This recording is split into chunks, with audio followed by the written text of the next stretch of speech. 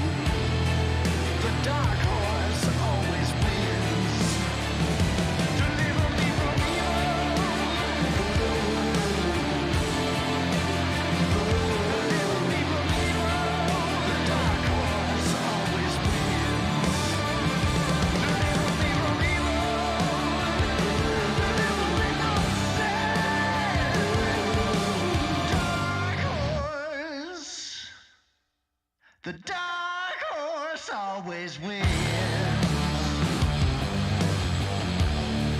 The dark horse always wins.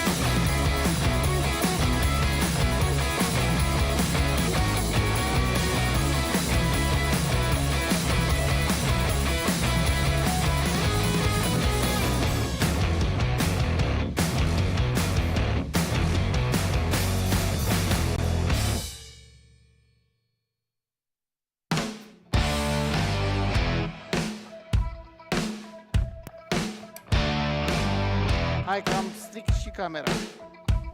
Ia, merge. 1, 2, 1, 2, 1, 2. Da? Vezi că am rotit camera. Ok, 1, 2, 1, 2, 1, 2.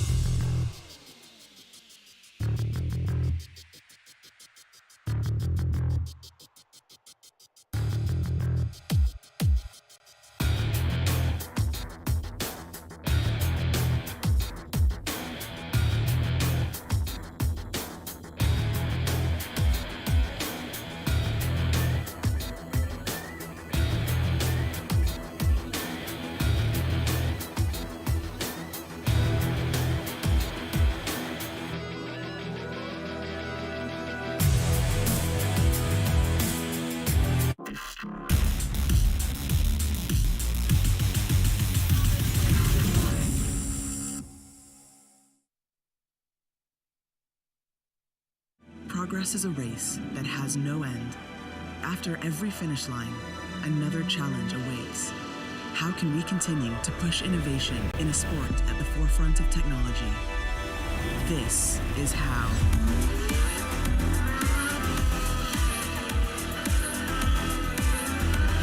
Discover how Aramco and the Aston Martin Formula One team aim to meet Formula One's sustainable fuel targets.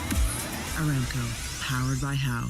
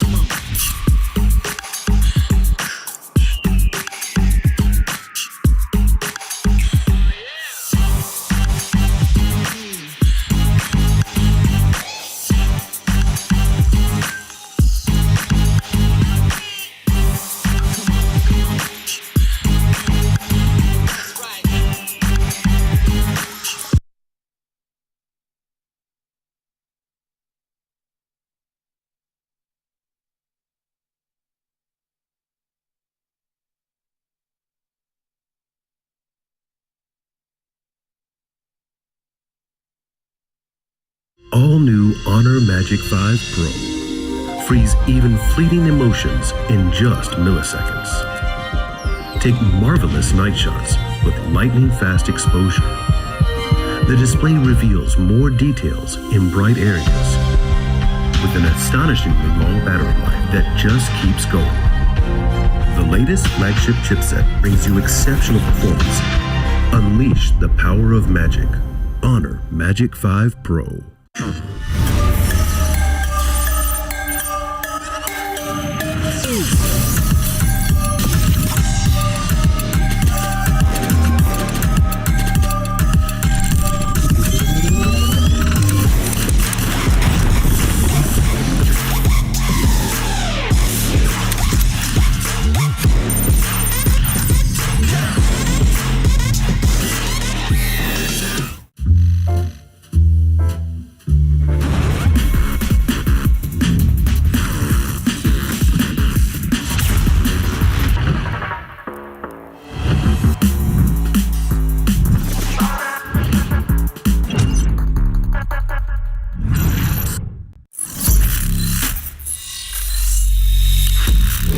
Open your eyes. When you look into my eyes, tell me what do you see? Tonight I'm gonna show you the wonders of the mall. Hey, I got nothing to lose. I got nothing to lose. I need warriors.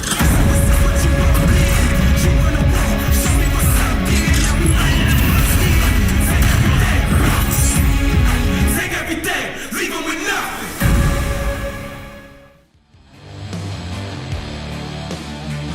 So bring me to the water and drown me in your rain.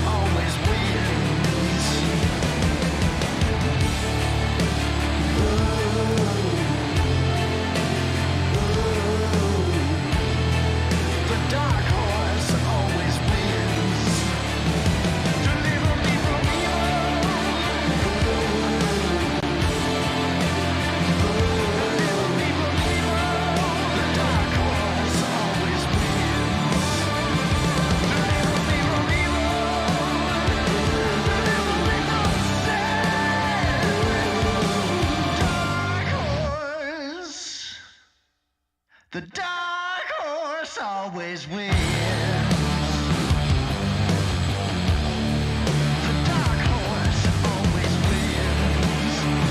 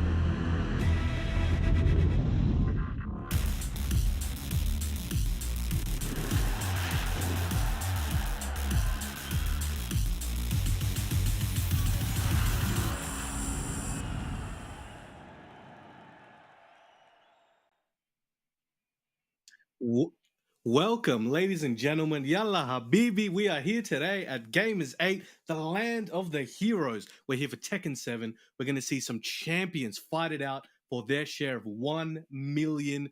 I'm going crazy here. I am the ever hydrated brown man. A pleasure to be with you today, and I'm joined here by my good friend. Bro, I'm looking forward to to seeing some good Tekken, Brown man. It's going to be an incredible weekend. So much Tekken action. So many high level players. You got players like Knee. You've got players like Arsanash. You got Atif Bart. You've got Kwis. You got Joker. The list doesn't end. It's just going to be an amazing time here, and I can't wait. To cast the action with you, Brown man. It's going to be good today. Oh, it's going to be amazing. We've got some of the best players from all around the world. 16 teams stacked to the rafters, man. We got some of the best players around. Amazing characters. A good actual variety of characters that we're going to see as well from all these different regions, all these different styles. And man, they've put a lot of effort into this event, and we're going to see some of that. We got a little sneak preview of a few of those things, but we haven't seen everything. So I think people are really going to be really excited when they get to see what's in store for them this weekend. Yeah, I think it's like you were saying, it's just there's just so much in store. There's so much happening, so many great players, a variety of different characters, a variety of different teams here as well at Gamers8. And that $1 million prize pool, first place will be taking $500,000. This is a part of Tekken history. It's just it's gonna be incredible. I think words can't describe what this event means to the Tekken community. We've been playing for years, grinding this game, people playing hours and hours on end, and now they get to show it to everyone on the big stage. And no better place to show it than Saudi Arabia. All the people are here, all the people are gathered ready for some good Tekken action. 100%. And I think one of the biggest things is people don't even know all the other stuff that this is a multi-week event as well. Tekken is a major part of it, but there's so much more, so many different games. They're having concerts as well. They're bringing down the likes of Macklemore. They've got Metro Boomin. Wow. They've got Imagine Dragons.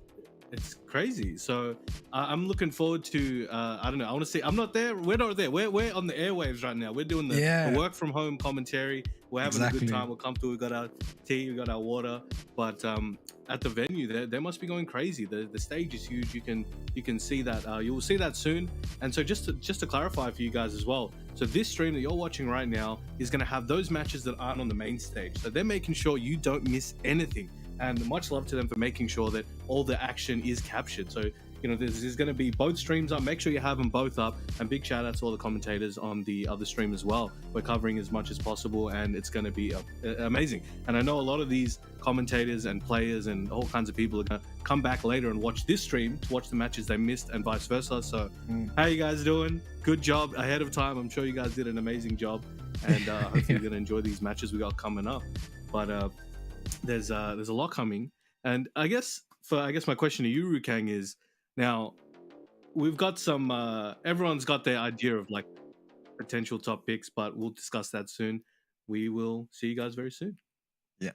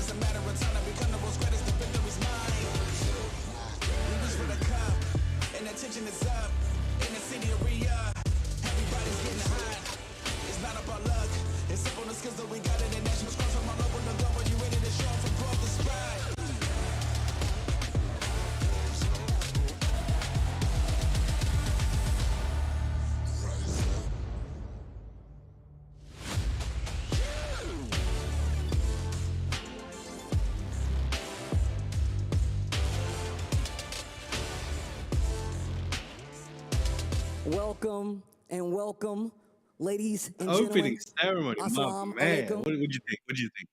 Bro, that opening ceremony was crazy, crazy, crazy. Bro, the AI dances and stuff, man, this is the future, you know, the future of gaming, the future of Tekken. You know, it's a good time to be alive, you know, to see all this happening. Incredible scenes, you know, in Saudi Arabia. You know, big shouts to them for putting on, you know, such an incredible event for us to watch and to spectate. It's going to be great to cast the action with you, Brown Man.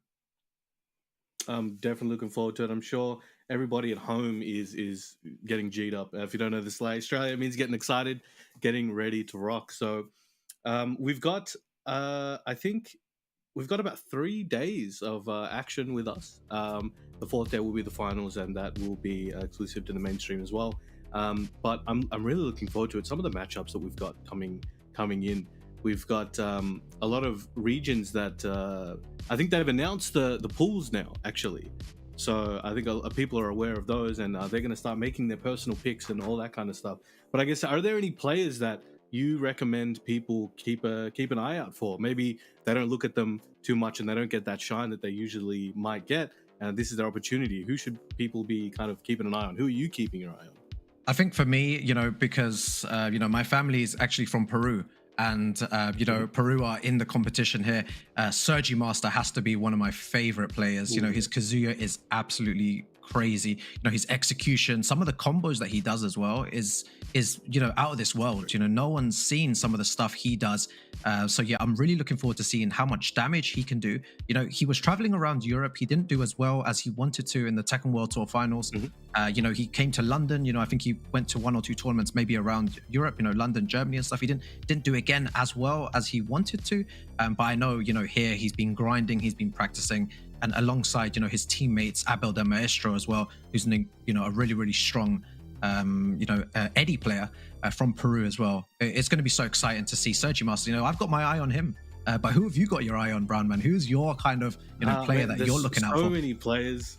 Like, obviously, we got our hometown heroes of both of us, you know, our different countries that are going to compete. So we want to keep an eye on them. But outside of that, you know, I think I'm only going to see probably one Heihachi this entire tournament.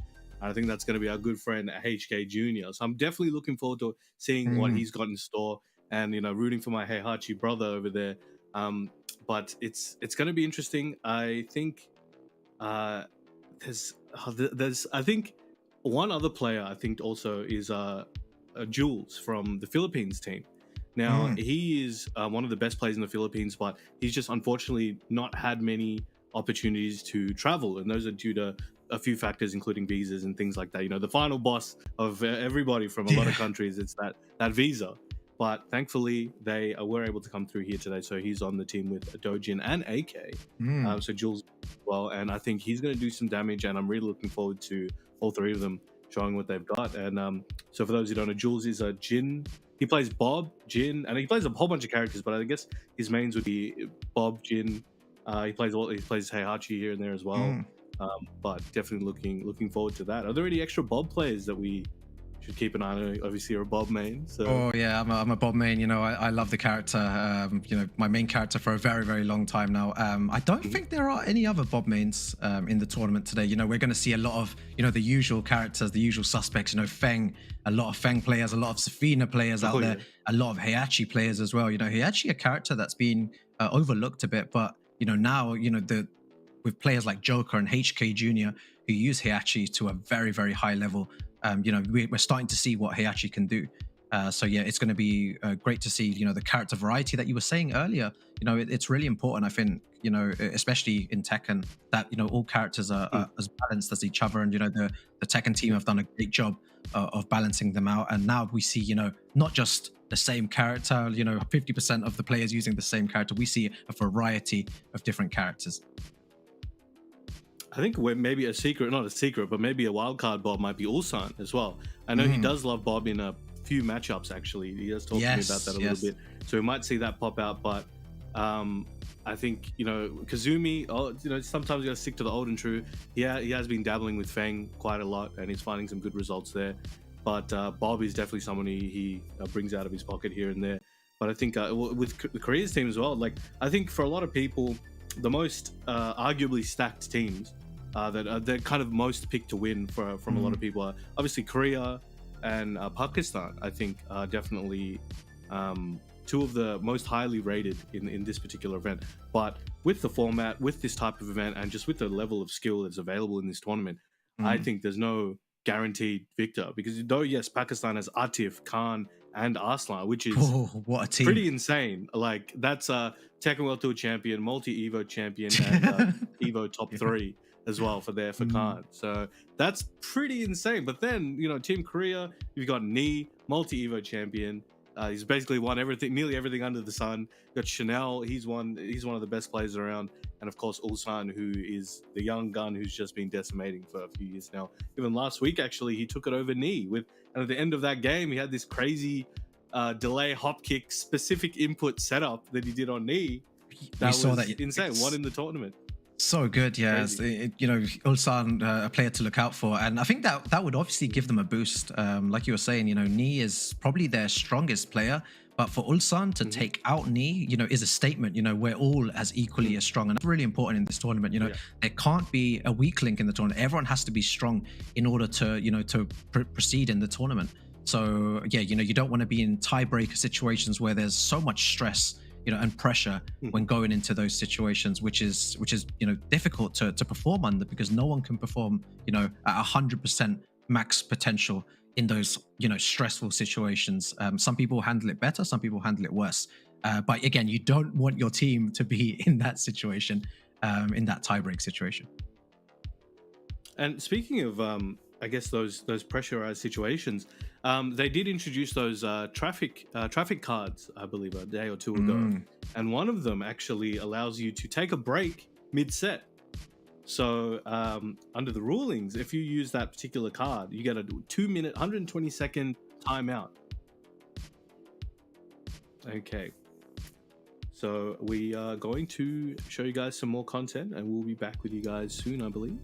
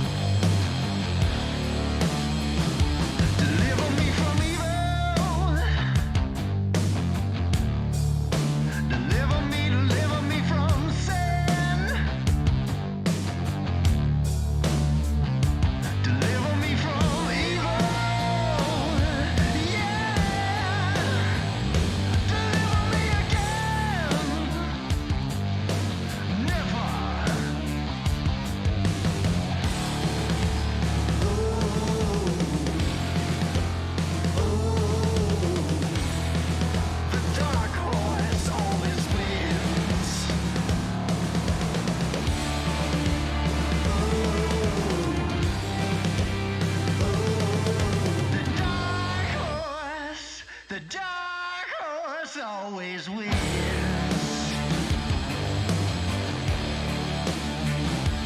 bring me to the water and drown me in your rain. Bring me to the water, yeah, and drown me once again.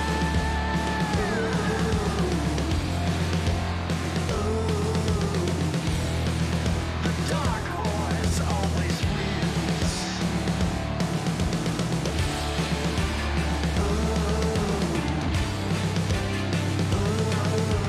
Dark horse, the dark horse always wins.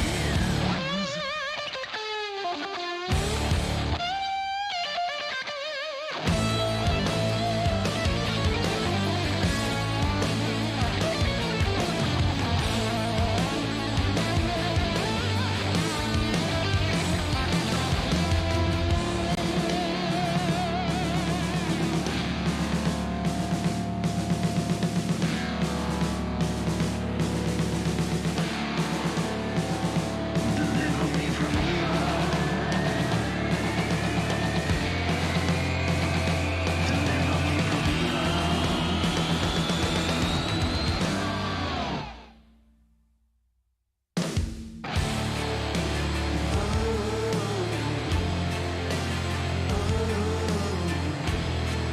The dark horse always wins.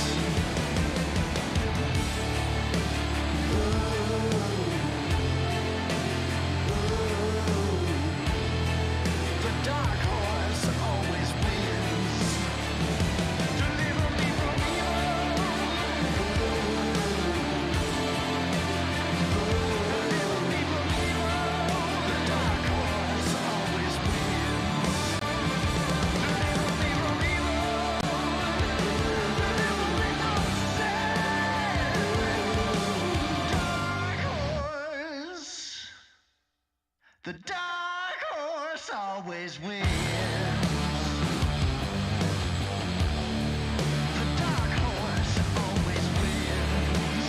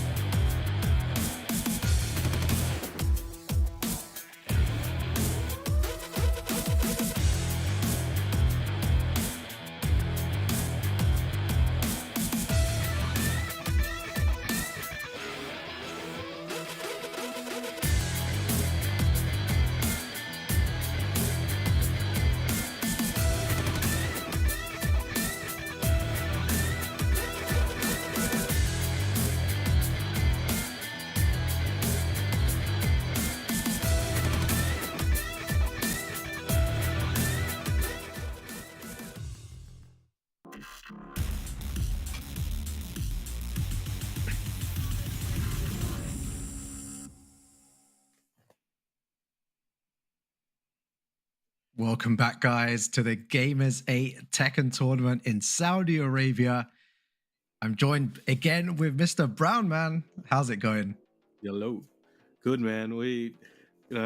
All transparency, we're watching the other matches on the other stream while we're waiting, and it is crazy.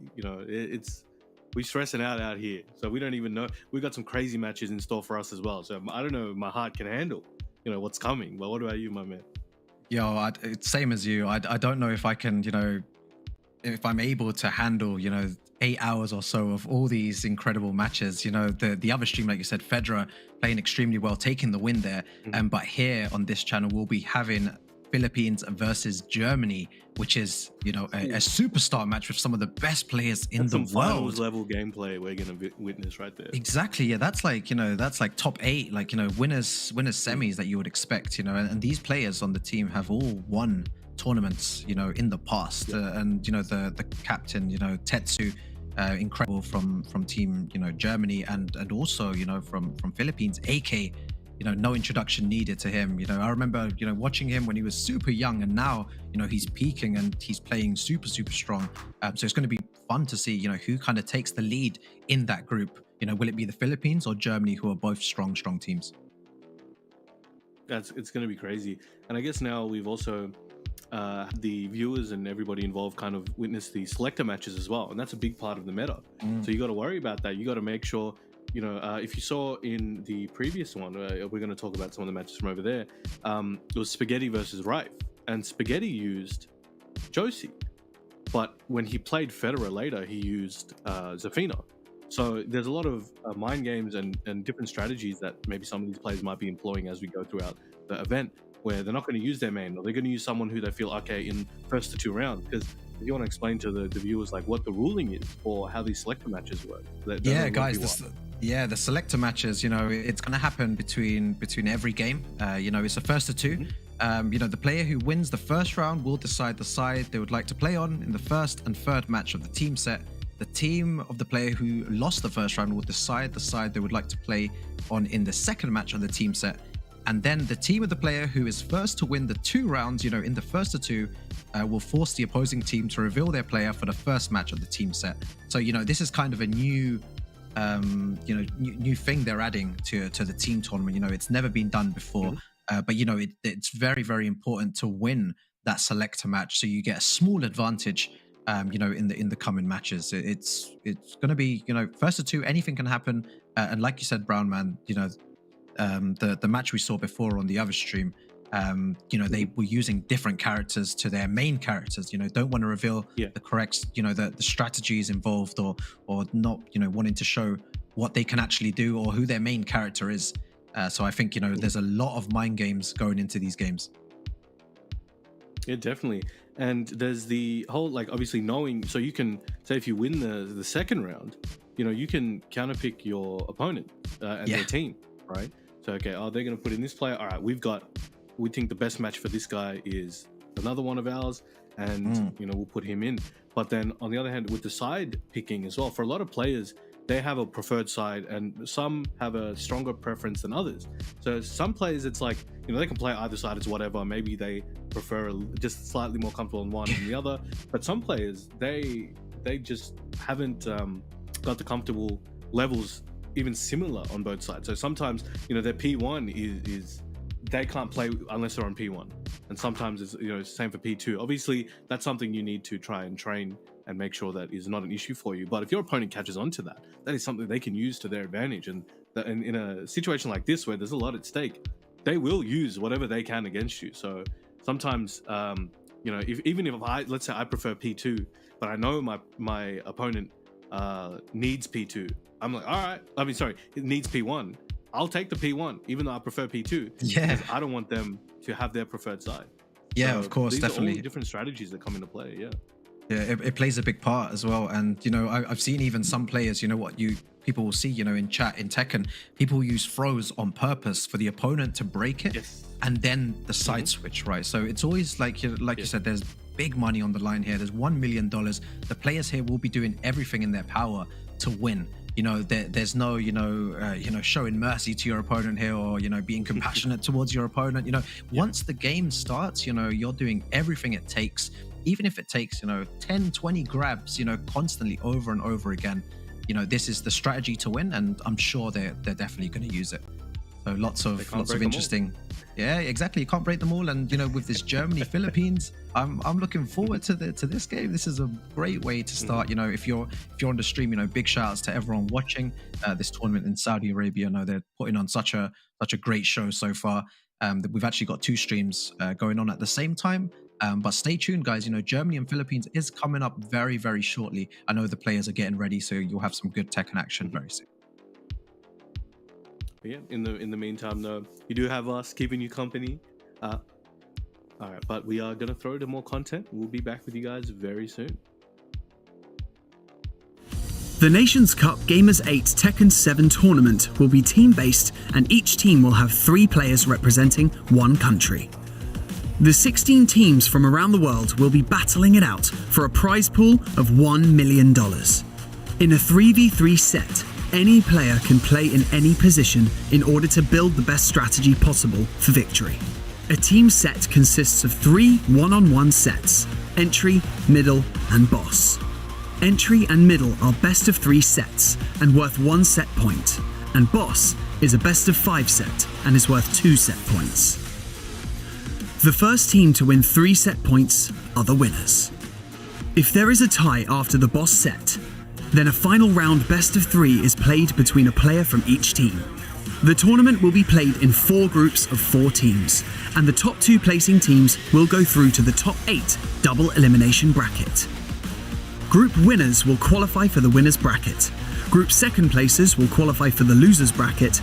3rd and 4th teams will be eliminated.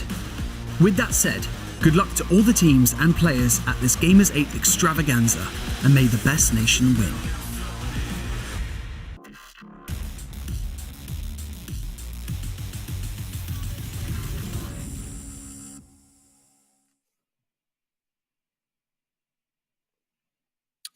All right, we are back here now. We are still, again, waiting for the matches to come up. Once they start, I'm sure they're going to flow freely. But for now, you've got the Brown Man and Rukang podcast in your home. But remember, guys, make sure to have this stream and the main stream both up. You want them both up. There's going to be different matches on each one once they start flowing. So make sure you have them both. You don't want to miss anything. And we appreciate you guys coming out today to, watch this wherever you are around the world, whether you're home, whether you're at work. Just make sure your boss doesn't find out, whatever you're doing. We appreciate you coming out here. Make sure you tell your friends that this is happening. This is day 1, and we've had some crazy matches already. And there's 3 days left for the whole, Tekken side of things. So it's a lot. But I guess, did you want to, let's talk about the pools that we have, right? So they just got announced publicly. So I guess that's something we can look at and see what everyone's thoughts are and what your thoughts are on these. So if you want to, we'll read them out real quick for the people at home. Excuse me. So we do have in Group A, we have Peru, we have the USA, we have France, and Jordan. Now, very, very strong pool there. We've got Group B, we've got Korea, Germany, Philippines, and Bolivia. That's crazy. And then Pool C, we've got Pakistan, Japan, Saudi Arabia, and South Africa, which is what some of the matches are on the mainstream at the moment. And of course, Group D, United Kingdom, Thailand, Ivory Coast, and Australia. And both of our teams are in there. So we good though. We good. Yeah. It's going to be, like I said, it's going to be a lot of fun. But one team that I think I'm looking out for, in the groups especially, is Team Korea. There's we've got Team Ni, Ulsan, Chanel, all of them, amazing people as well. I've had the pleasure of spending time with them, and they're all very, very kind. But they play some mean Tekken, super defensive, super analytical about their gameplay. They always ready to whiff punish, mainly focused on movement, whereas some other countries might be more focused on 50-50s, have their own style of play. But yeah, Team Korea is something that I'm definitely looking forward to seeing. But today we are having Germany versus Philippines to start off our stream. A superstar match. HK Junior, Zephy Black, and Tetsu. The best players in Germany. Competing, and in Philippines, no introduction needed to them, right, Brown Man? No, not at all. You've got AK, Dojin, and Jules. As I was saying, AK Dojin, no introduction needed, and Jules, soon to be a household name. I think a lot of people know him. He's got a huge, fan base, but the world just hasn't been able to see what he's capable of, and I'm hoping today and the next few days, the world will be able to be witnessing that. But that is a stacked team. Both of these teams are insanely. Honestly, I have no idea who's gonna win. Actually, it's madness. This is like the first set of this stream of the whole event. And we're starting off like this. That's madness. That's madness. What is it? 100 miles per hour, right? Yeah. Starting the stream off. Mental. Right. Yeah, but we're going to be going into the game very shortly. A matter of seconds. Oh, there we go. Going into our first game of today here. Might this be the selector? I guess we'll find out in a second. These looks like selector characters. They do look, they do look like selector characters. These don't look like anyone's main characters from our knowledge. But if you see a first or two there, then they are going to be fighting, for sides and for who's gonna play first on the opposing team. All right, yep. It is the first of two rounds here. I am looking at this Marduk. Now that's a character that you don't see too often these days. I think he's extremely strong. He just kept getting buffs for some reason.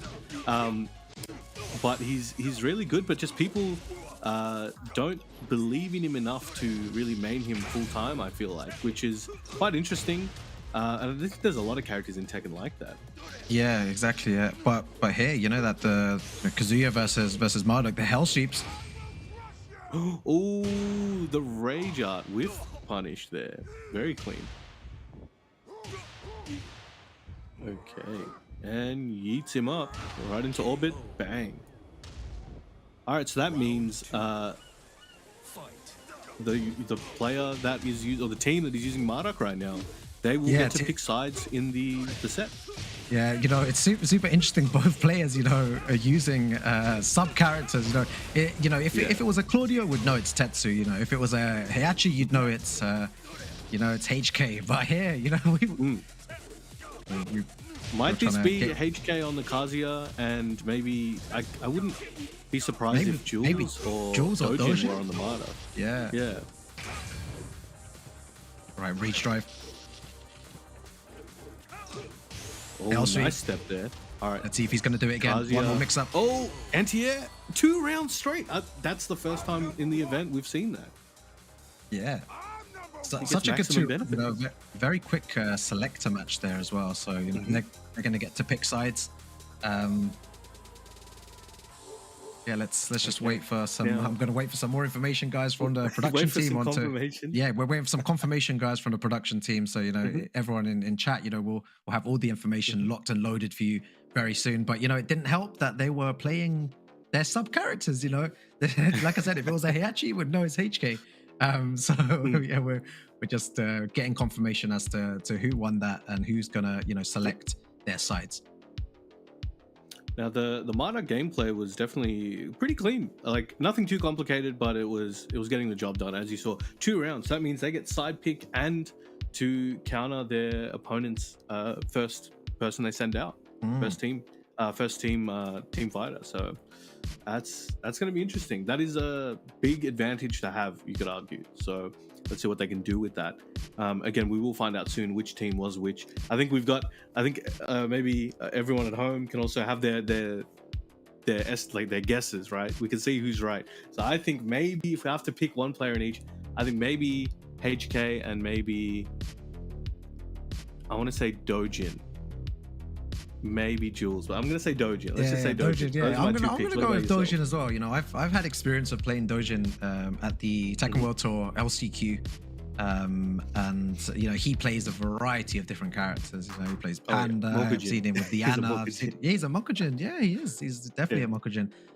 So yeah, once we get confirmation of that. But yeah, your money's on Dojin and HK. I think I'm going to go the same, man. I think there couldn't be anyone else that could use Kazuya. Maybe Sephi Black could be using Kazuya. So yeah, we're just gonna wait for confirmation of that, and we'll get the main game started. All right. So I guess if we think about these teams and maybe think about the characters, so we've got Tetsu. Tetsu's the team captain.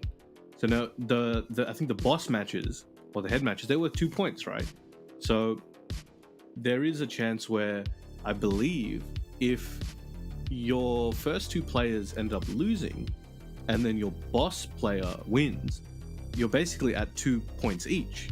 So arguably one player could just carry the team if need be, where if the first two players lose and then the boss player wins twice, that is a victory. Against the opponent team. So we'll see if that ever becomes something that happens. I guess we'll see if that does happen.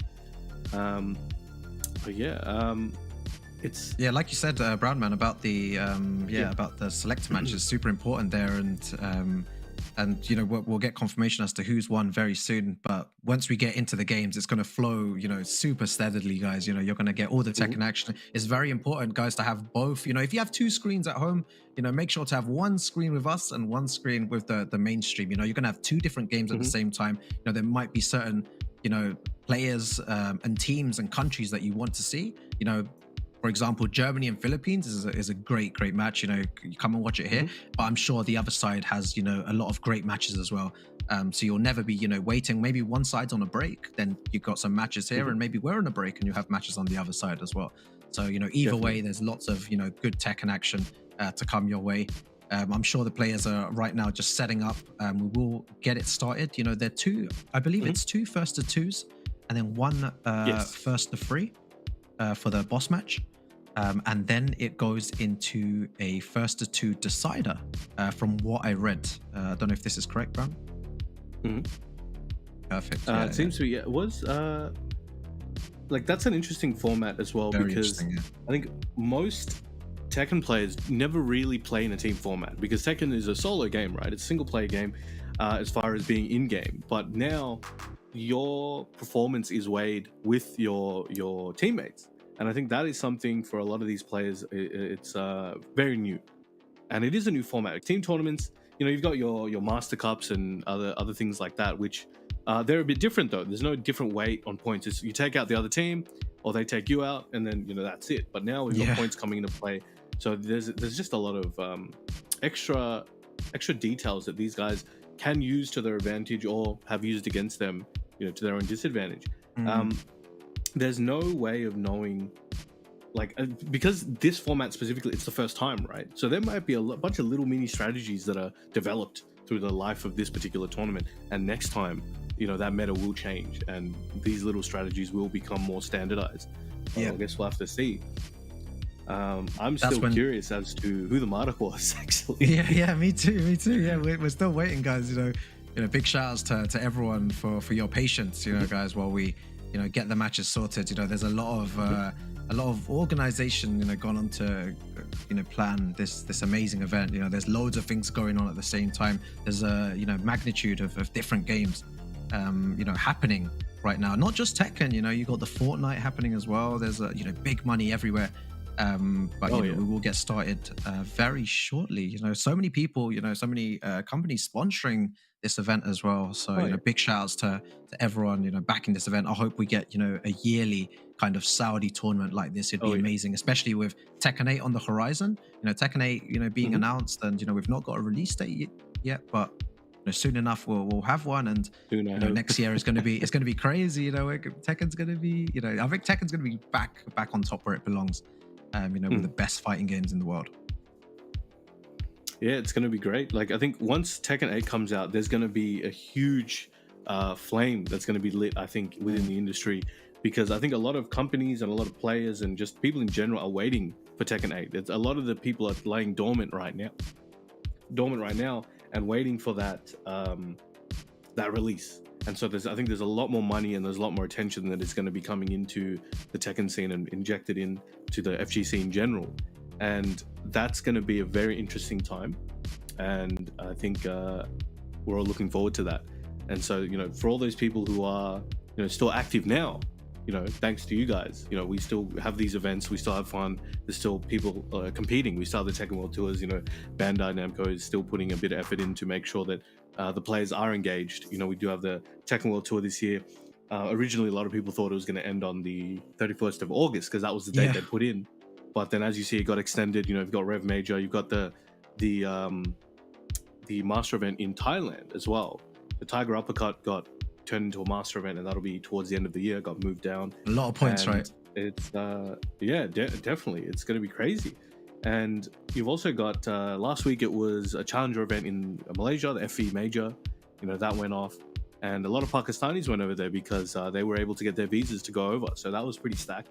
You know, you saw Mohsin Shooter come third, I believe it was, in that tournament. So that was pretty crazy. Yeah, he played really well, and he plays a variety of different characters as well. I saw him with the Bob as well, and the Lee. You know, a lot of these players, you know, emerging out of nowhere. You know, this is where the scene's at the time. You know, we've got so many different players, so many good players, and one player we're going to see, you know, that's fairly new. You know, been around for maybe a year or two, is HK Jr. I actually don't know when he started playing Tekken, but you know, he is an absolute monster. Been grinding with the best players in the world. I think he even beat me at a tournament in London. Yeah, I think it was a Golden Letters. It was was it Golden Letters? Yeah, big shouts to Mr. Spog, the Spag, who's hosting the Gamers8 GG tournament. Yeah, and he's he put on a great show back then. And he's obviously doing a great show now as well. But yeah, that defeating Knee is no easy feat. It's not easy to defeat someone of that caliber. So yeah, once we see HK Jr, I'm going to be super excited, to see him. Oh yeah. Okay, the time has come, ladies and gentlemen. The moment you've all been waiting for. The match is beginning. Okay, so this looks like AK versus HK, I want to say. I'm sitting bars today. لكن سأقاتلك إذا اضطررت. Round 1. Okay, here we go. Oh, starting off with the down four. He's cracking those shins. Let's see what HK's got in store for him. Trying to build that pressure. All right. Ooh, we're dashing right at him. Yeah, very nice. Yeah, nice hell sweep there. Talking about HK before, HK Jr. is someone nice there with the wall standing for. Oh, that was the first slide of the game so far. Looking for that opportunity. Shaheen is in trouble. He's got a life deficit, has rage. Oh, there it is. Nice duck by HK. Yeah, I don't think you can be throwing out, stuff like that against some players here. They're very experienced. But I don't know how many Shaheens we have, in Europe. Not many here. So let's see how his knowledge keeps up here. And that's Shaheen of this style as well. When AK starts getting his momentum, it's crazy. You don't know what's coming. He's like kamikaze style, and he often just takes it out, and you don't even know what happened. But big elbow that gets a launch, bit chunky damage here, but no walls. Yeah, really nice combo there. Oh, he's trying to threaten with a slide mix up again. Just in range there for the 1-1-2. Nice forward 2 there. Huge damage incoming. All right, AK in rage once again. Let's see what he's got in store. Trying to test with that down back 2 there for that handshake. Oh, didn't get the punish he was looking for. Both in rage and down back 2. Ashi. Yeah, what a move to end it. Maybe AK wasn't, expecting the down back 2 in that situation. High risk, but high reward there because he killed. But the aggression now from AK. Oh, big counter hit knee. Getting a nice combo. Going for the wall carry combo, but I think he's looking for that wall. No luck so far. Looking to try to get to those mountains over there. Wow, nice forward 2 there as well. Before doesn't need to take too much risk here. We're just probably going to see jabs and down forward ones, just dashing in his face here. Oh, counter hit. Could this be AK's chance? And running too. You don't see that too often. Yeah, Yeah, that was super, gutsy from AK to do that. HK Jr. falling for the mid there, goes for a slide, unlucky, good low block. Alright, let's see what's for breakfast. Blast setting 2, my favorite move. I think without blast setting 2, Heihachi's in trouble, you know what I mean? That's his savior move. Now, Shaheen doesn't have the ability to consistently punish, nice punch rate, punish the forward 2, so that is something that HK seems to be taking advantage of so far. Yeah, that's what I've been seeing as well, HK Jr. has been spamming that forward 2. Nice spring kick there. Oh, the slides. Oh my god. What a hard kill hit. Final round here in our first game. HK Jr. versus AK from the Philippines. Alright, now we're starting to see the APMs go up a bit more now. They're being a bit more aggressive on both sides, challenging, disrespecting frames a bit more here. Oh, he's threatening the slide. That brown man, that scares me. The slide, 2 options there, the mid or the low there. Now you saw HK do the hunting hawk or the hell axle to try and maybe snuff out any attempt on the slide. But there we go. Oh, steel pedal. Oh, is he going to get the combo as well? Very nice there. Going to be big damage. What's the mix up here? 22 seconds remaining. Oh, nice. Nice punish. Oh, and the slide. That was gutsy. That could have, if he had that block, that would have been over. But as I said, HK, he go kamikaze style and you don't know what's going on sometimes. There we go. Oh, that was Dojin. Wait, what? So guys, all this time we thought yeah, I know, and look, that was actually Sephi Black playing HK. No, not HK. Heihachi, bro. We're all over the place today, man. No, that was HK. That was HK. Yeah, that was definitely HK, guys. That was HK is using the Heihachi. He's the only person that can use Heihachi on the team. But Dojin with the Shaheen there, AK giving him some advice, telling him to stay calm, because AK is a Shaheen main. Yep. But as we were saying though, Dojin is the Mokujin, the resident Mokujin. As you can see, he was playing clean. I guess that's crazy because he was playing somewhat similarly to AK for a lot of those situations. Yeah. So I was like, oh, okay.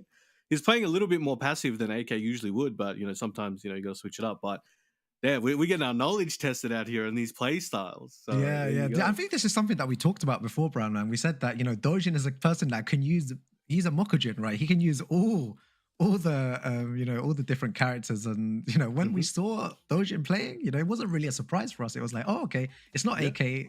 We should have thought maybe it could be Dojin, but here we go into game 2 here. I wonder what it is. So that's the thing I was saying before. Dojin just picks whoever he likes sometimes. I've talked to him about that, and he just kind of goes, "Yeah, I feel like this character's this or that." I wonder what caused him to choose Shaheen, and I guess we can potentially ask him about that later. But nice range drive combo. Yeah, wow, great combo! Dude, I'm so surprised how good this guy is. Dojin just uses all these characters. It looks like it's his main with some of these combos that he's doing. I'm saying, he knows what's up. Oh, nice low parry there from HK. Taking it to the wall. Let's see what he can do in the corner. Heihachi in the corner, if you know how to play it right, it's scary. It's terrifying for a lot of players. They freeze. Yeah, you're right. Just putting on the pressure on here. Extensive uses of the slide here. He's always threatening with that slide mix-up. So good. But catches him with a forward 2 there. Into dead. Well. Very clean, very clean. Oh, steps on him. He's like, stay down, stay down. Yeah, the corpse kicking. Nice hunting wall. Taking it to the wall. One back 2 to carry it. Oh, alright, launches him up. He was ready, he was patient. HK did commit a bit much, but sometimes he got it. With that wall splat, it can get a good reward. Yeah, definitely. Alright, great whiff punish there though. Ooh, the side wall takes lives. Ashi and running 3. Yeah. Steps on him again. Yeah, exactly. What's all this? Trying to break those limbs. Stepping on him so much. Again, the forward 2, there is a big problem. Shaheen cannot punish that forward 2 very well. Alright, trying to threaten with that slide. Full crouch situation. The Hell Axel / Hunting Hawk trying to check him for it. But he doesn't care. He's going for the slide anyway. Wow, super tense. He's trying to put a spring kick again. Gonna get a nice big punish on that. Okay. HK on the verge of rage. Dojin does have rage himself, though. Checks with the down forward one. Stonehead, no break to take the game. Okay, we're Why going is he into still it. stepping on him? Yeah, he's still stepping on him. Dojin, yeah, like Dojin taking his time to think here. You know, his boys are not giving him any advice this time. You know, I think AK is just sitting there, and you know, they're just Jules as well. They're just looking around. Yep. Sometimes, you know, the player doesn't need advice. Sometimes, you know, whereas you know the German team here are, you know, saying a few things to HK Jr. Tetsu speaking to him from afar. Hopefully, you know, they can take the win here. But you know, Germany versus Philippines, our first set of today, super close. So many times I've whispered to my teammate or whoever I'm with, like, that people think I'm giving them some crazy advice. Sometimes I'm literally like, "Hey, what do you want to get for dinner?"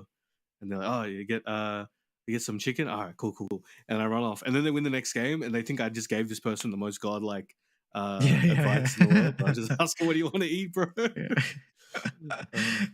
I've heard some people as well. You know, they'll go up to the, you know, they'll go up to their partners and just kind of tell them how bad they are at Tekken. Say, you know what, this is bad. You know, you shouldn't do this. You shouldn't do that.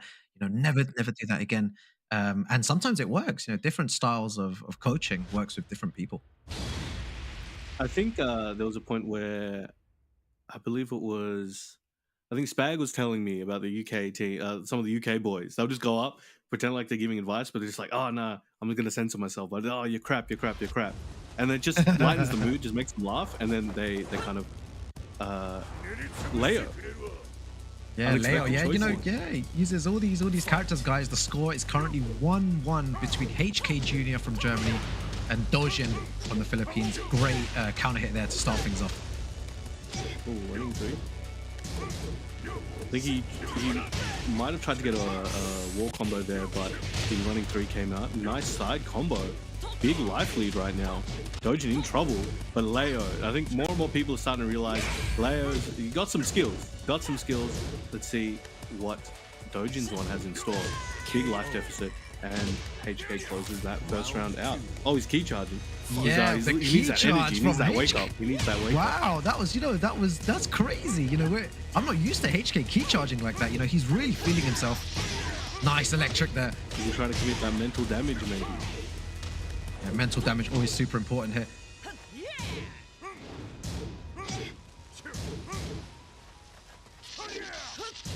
Oh, okay, both players. Electric. Yeah, just both players in neutral right now, not pressing, you know, many buttons, just single jabs, being super safe, and as I say, that big electric. Okay. Did he close out the combo as he planned, but still a good lead there, and down forward 1-2 to close it out. 1 round away here, HK. Wow, HK playing super well. You know, he's trying to take 1 point for Team Germany here. Oh, okay, there you go. Very nice down forward 2 launch. Could this be the momentum that Dojin needed? Oh, what a combo as well. You know, anyone watching would think this is his main character, but he's got his back against the wall against Heihachi.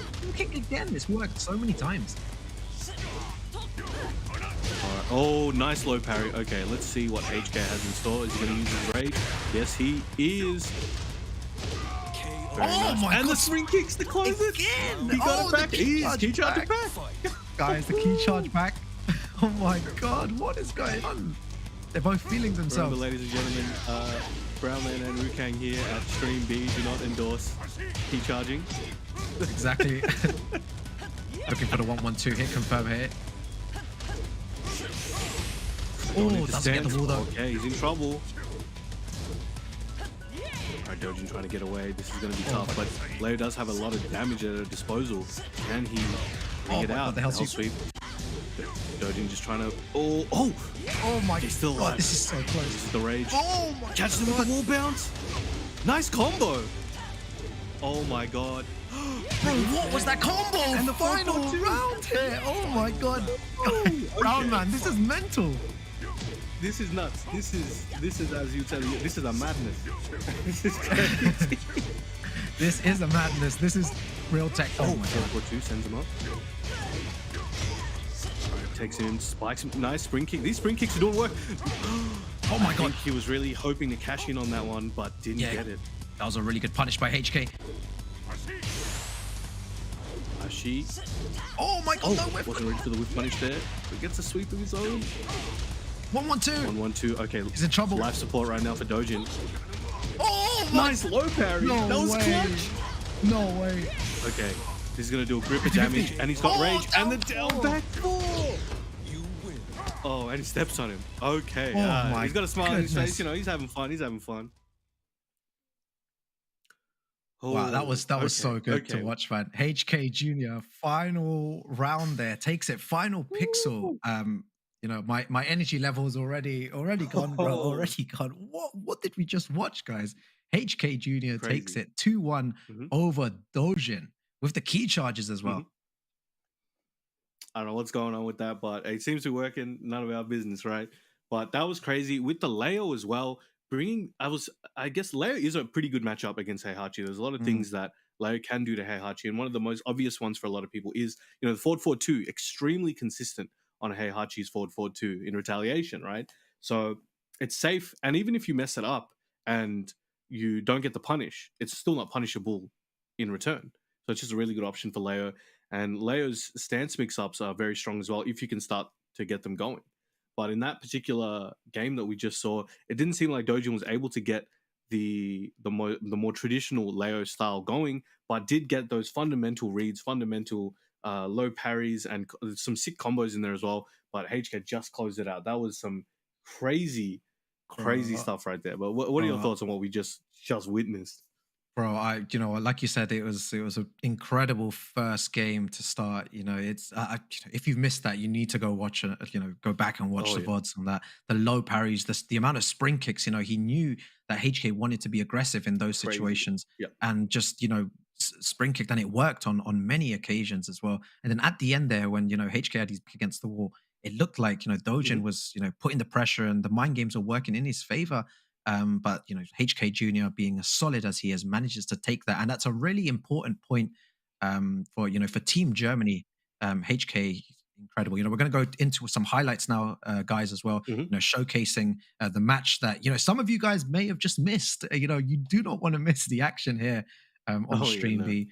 But yeah, we're going to go into the highlights now. Let's take a look. There's some amazing moments.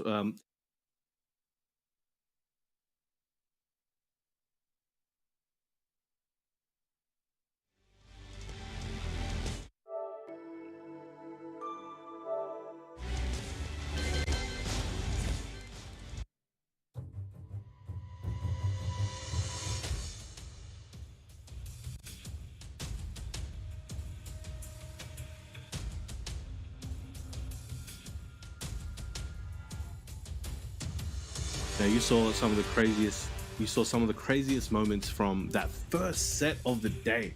You know, there's 2 more matches minimum for this team battle alone. So we're in store. We got some crazy stuff in store. That's all I can say. Yeah, you know, guys, thank you again, everyone, for tuning in today. You know, this is Gamers8, day 1 of the Team TEKKEN tournament. You know, 16 players have been invited. Only 1 will walk away with that nice $500,000 prize. You know, it is a $1 million prize pool here in Saudi Arabia. You know, we've got 2 streams for you guys as well. You know, if you're not watching the other stream, you know, make sure to check that out as well. They've got matches going on at the same time. My advice to you guys is to have both stream open at, at one time. You know, if one side's on a break, you know, you might want to watch some games from here, and vice versa as well. So that match there that we just saw was, you know, just a little, you know, kind of, a little bit of what's to come later on today. And, you know, I was so happy to be casting with you, Brown, man. That was insanely hype. I was jumping out of my chair at one point, Brown, and I was just like grabbing on, and I was like, oh, this is mental, you know, the type of games we're having. And, you know, we still have Sephi Black to play now as well, and Tetsu coming up, and then Jules and AK still waiting. But currently right now, guys, it is 1 point to Germany over the Philippines. It's one of the craziest things, I think, is we, as you guys witnessed, we'll definitely work through this one, and hopefully maybe by tomorrow we'll definitely have those things fixed. But obviously we're playing that mini game ourselves, trying to, like, okay, which player is this? Which one are we watching? Let's see. We're trying to analyze the stuff. Like, oh, maybe it's this guy. But obviously with like AK, like, and Dojin and Jules, I think with they all use different characters. They're very capable of using a variety of characters. Obviously, Germany's got their trademark characters, right? Well, we got Tetsu with the Claudio, at least Sefi with the Miguel, and HK with the Heihachi. And I don't think we're really going to see them deviate too much. I don't know if you've got any insight on that, but I feel like they're going to stick with those options, right? Yeah, I think they're going to mainly stick with their main characters. You know, this is not a tournament to be, you know, testing stuff out. We're just getting the next players ready right now, and they will be, you know, starting very shortly, guys. So yeah, you know, stay tuned for more Tekken action. It's going to be a good day. There's a lot of Tekken on both streams. But yeah, we're just waiting for an update, guys, as to what our next match is. Yeah, with just lots of good stuff to come your way. It's also another interesting fact where these guys have this downtime now, right?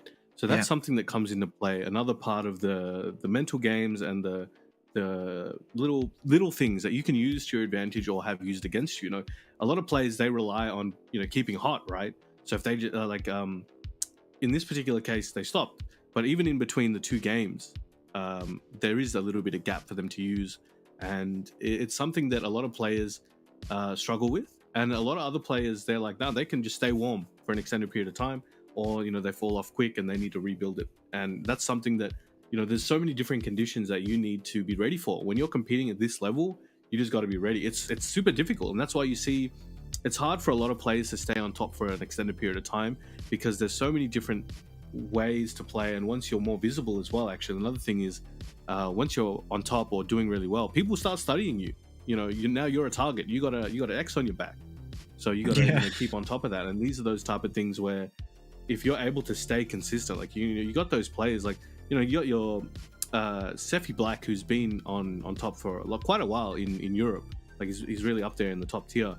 Everybody knows who he plays. People have definitely studied him, but he's just been getting better. He's just beating more and more people these days, right? And especially for AK Dojin, they've been on top of the world for many years now, and they do use multiple characters, but everybody knows who they are. Everybody studies them, and it's always amazing how they just keep up, you know, and stay ahead of the crowd. So it'll be interesting to see here. But we got you got your HK, right? He's coming up. A lot of people, I feel like Heihachi is one of those characters where you either think he sucks or you think he's broken. I don't really see too much middle ground these days. Everyone No, you're right. You're right. Thinks Yeah, he's goated. Like, I don't know. It's one or the other. yeah. I hear that all the time as well. You know, some people are saying he's the best character in the game, especially with the 1-1-2. You know, it's so strong. Yeah. You know, the wall splat there with the 1-1-2, you can confirm Really as well. 10 frame, you know, really locks you down at the wall. But then, you know, other times people are saying that, you know, you don't really need to, you know, duck against Heihachi. You know, he hasn't got anything very scary. You know, his lows are all quite slow. He can only really open you up with down 4. So if you're just standing there and blocking, it's very difficult to break down an opponent. Yes, definitely. So yeah, you know, we've just seen HK play now as well. You know, he could be coming back for the boss battle. You know, if we have, you know, a final, you know, a tiebreaker there, we will have, you know, they'll be able to choose someone to play in that final first 2. So it could be HK because of the way he's playing right now, playing super strong. But we still got 2 more games, you know, coming up. And the next one will also be worth 1 point as well. I think in the other game as well, South Africa versus Saudi might have just finished right now as well. So they're probably going on to another game as well. You know, for the full breakdown of, you know, what's going on, guys, make sure to follow the Twitter. You know, go to Gamers8 GG. You know, they've got a lot of information there as to all the matches that are happening on each stream. You know, on stream A and stream B. Yeah. So yeah. And we do have the results in for South Africa versus Saudi Arabia, which was Saudi 3-0. So that's a dominant match that they've had there. So if you guys haven't already seen that, we, you know, personally, me and Rukang definitely gonna, you know, take a look at that later on, and we'll see what happened. But you guys, if you have the opportunity, like, you know, you can go take a look and see what happened there. We saw some, like, the match we saw originally was like Federer versus Spaghetti, and that was super close. That came down to the wire. That was Heart Attack Central, honestly. Then that was on the main stream. So remember, as Rukang said before as well, make sure you have both streams up. You know, the main stream. If you guys don't know, because I know there's some people in the chat, that's Gamers8 GG _ versus. That is the main stream, and then you've got us here today on the Gamers8 GG _ B. So make sure you have both up. make sure everyone else knows. Like, go let the people in the main chat know as well that this one's here, so they don't miss any matches. So we'll just keep our eyes peeled for the next set that's going to be coming up. Thank you for your patience, by the way, everybody. We do appreciate that. And a big thank you, obviously, to Gamers8 and everybody involved in this event. All the production team, the staff. There's countless people that made this happen to bring us here today. So it's pretty crazy. Now we're gonna get back to the set now, the battle. Who have we got? Okay, so Tetsu versus Jules, I expect. All right, here we go. All right. Non c'è spazio per I dilettanti. Right, here we go. Right, here we go. Similar stage, yeah. Love similar this costume. Yeah, let's go. Jin versus Claudio. Tetsu versus Jules. Now that's an interesting thing with Claudio as well. In Tekken 8, we've seen him get announced, but we haven't seen him actually have a trailer yet. So I'm interested to see what he has. A nice combo here from Tetsu. Yeah, everyone was saying, where's the Claudio trailer? Like they showed like what 2 seconds of a it. snippet of him randomly. Yeah. Yeah. And I think his mechanic of the Starburst is going to be a lot more prominent in the next game as well. They're definitely going to do some cool things. But right now, Tetsu doing some cool things with that combo. Yeah, exactly. Germany win this, they'll be 2-0 up. In this first match, the first game, HK 1-2-1 for anyone joining the stream now. And now we have Tetsu versus Jules. This is our first game, still 0-0, but nice electric there, all the way to the wall for sure.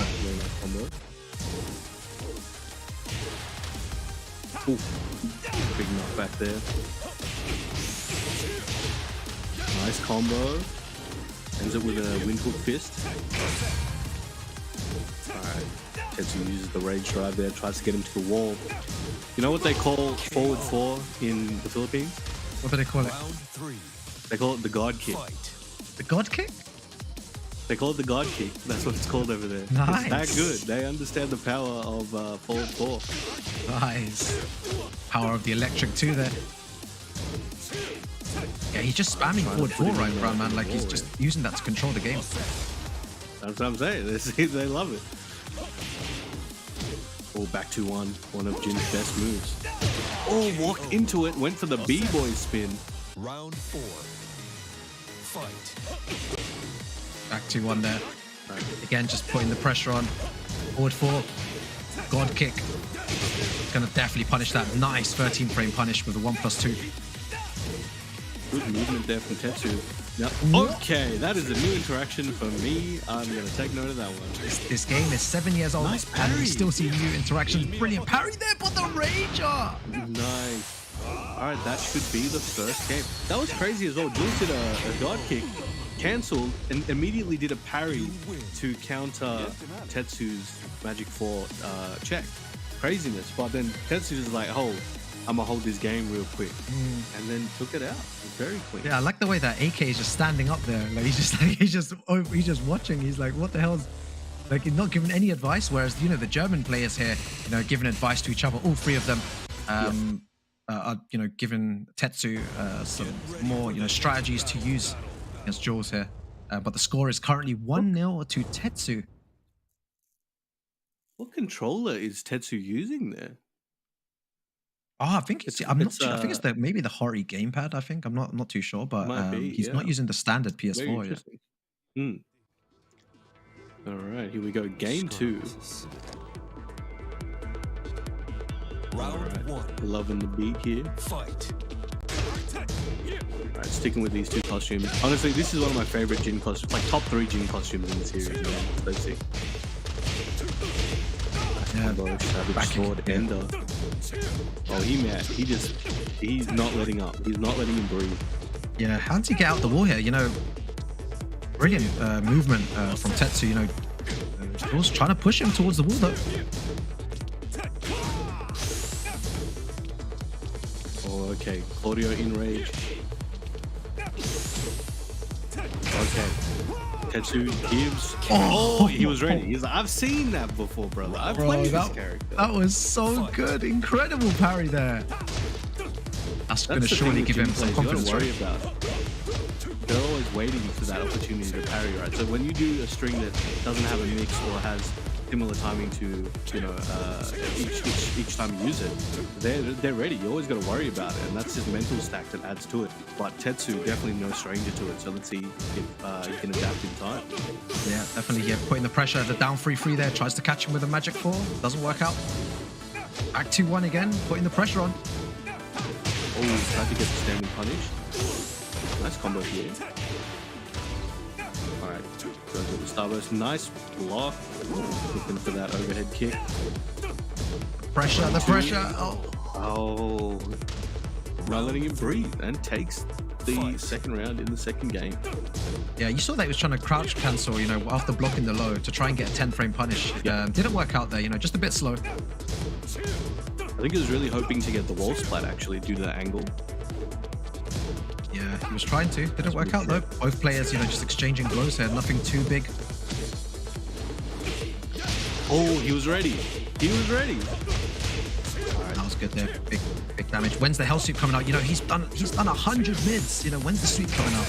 I'm waiting for it. Oh, the back 3 counter hit. Unexpected there. Fight. Alright, Tetsu's still in it though.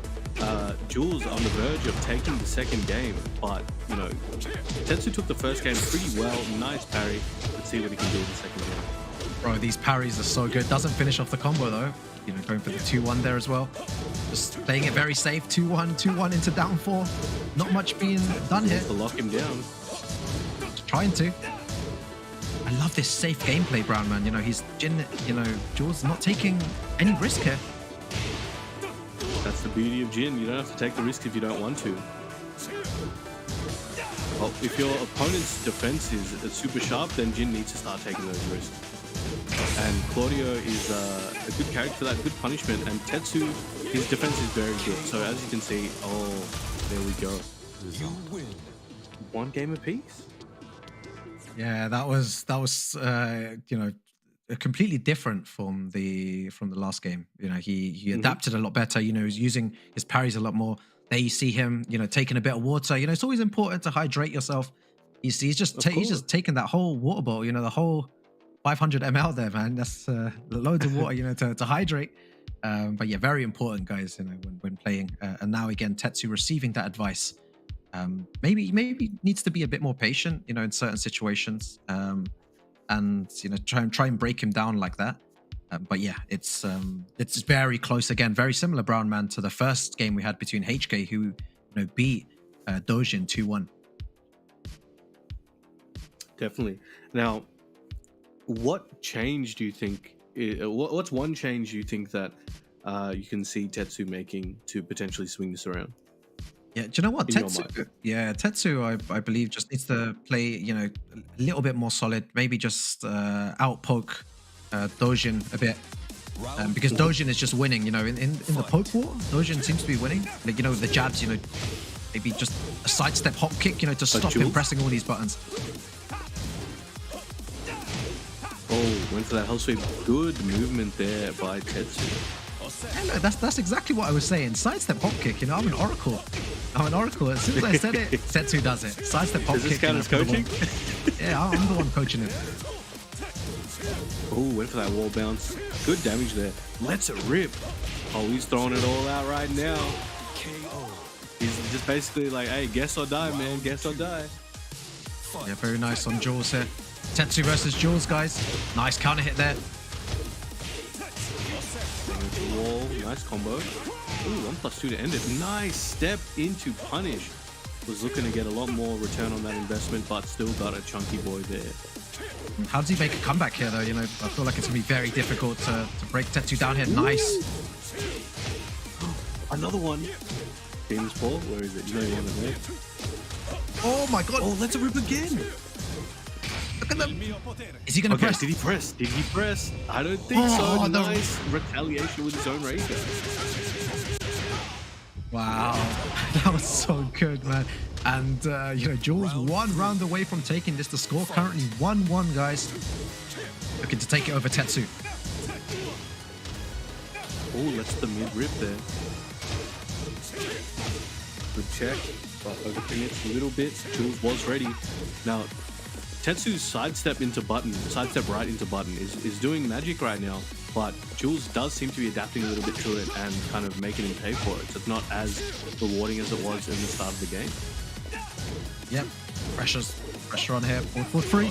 And the Hell Sweep gets blocked. You know, he needed something to come back here and, you know, scouted out the Hell Sweep. Very, very close game again, Brown Man. And I was saying in the previous game as well, Jin can play it super safe, but if your opponent's defense is too good, you need to start taking those risks. And as you can see, the risks were working out a bit earlier for Jules, but Tetsu has adapted, as we were saying before, he's a top tier player. You know, you can't get a few things on him too many times too quickly, so adapted to a few things, and those Hell Sweeps have started. Oh my god, that was hectic. Jesus Christ, we're going to a final round again. Does this happen every time? Bro, we're going to be on for like the next 8 hours here. Nice block there. I'm mad about that. Oh, trying to get a launch there. 2-1 checking him again. Another mid. Trying to break that balcony. He did step right once again. Yeah, this is super important as well. The difference between 2-0 and 1-1 is great. Nice mag for that. Can he get this to the wall? Yes, he can. Savage Sword Ender to close it out. You win. Wow, look. Wow, I love the way that, that's 1-1. I love the way that the Philippines, you know, they're so calm. They're like they're not celebrating too much. You know, they're just chilling out. You know, just sitting down, drinking their water. Whereas you know, the German team did look a bit more concerned in that situation. But you know, now it's everything to play for. I believe there actually can't be a tie-break situation here because the final game that we're going to have is going to be between Sephi Black and AK, and it is for 2 points. So the winner of this, the overall team will have 3 points to 1. So there is no tiebreaker here. This is the final game to decide who takes it. And again, a very, very important match. You do not want to lose your first match in the group.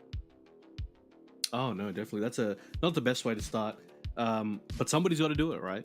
So 50% of the teams have to lose first. So yeah, a little bit of mathematics there in that. Yeah. Oh, Spags gonna kill me. But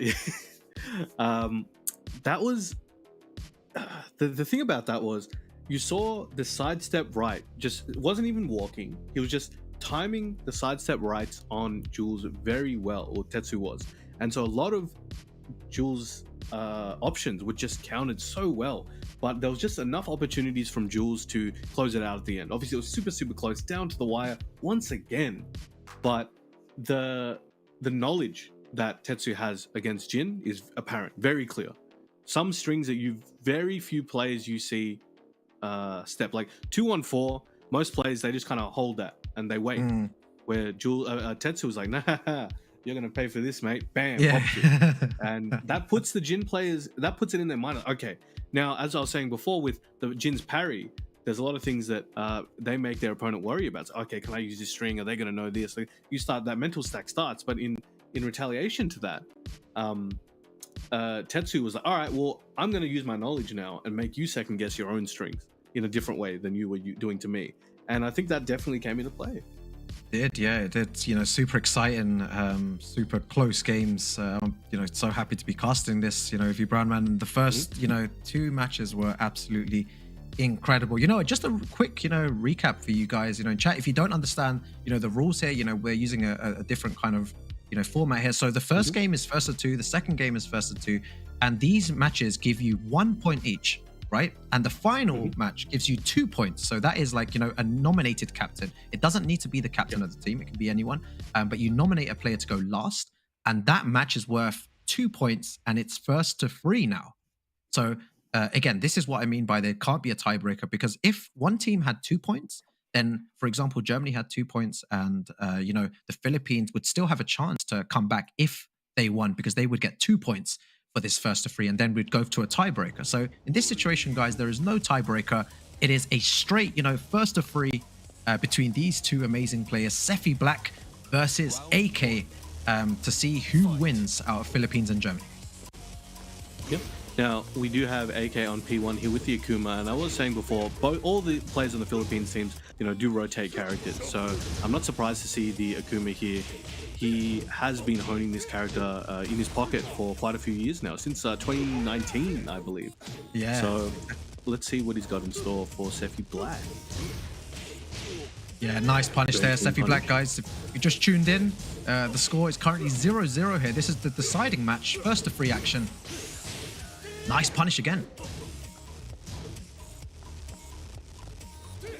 And whatever your score is in your let's say your first set or your first team that you are defeated, that you beat or are defeated by, that's 33% of your overall score for the pool. So you've only got 3 opportunities. You need to make it out. Nice. Okay, that was a long first round, but AK does close it out there. Yeah, absolutely disgusting play there at the end, using the down 3.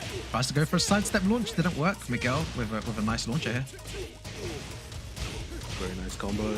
Let's get that damage. Bang. Oh, he's ready. He wants to keep him there. Ooh, the hatchet. Good stuff by Sephi Black there, taking the round. But I feel like this AK is super dangerous, right, Brown Man? Like, it's not, AK, Akuma is one of the, stronger characters in the game. You need to be super careful and play a different style of Tekken. And the movement style coming from AK with Akuma is very interesting. He's using, that was a weird hitbox in there, but gets a combo of his own. He's using the focus cancel to kind of dash through and just really space Sephi Black out a bit more, and he's backdashing at the same time and just really changing, being very dynamic in his spacing, and it's working out pretty well. Yeah, it's working out well, like you said, but very close from both players. Not much time left as well. It's going to be a factor here. 15 seconds. AK doesn't need to take any risk whatsoever here. No risk from AK. Just jump back and jump forward. This is exactly the style of a defensive fireball. Yeah. Defensive and offensive fireball, isn't it? You can do whatever you want with those fireballs. But AK looking to take the first game here. Doesn't get the combo he wanted, but gets a mid check into the demon flip.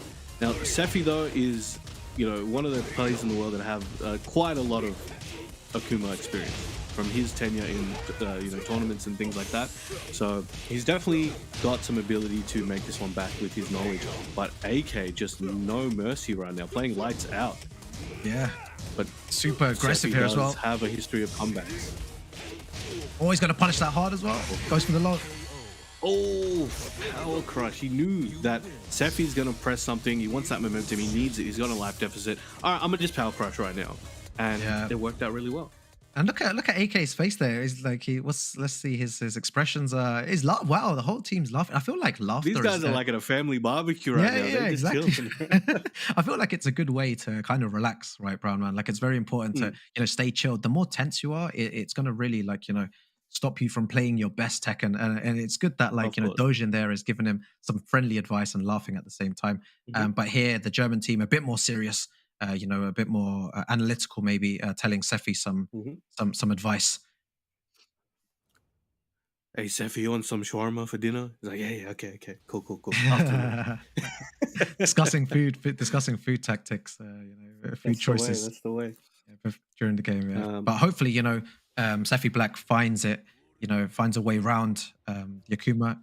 We're going to go straight into the game now again. We're into game 2. AK currently 1-0 in this first to 3. Alright, checking goal first plus frames on the hatchet. Oh, look for that push there in case he pressed the button.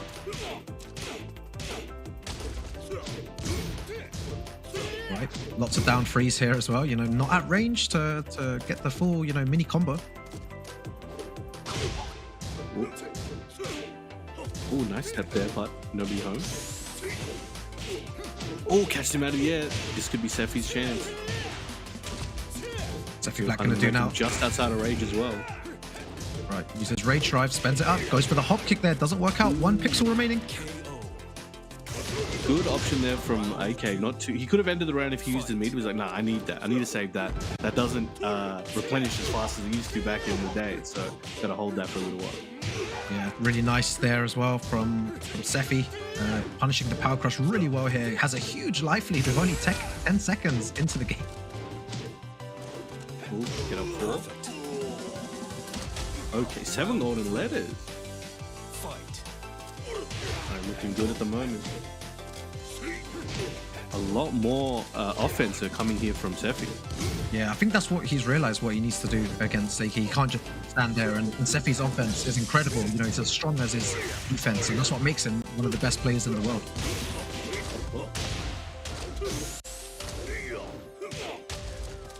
Oh, okay. Sephi in trouble though. He does have rage, but he's playing against Akuma, so one mistake can cost him everything. Okay, was so he took a good. good opportunity. Yeah, really good punish on the 1-1 there.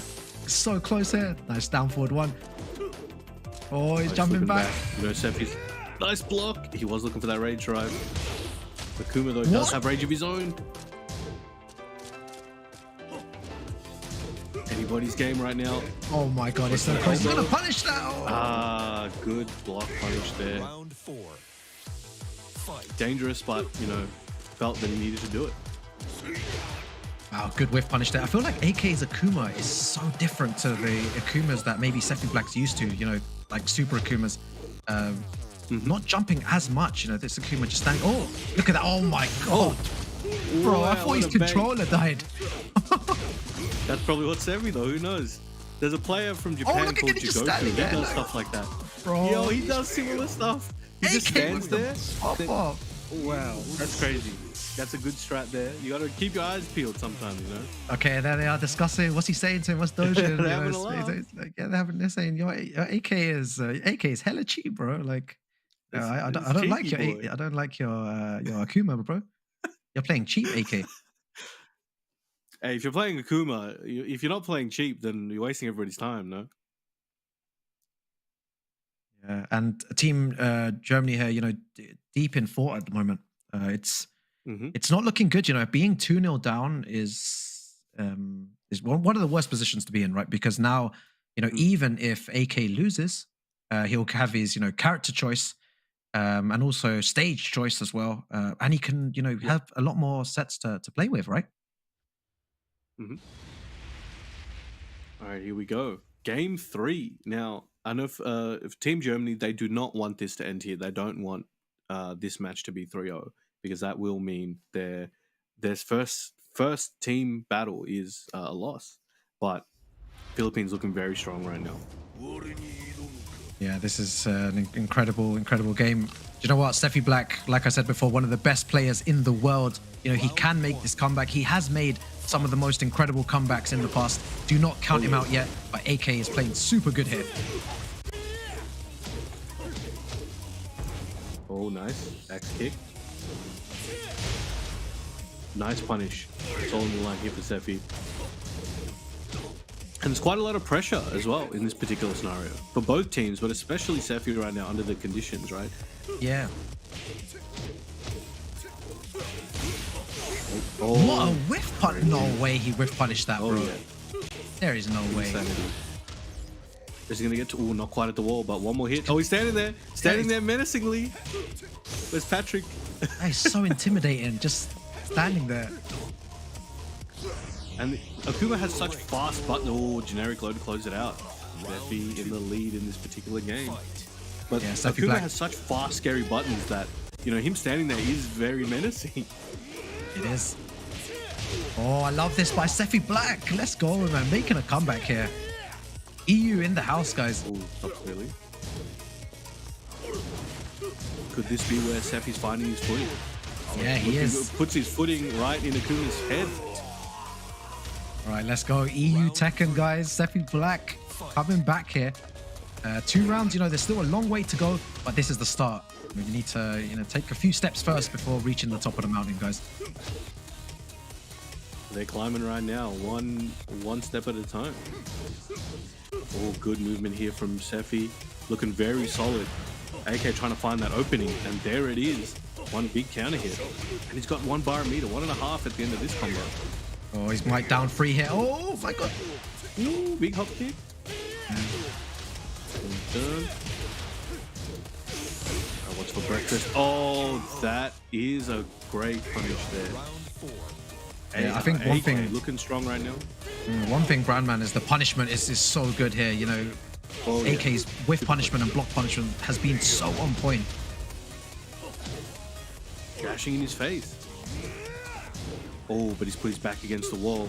Seffi could take advantage of that. Nearing the corner as well. Oh, walks out of there.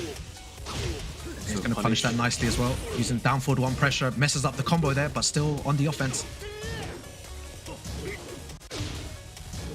Oh, tracks him there. Good option though from Seffi Black. Just got read around. Oh my steel god. pedal. Seffi looking good right now. His opportunity. Oh my Gets no way. Trying to get that knee.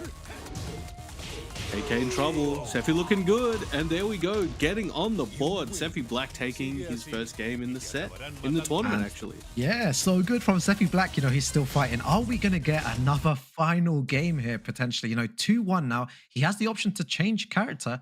You know, AK plays a variety of different characters. But I think his Akuma is working for now. You know, his Akuma's doing a lot of damage. But that's so good, you know, for Seffi Black to win that first game. Look there. It looks like they're not looking as happy as they were before, right? A little bit more stressed now in this situation. Yeah, a little bit. They're getting pressed. A little bit more stressed now. All right, we can see what Jules is saying. I don't know, but here we go. Maybe AK's a bit cold there. All right, here we go. Howard Estate. Now this is prime for some Akuma clips right here. Yeah. I'm looking out for them. I'm ready with that clip button, you know, to see what Akuma can do. You know, loads of Akumas go to this stage when they lose. But again, Seffi Black on the back foot, you know, because he's AK still has, you know, a one game advantage here over Seffi.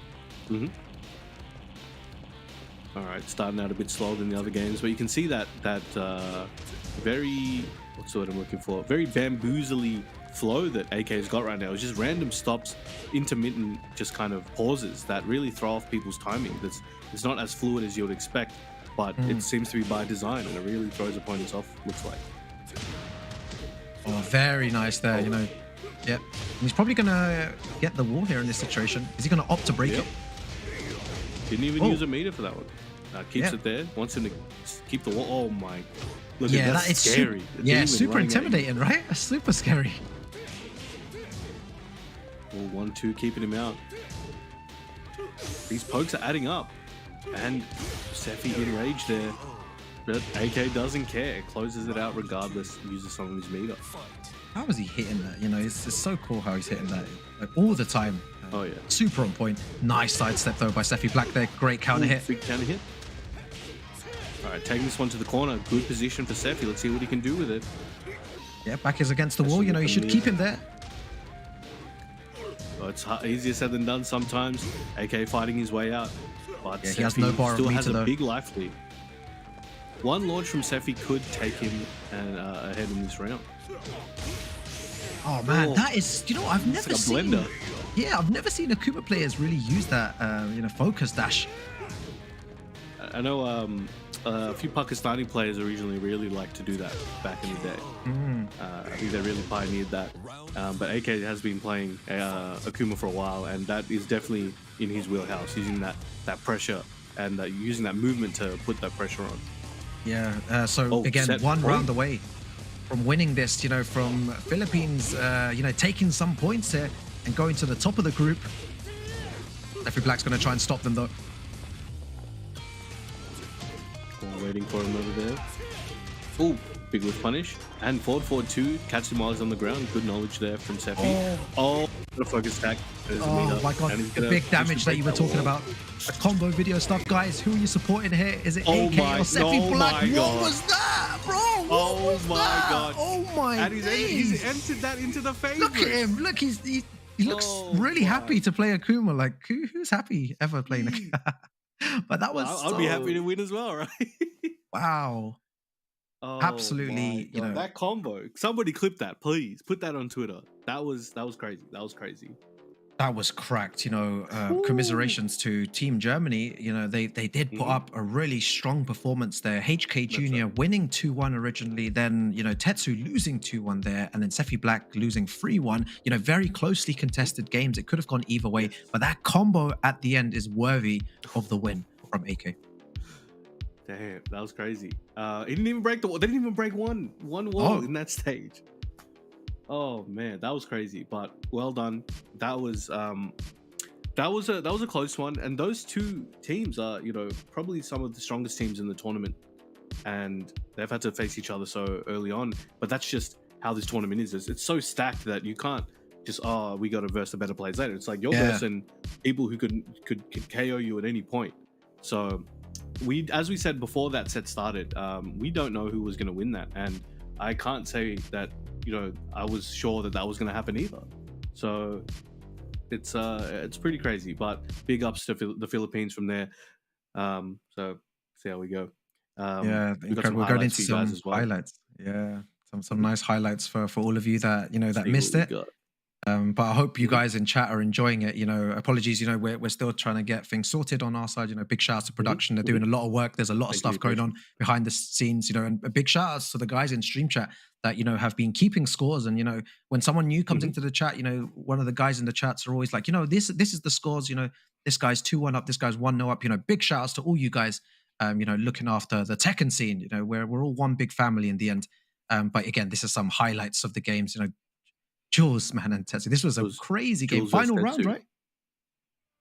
Yes, that was so close, super close. And here we go, AK versus Sefi. Got a 5 golden letters there. That power crush on that first game as well. Now, Sefi did end up taking one of the games, but each one was so close. Insanity. Yeah, it was so good. You know, there's more Tekken action to come, but that's the, you know, the first win.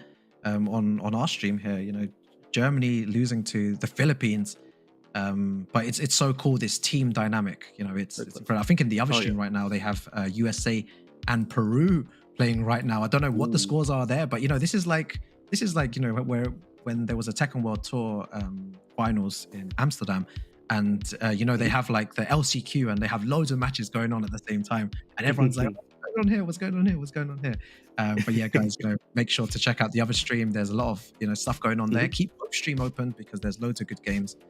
That's just a little taster of what's to come. Okay, so let's see. I think we have the next set that will come up later on, or the next team battle. We've got Pakistan versus South Africa.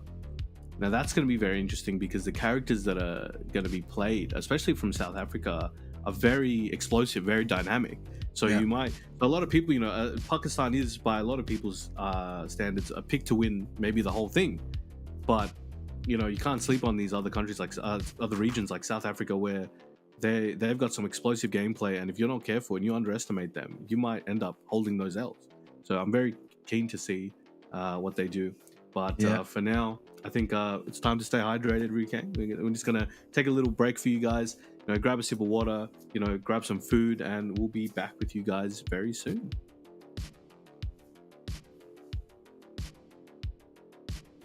The Nations Cup Gamers8 Tekken 7 tournament will be team-based, and each team will have 3 players representing one country. The 16 teams from around the world will be battling it out for a prize pool of $1 million. In a 3v3 set, any player can play in any position in order to build the best strategy possible for victory. A team set consists of 3 one-on-one sets: entry, middle, and boss. Entry and middle are best of 3 sets and worth 1 set point, and boss is a best of 5 set and is worth 2 set points. The first team to win 3 set points are the winners. If there is a tie after the boss set, then a final round best of 3 is played between a player from each team. The tournament will be played in 4 groups of 4 teams, and the top 2 placing teams will go through to the top 8 double elimination bracket. Group winners will qualify for the winners bracket. Group second placers will qualify for the losers bracket. 3rd and 4th teams will be eliminated. With that said, good luck to all the teams and players at this Gamers8 extravaganza, and may the best nation win. The Nations Cup Gamers8 Tekken 7 tournament will be team-based.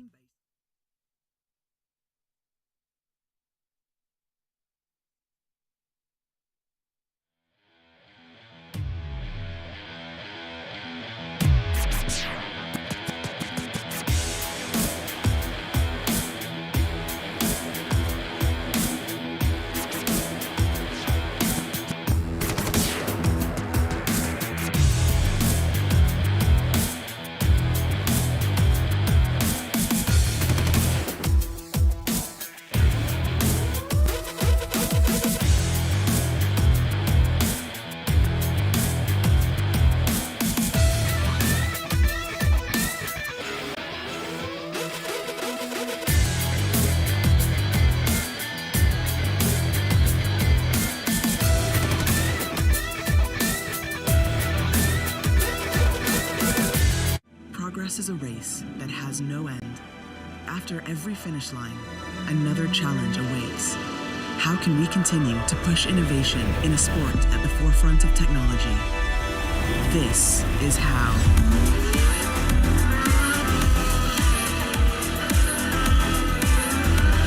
Discover how Aramco and the Aston Martin Formula One team aim to meet Formula One's sustainable fuel targets.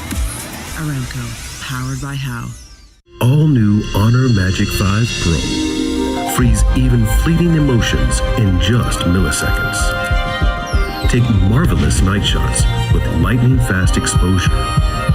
The display reveals more details in bright areas with an astonishingly long battery life that just keeps going. The latest flagship chipset brings you exceptional performance. Unleash the power of magic. Honor Magic 5 Pro.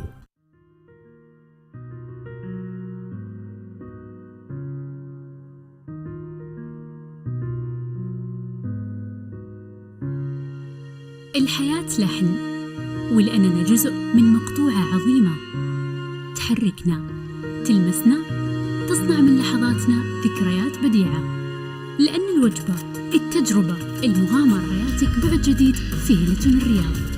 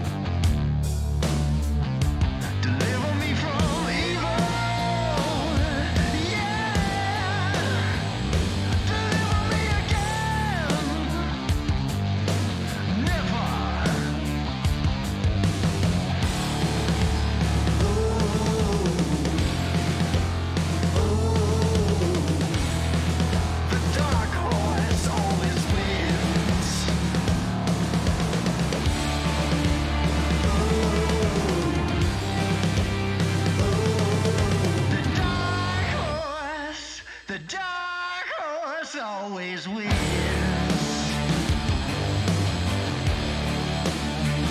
So bring me to the water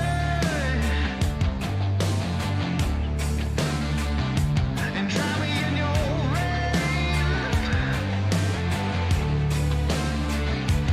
Bring me to the water, yeah, and drown me once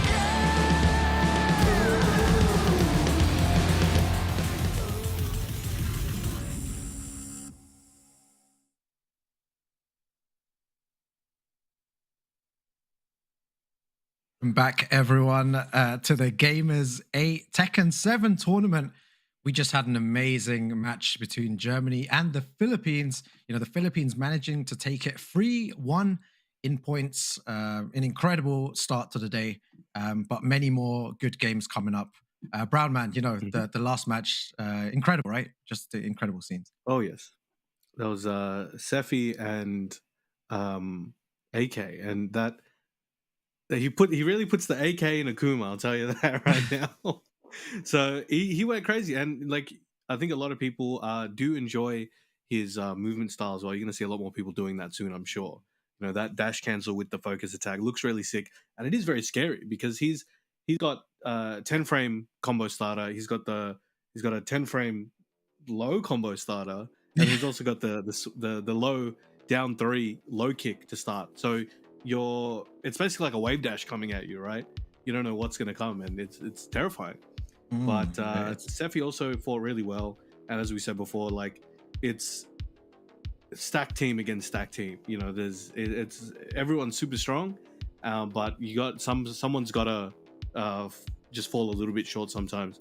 So that's what we saw. But both teams will still be going on and playing 2 more teams each, actually.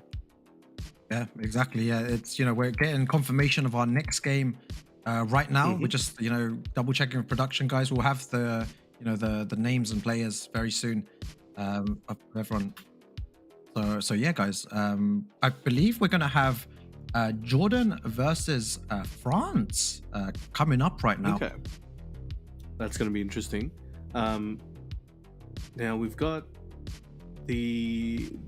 do we have the selector match now? That we should, right? So that's going to be interesting to see what comes out in that one. Now with France, like I know Jod is someone who's, I think they've been around for a little while, but they've kind of exploded onto the scene more publicly in the last, I would say, year, because they did really well at the Tekken World Tour LCQ, right? Yeah, they did. Yeah, super good. Yeah, you know, many great teams there as well. But you know, France and Jordan, both are just, you know, really good teams. You know, Jod, Super Akuma, and Gunny, a very scary team. You know, to play against. And we're gonna have Jod versus Amar here from Jordan. Jod, the Tekken World Tour finalist. I know there's a lot of Jod supporters in chat. Are you a Nina fan, Brown Man? Oh, yeah. Do you like the character? I enjoy a good Nina because that is a very beautiful thing to see. We've got a friendly tree from Australia who's a resident Nina specialist, and he makes Nina very frustrating to play against, but very cool to watch. So I always respect Nina gameplay. Oh, big counter hit. Big counter hit. So remember, guys, the person to take the first round will get to choose sides, and the person who takes the second round will have the opponent reveal their first choice for player. First to 2 action, you know, a new kind of concept that they're using here.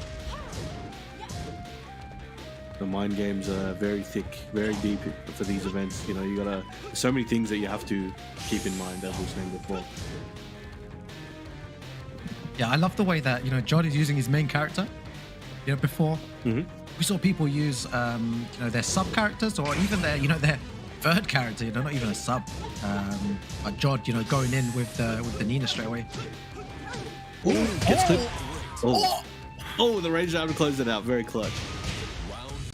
Why is the selector match this hype as well? Like, I feel like every game is so hype. Oh, big sweep. Goes immediately for the tailspin. Oh, he's got the chain throw. Oh, this looks like one of those YouTube chiropractors. The floor is moving. Oh, what's he? We'll Oh, try to okay. check Doesn't him get the there. counter hit though. Okay. That was quick. Okay, another one where they won both rounds, so they will get both buffs for that one. There they are. Look at that. Jod, hand Gunny, and Super Kuma. Like the EU boys. Again, it's good to see, Jod smiling there. They're probably, they get the choice here. And they're going to find out. But here that, Team Jordan ready to do some damage to France. See what they got.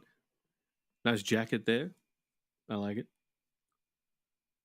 All right, so they're discussing some things here, getting the orders going, having to choose their player. Now, the Nina from Jod, right? One of the trademark features of that Nina is the high Sheeta step and the side step cancels and all of that, happening very quickly. So from what I understand, Jod uses a leverless controller. Is that correct? I think he's like a hitbox or something along those lines. Yeah, I think it's I believe it's a hitbox, but I don't know if he's changed recently or anything. But yeah, there's two hitbox users there, right? There's Super Kuma and Jod. It's great, like, because when you use those leverless controllers with a character like Nina, that makes those high Sheeta steps far more practical and fast. Like, you should see the way he moves, right? So he's zooming all over the place. Yeah, it's crazy. Yeah, the inputs are much easier. There's still, a debate, ongoing debate as to what's better, but I still believe, there's, every person prefers their own kind of stuff. I tried stick once; it wasn't for me, using the PS4 pad.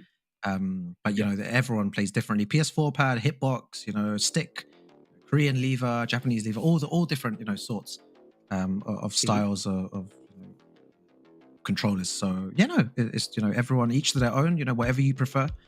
But yeah, it's the movement is incredible on the hitbox. There's one advantage, I believe, like you were saying, Brown Man, with the high Sheeta step. Now, with Jod and the other players, like,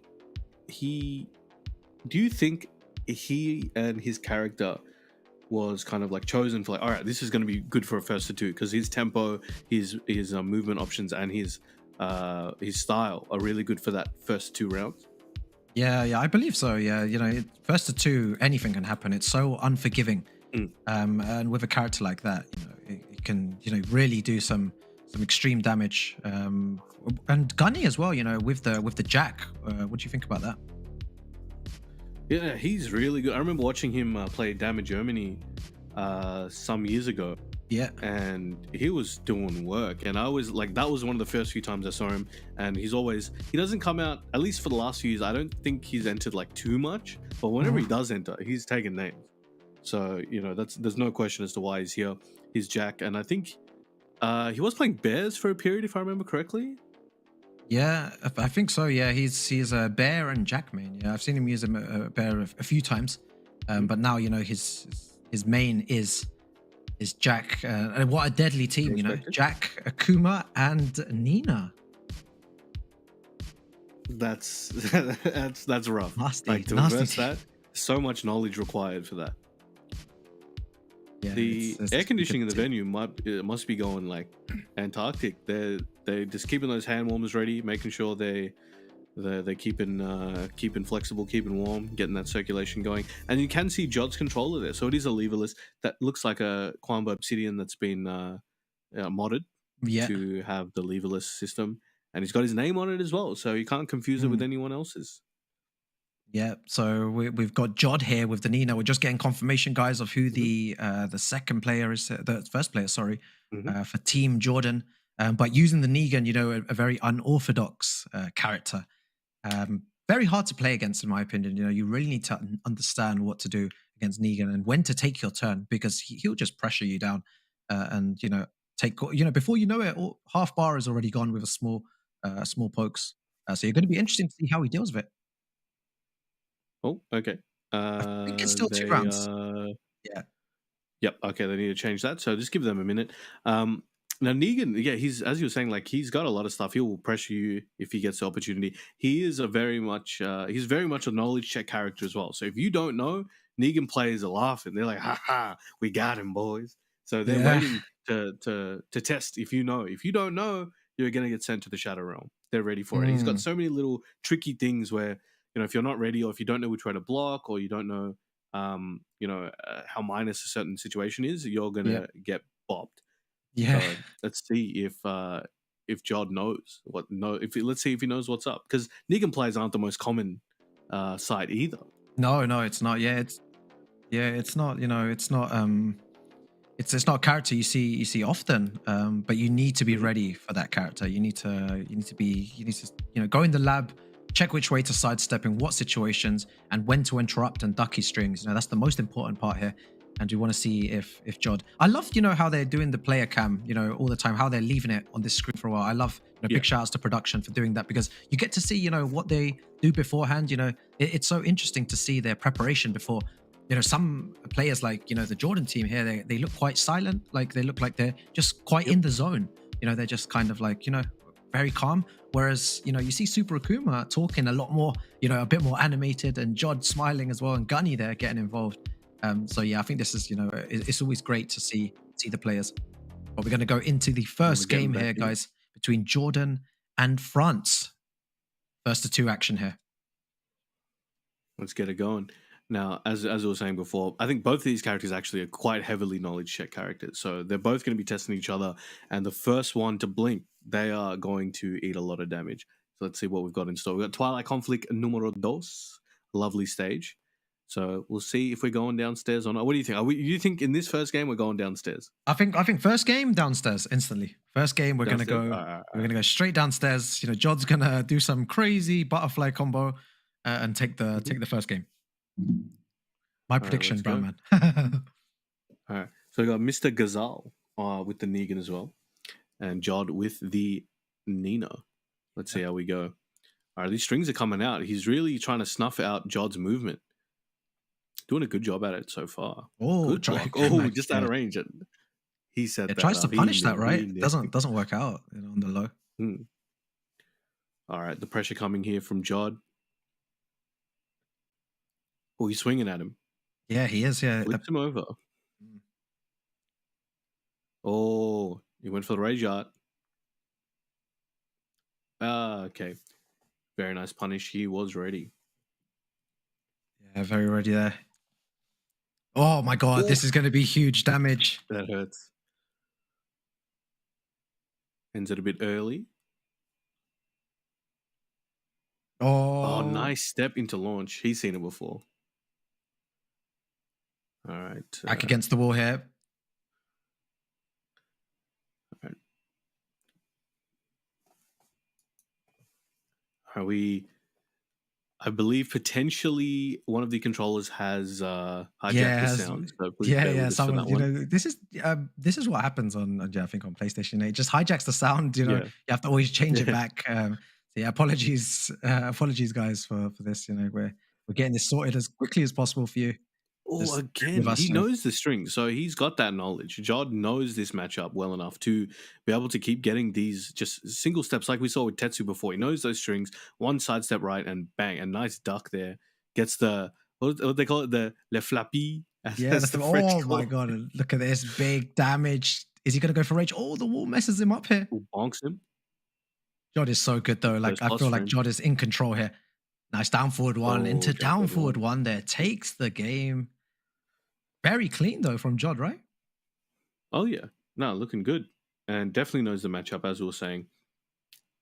Yeah. Getting back on the hand warmers. Yeah, I like the hand warmers, all of them using it. It must be, like you said, it's maybe pretty cold in there for them. They want to keep their hands and Super Akuma with a smile on his face. You know, I think a lot of people are used to seeing Super Akuma in quite, you know, stressed situations, you know, when playing in tournament. You know, everyone has a different type of, you know, face when they play in tournaments. But Super Akuma, they're having fun, enjoying himself, and, you know, rightfully so, smiling. You know, Jod 1-0 up there. All right. Oh, so he's okay. All right, so dead. Oh, he was plugged into like maybe the actual. Yeah, he was plugged in somewhere else. Controller. I think. Yeah, the Hori controller. But we good. They'll sort that out in the meantime. I guess what did we see in that one? We didn't go downstairs either.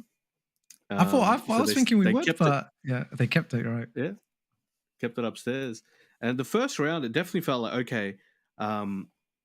Mr. Ghazal was able to kind of keep Jod in check for a good amount of the first round. But after a little while, Jod's experience came out and he's like, all right, I know how to get around this and I know how to keep the pressure against Negan. So he can't really keep checking me and, put me in a situation I don't want to be in. And we saw that reflect in the next few rounds. But Mr. Ghazal has the opportunity now to let that marinate and see how we go. But we do have the audio back. Here we go. All right, let's get it going. Now, again, he's got that time to think. So does Jod, though. Jod has that time to think about what happened in that game, even though he won. There's things that you got to think about. Okay, what did I notice about their gameplay? What did they do that I can take advantage of next time? So they're going to have to think about more. Let's see what he's got. Yeah, let's see. It's going to be another, good match between the two. It's good to see Jordan being represented out here. It's good to see, to see what they have to offer here. But France, they have a star team in the players that are on the very French team here. distinguished. But hey, from Jordan's perspective, stars do fall, right? So maybe they're trying to make that happen. And I saw signs of life, when playing the Negan, he was doing a lot of good things, getting some huge launches there with huge damage. But it wasn't enough. Jod always one step ahead. Jod 1-0 up here in this first to two. It's looking good. All right, we're just getting that going. In the meantime, though, once again, thank you very much, everybody, for joining us today here at Gamers8, the land of heroes. This is day one. We're getting some crazy action, and we are ironing out a few of the logistics and things like that. So thank you very much for being patient with us while we get this going. But regardless, we still have amazing matches on display for you guys, and we hope you guys are learning a lot and having a lot of fun, because this is just the beginning. So make sure you stay tuned and have both streams up. Have Gamers8GG_ versus, and also this stream where you're already here, right? If you're hearing me right now, make sure you have them both up. There's amazing matches on both, and let your friends know to have both up as well. Yeah, there's a lot of good games on today. This is only day one. Only day one of the Tekken action. We'll have more action tomorrow as well. But we're going back in here with the character switch to the geese. Goose. Yeah. The goose is loose. Let's see what we've got in store here. Big shouts to KFC as well down there at the bottom. Yeah, big shouts. Oh, to them. okay. I always think of things. Ooh, big launch. Gonna go downstairs. Yeah, downstairs straight away. What's he gonna do here? I'm curious. Wow, look at the combos. John, the combo specialist here. Oh, right in the guts, man. That's gotta hurt. She got heels on and things. That looks pointy. Look at him move back. He's like backdashing, but not the high. She's just going crazy. Right, just using a few, down forward ones here. Not doing much. Nice. There, yeah, all the way to the wall. Big damage. Knows his combos. 1 bar of meter as well to work with. All right, in the lead right now. Can he keep it? Oh, I love the low spam there. Oh, unlucky.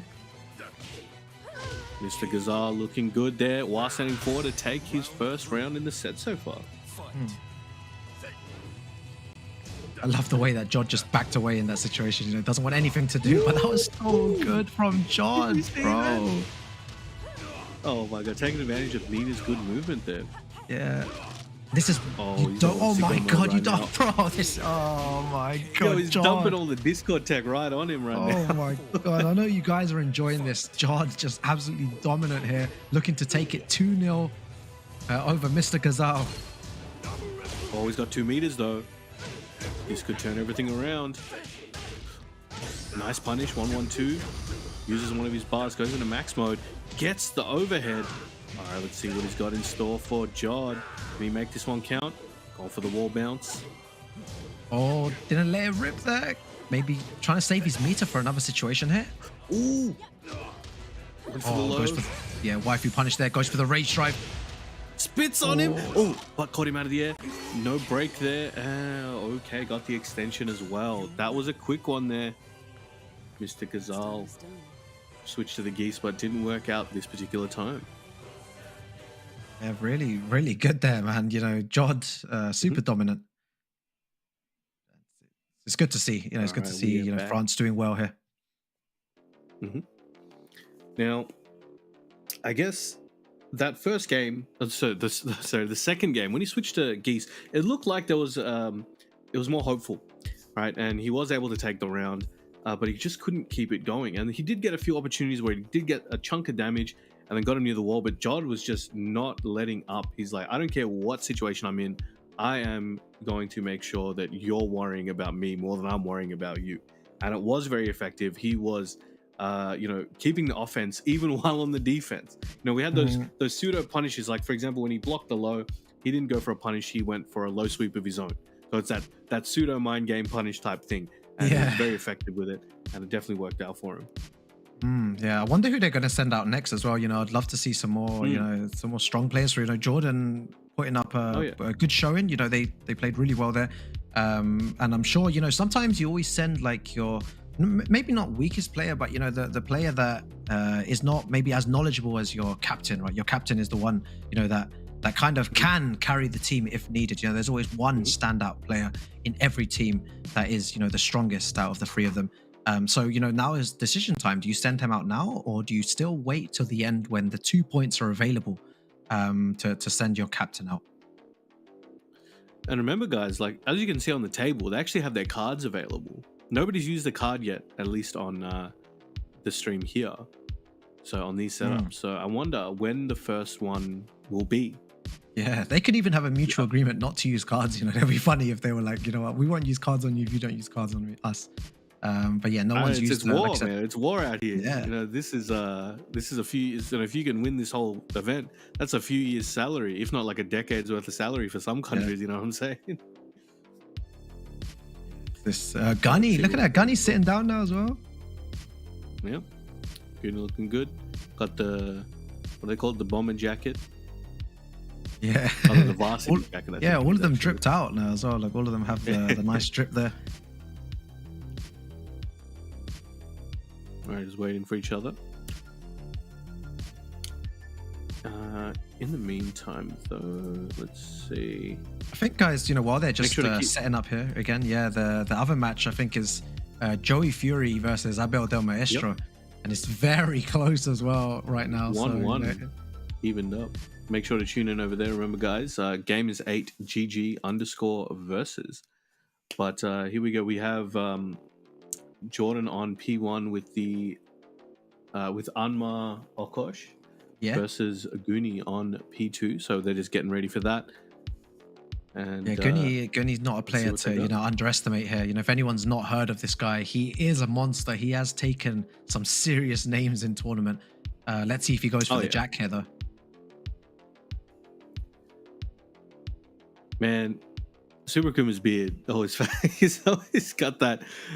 I think, imagine if he just shaves it off again, like fully. He would look like a baby. I know Super Kuma is a fan favorite here. You guys like you guys like Super Kuma. He looks kind of calm. I think we could call that. Very. The whole team looks calm now. Like they're all just very zen at the moment. Like not really getting too excited. Not showing too much emotions, but I'm sure the emotions will start running, once we get further into the group stages when, there's elimination matches. Now that's something we've got to think about. We got Jack versus, let's see what character, or most likely Jack from Goonie. Jack versus Leo. Okay, so on paper, this matchup is terrible for Jack. Absolutely garbage. Yeah. But really? Jack can fight out of it. It's really down to the player and how each player plays their character. But the reason why it's on paper very bad for Jack is he can't step and he can't avoid a lot of Leo's options. So he has to kind of just wait and guess right and hope that the Leo takes enough risk that he can guess right on to bring it back for him if the Leo plays in that style. But let's see what Mr. Okosh has here for us today. Yeah, right. It's all dependent on styles. Like you said, it's always difficult. Everyone plays a different style of Tekken. All right, nice. We got Goonie taking it to the wall near the orb of the dragon over there. Forward one there as well. Pressure, not letting Leo kind of get that breathing room, but getting it there. Big damage. Oh, wow. Okay. Yeah, big block from Gunny there. Omar trying to go for a hell sweep in that situation. You know, Gunny was already ducking before the move even came out. He was ready. He's seen that before. Now, Leia actually has a lot of moves that can go under Jack's mids. So depending on when the timing is on those, Mr. Okosh, Amar Okosh could take advantage of that. Yeah, but let's see what he has here. Back to the wall, try to get a parry there. Good challenge. Oh, very nice. Whiff punish, down back one there. And the one at the end, guys, you know, the blue stuff. Waiting for it. Trying to stay in his face, but anytime anytime Amar gets close to Goonie, he's just like pressing. He's like, get away. Like, you want to come over here? All right, I'm going to make it hurt. And very nice with punish over there. Yeah, all the way to the wall here, you know, big damage. He's going to go for the pressure. Oh my God. You know, Jack, when your back's against the wall against Jack, I feel like it's one of the worst characters, you know, similar to when your back's against the wall against Hiachi. You know, yeah, really bad. Really bad. All right, patience. Amar nearly in rage over here. Oh, tombstone plants him right in there, right into the concrete. Super quick there. And then again, Super Kuma smiling again. You know, we like this. We like seeing Super Kuma smile. You know, you don't usually see him like that. Like I said, you know, he's usually quite, you know, in the zone in games, you know, not really smiling. But this time, you know, when you're supporting your teammates, it's different here. You know, he needs to stay positive for his team.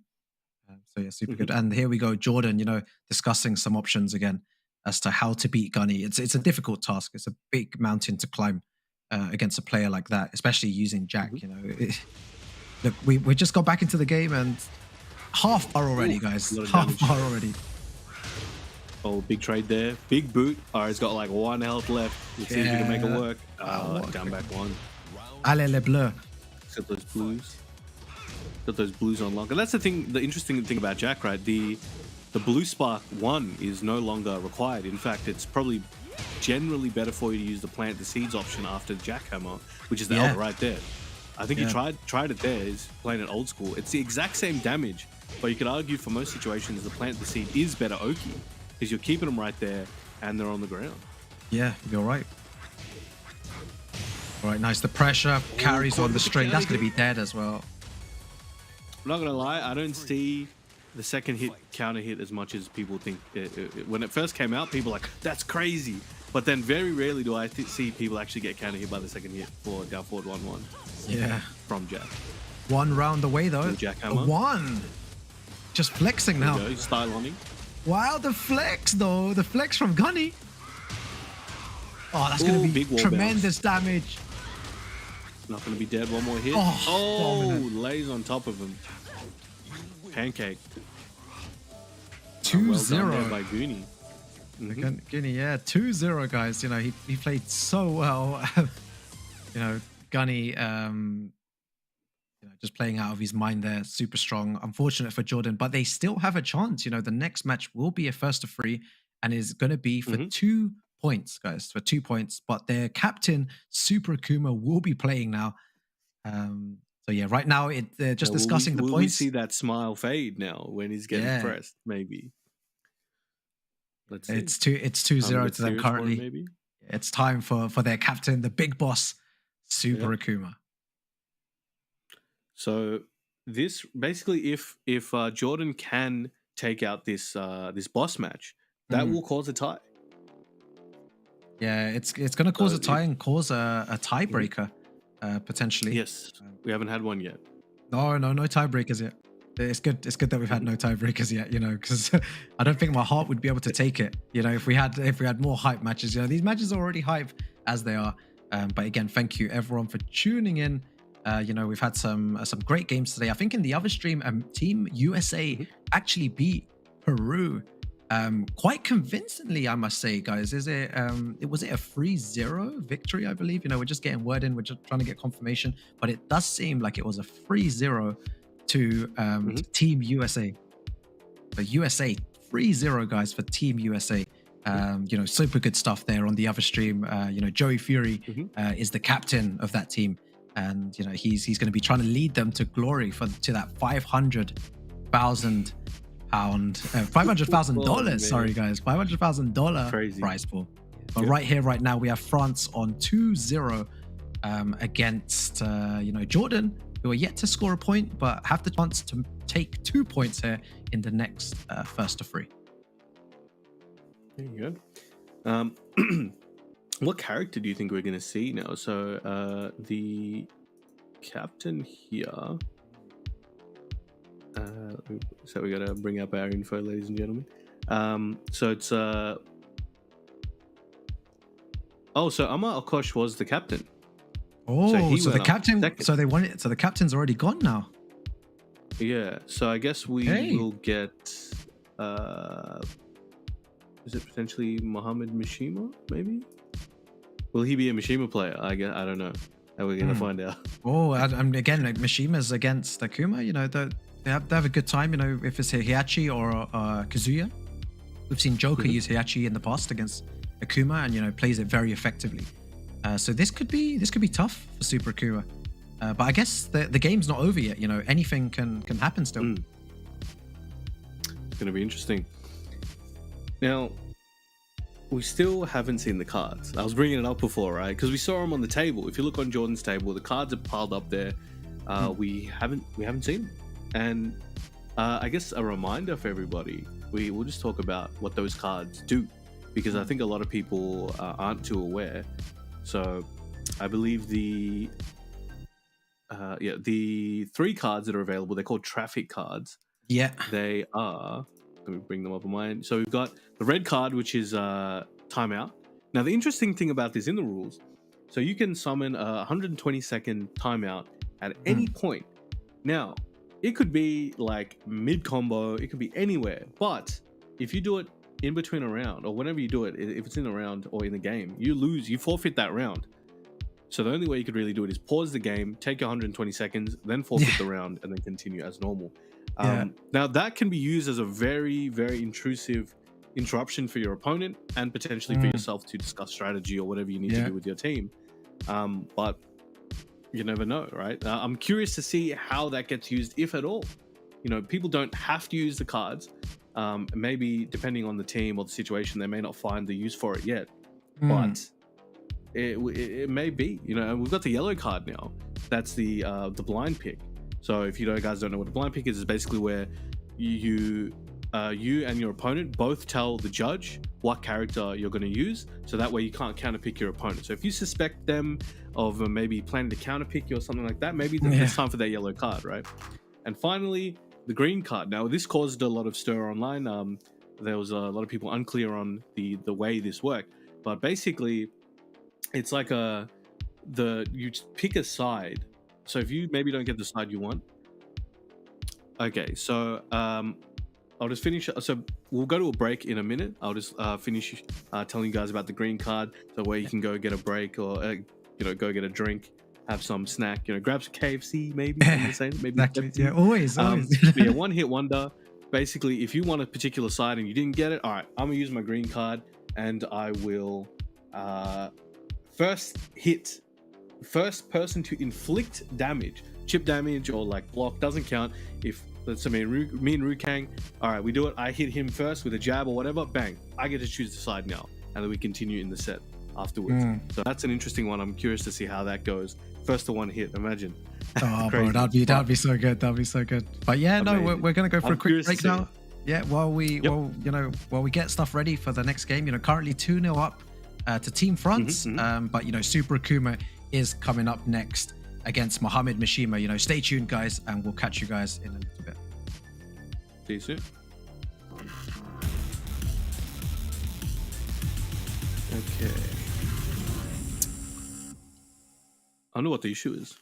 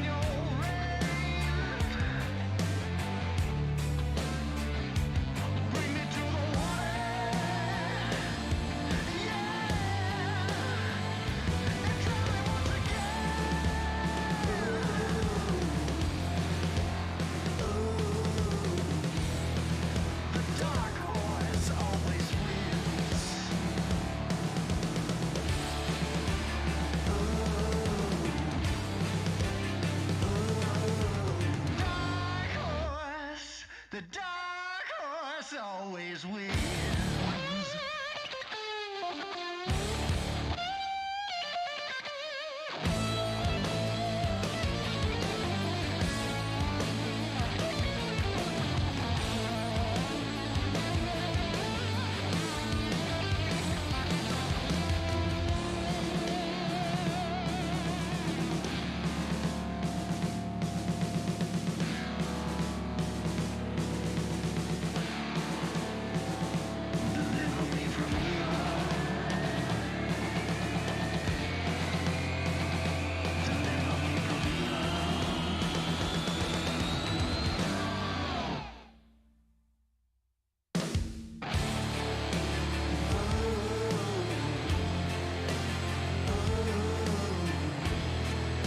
The dark horse always wins.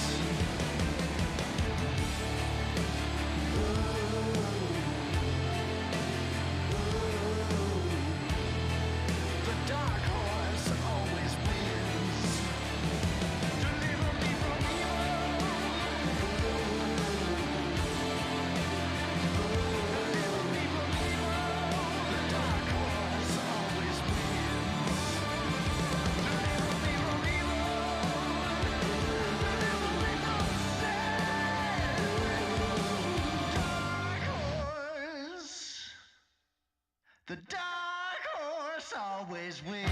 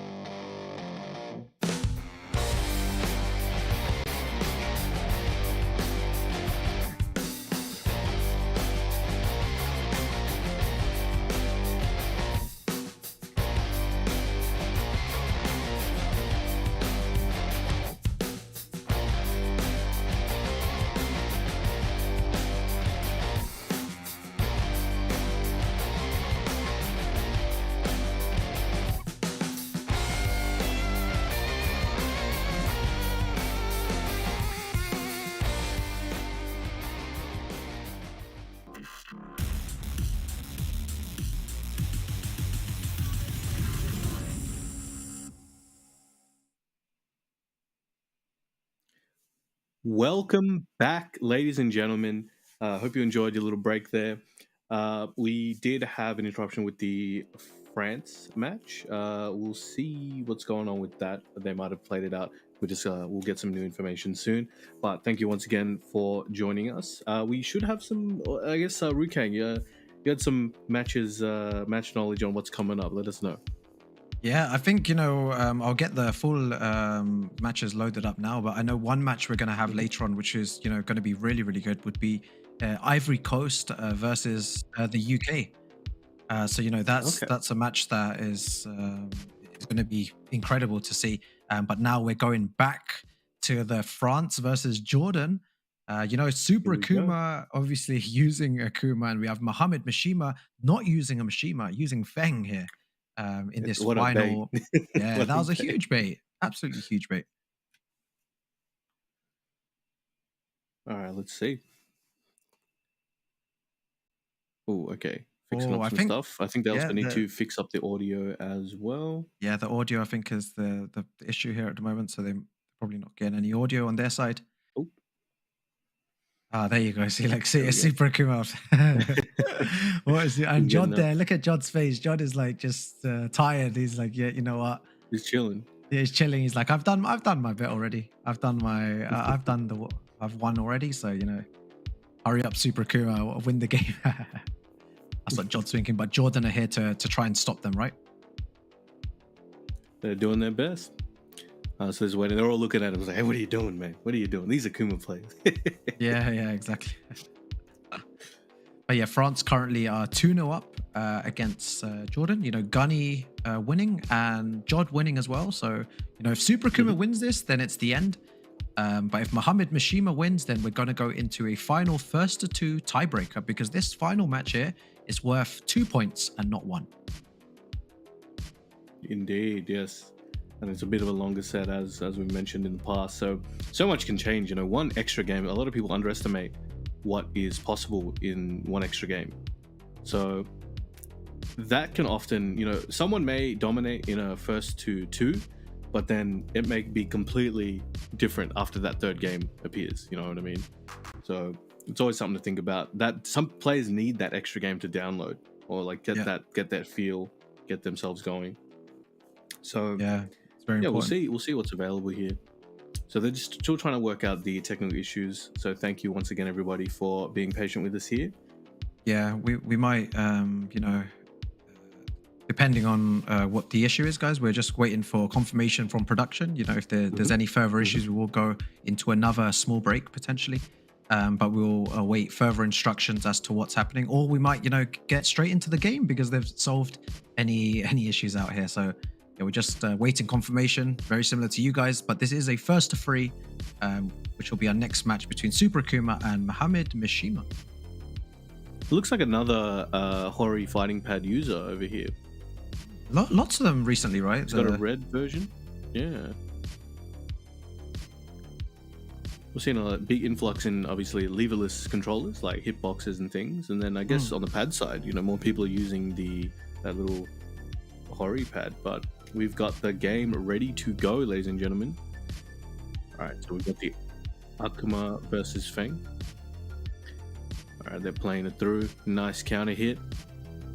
Taking it to the wall. Yeah.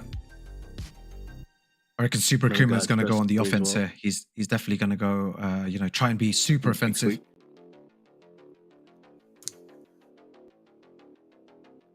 Nice tsunami kicks. Very good here. Yeah, Super Akuma making quick work. I like the aggression, Brown Man. I like the way he's playing now. Like, he's not giving him any time to breathe. And I'm a big advocate of this style of play. Until the other person adapts, there's no need to change your style in this situation. Yeah. Sometimes it's just don't overthink it. You might mind game yourself. Like, you got to let them start playing through your levels as opposed to trying to hop around expecting them to just know already. Sometimes that works, sometimes it doesn't. You just got to be able to pick it up when it does. That was interesting. He was just moved back, and the second hit just whiffed of the mid into high. Yeah, crazy stuff here. Right, Mohamed Mishima has a just... lot of good tools. Go ahead. Oh, go for it, man. Yeah, that's fine. Oh, no, sorry, I was gonna say, Feng has a lot of good tools against Kuma. I guess against everybody, really, as we all know. Yeah. But Mr. Mishima here, very good with the anti-airs on the demon flips. We'll see what Super Kuma decides to do to counteract that later on. That was cheeky though. He did down 3 into down 2 and then got all this damage as well. And like he's got another meter now and doesn't punish that correctly. Minus 15 and Super Akuma is going to take this 1-0 against Mohamed Mishima. 3 rounds straight. Akuma asserting his dominance over there. Hands spread. Key charging. Pretty chilled. Look, he's smiling. That's such a cool animation.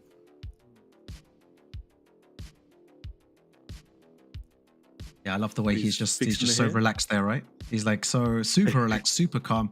You know, his team haven't dropped a game yet, and you know, Team Jordan needs to figure something out here. They need to find a way to dig deep and beat Super Akuma. What do they need to do, Brown Man? You know, it's not looking good for them at this moment in time. It's really hard, even though Feng, one of the best characters in the game by far, but when you're versing one of the other best characters in the game, as far as matchups concerned, both of these guys do very well against each other. They've got some good counters for each other that other characters don't have. But as we always say, characters aside, Tekken's a game where you can play any character and be successful. So it's definitely not something like an unwinnable matchup or 10-0 matchup by any means. So it'll come down to their styles. And right now, Super Kuma is just taking advantage of that part of the style that he wields, where he's just trying to suffocate the opponent. And he's not doing anything overly complicated or overly risky right now. He's kind of playing that Akuma 101 and getting it done with that. Nice, anti-air there from Mohamed Mishima. But again, Super Akuma just pressuring, the jabs, the down forward ones there. Everything seems to be working out for him. He's yet to take a round. He's looking for it now. He's coming through. Oh, gets the float. Looking good right now. And the shoulder Iron Mountain over there to close out the round.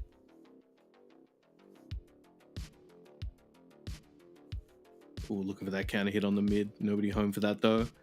Yeah, Super Akuma's combo. I was about to say Super Akuma's combos are so on point today, and then he goes and drops the combo. I was ready to say it. I was like, he hasn't dropped any combos today, and then he goes and drops the combo. But it just shows how strong he is, as in he's dropping some combos, not many, but still on the offense, his confidence and aggression right now is working in his favor. Oh, goes for the overhead. Now, Feng in Rage is very dangerous, but just grew a sticker body there. Super Akuma has a meter, will not be afraid to use it. Maybe that was the whiff punish he was looking for there. Unfortunate. Might be. Super Akuma, 12 seconds remaining. Oh, 1-2. Use the plus frames. Goes for the snake dash to check him. Down 2. Oh, and the sidestep 4. Oh my God. 4 seconds to go as well. Jesus. Okay, Super Akuma using the AK tech this time. Super Akuma with the... he's just saying something. Yep. Okay, so we've got a disconnect there. I think he's got some control issue. I believe he will have to forfeit that round. Yeah, it has to forfeit the round, and then they'll probably carry on playing. But Super Akuma with some hitbox issues at the moment. Not taking out Jod's hitbox. It's fortunate that his teammate also uses a form of hitbox. Yeah, it's very fortunate, because if his teammate didn't use hitbox, then he would have had to go to pad or something. Very, very fortunate there. All right, getting that set up. And once again, guys, sorry for the delay. Here we go. Back in, taking that round. Yep. And there we go. So that puts Mohamed Mishima on the board. Yep. One round, right? One game, sorry. So it's 1-1 currently, still first to free action. This is potentially the final match of the set between these two teams. But Jordan are trying to fight back here, and they got around via Super Akuma's stick disconnecting, or maybe it's not working. But he's saying that there was something wrong with it. So yeah, he had to forfeit that round, and that's why it's 1-1. That's very unfortunate, but it do be like that sometimes, out of your control. It's always good to make sure your equipment is in peak condition, but there's points where you can't always know. Things just happen sometimes. But he's fortunate where his teammate, as we mentioned before, does have a leverless controller for him to use. It may not be super comfortable for him, but it'll do for now. You know, what else can you do? But here we go. This may change his execution slightly, potentially, actually. So that's something to look at as well. Yeah. Let's see if it affects him. Oh, still jumping around though. Still jumping all over the place. Using a lot more jumps than before, but they seem to be quite effective. Oh, very nice with punish. Checking with that mid once again. Very good move there. All right. Feng doesn't want to get too close right now. Wants to build up some damage. Oh, that could have been potentially the round if he could have taken it to the wall. Down back 3 once again. The classic down 4 closes it out there. Very good stuff, yeah. Super Kuma starts off with a down 2 there. He's trying to catch him pressing buttons. Nice little punish there. Nice tsunami kicks there. Jumping again. Ooh, uses his meter on halfway to another one as well, but it's doing well. Looking for those sweeps. No answer to them yet. Oh my god, nice. Good side set there. Doesn't do anything with it. Oh, yo, caught him out of the air with the back 3-3. Double kicks in the air. Wow, you know, oh my god, you know, he's starting to gain some momentum here. Oh, as I say that, this could be dead. Oh my god. I said that he was getting some momentum in, but out of nowhere, steals the momentum and kills him for it.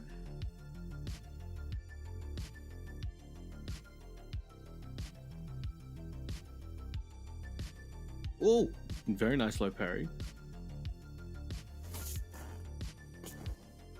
Nice combo there. Big damage. 1 round away from taking this game as well. Is he going to go downstairs here? Where's the wall? Oh, not this side. Okay. There he goes.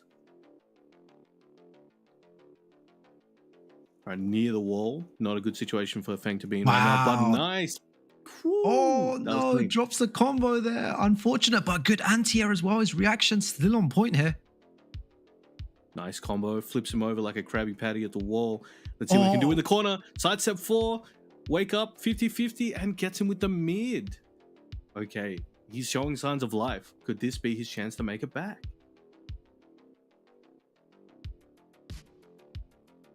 Right, just, yeah, nice. Down 3 into, you know, big damage here. Building up that 1 bar of meter. Take him to the wall. He has to guess for his life here. Oh, catch him with the Tatsumaki. You know, Super Kuma just being really safe there with the down forward 1. Not taking a huge risk. With punish with the Tatsu? Oh my god. All right, so there we go. So I don't think his new controller is diminishing his skills here. Seems to be going quite well. Yeah, still looks very calm. He still looks like, you know, he's just enjoying himself. You know, even though you might think that Super Kuma is not having fun, he's having a lot of fun right now. He's doing the thing. He's 1 game away from taking it for Team France. You know, currently 2-1 to Super Akuma, guys. Looking pretty good. But this is I believe what it was 2-1 right now. So this is, you can't afford any more loss, basically. Can't lose anymore. Yeah, there's the, you know, if you lose this one, then it's GG's, and you know, France get a nice few points for that, you know, round robin with 4 teams in it. So it's a good start for Team France. Oh, these sweeps are coming in heavy. Again, no fear from this man. Oh, that might be the round here. Should be able to finish this combo. Bang, bang. Okay, so good, 7 golden man. letters there as well. He's looking good, right? You know, he's one to watch out for. You know, Team France can win the whole tournament. Looking good. All right, trying to fight back. Oof, not allowing. Anytime you want to build some momentum, you always got to keep it in the back of your head. It's like, all right, is Akuma just going to yoink this from me real quick? Yeah. Look at the down. Oh, these sweeps. Tried to mix him up there. He tried. Didn't work. Oh, okay. Set point right now.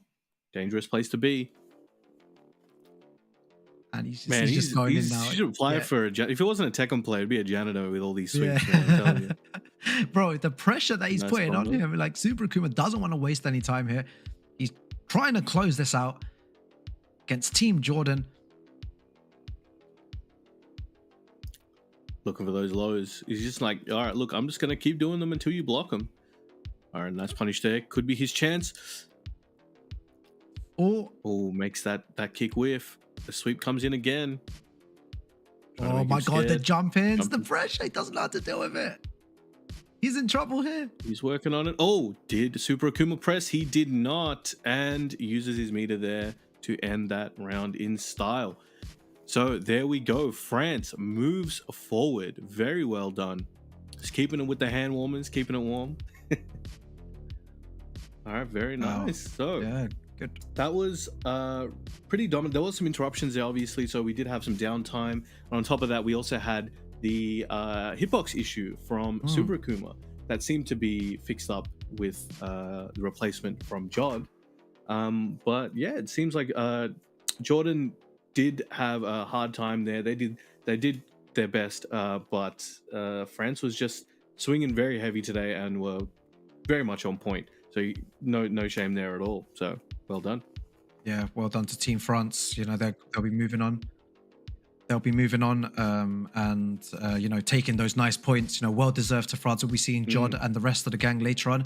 But for now, guys, we're moving on to another break. You know, we'll have a schedule for the next few games coming up shortly. But yeah, we'll see you guys in a little bit. Stay tuned for more Tekken action.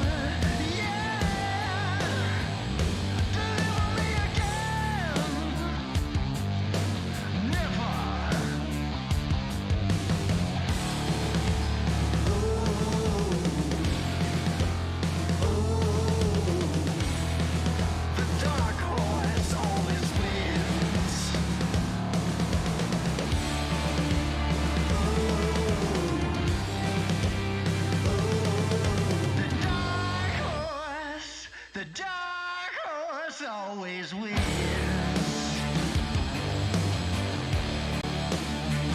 So bring me to the water and drown me in your rain. Bring me to the water, yeah, and drown me once again.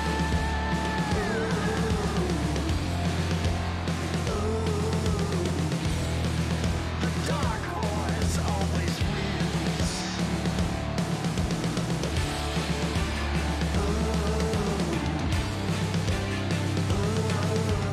Dark horse, the dark horse always wins.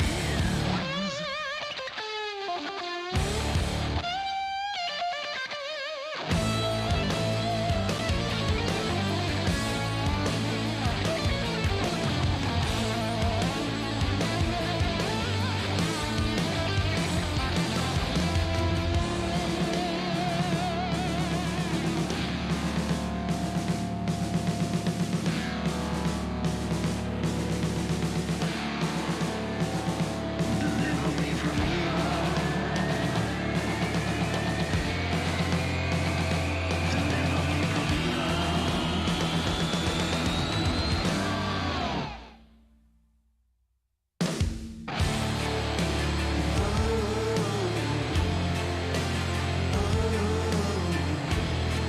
the dark horse always wins.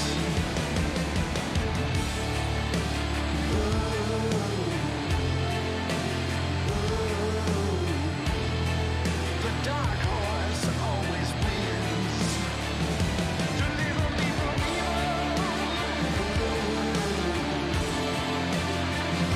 Deliver me from evil. The dark horse always wins. Deliver me from evil. Deliver me from sin. Dark horse.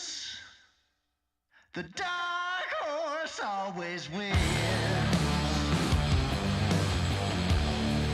The dark horse always wins.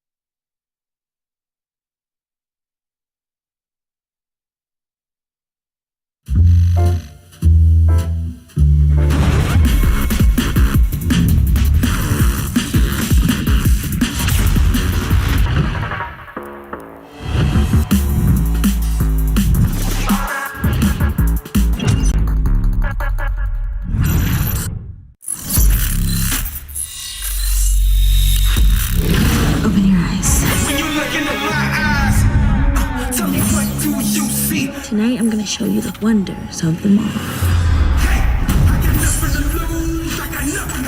I need warriors.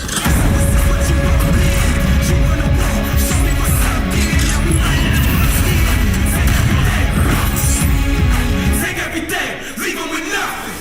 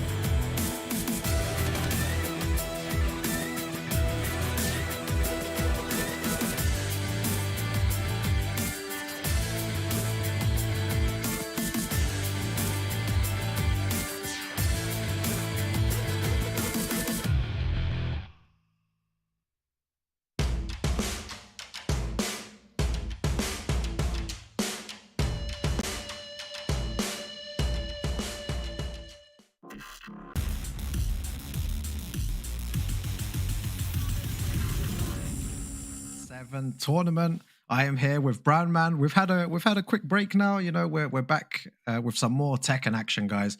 You know, thank you for being patient, everyone in chat.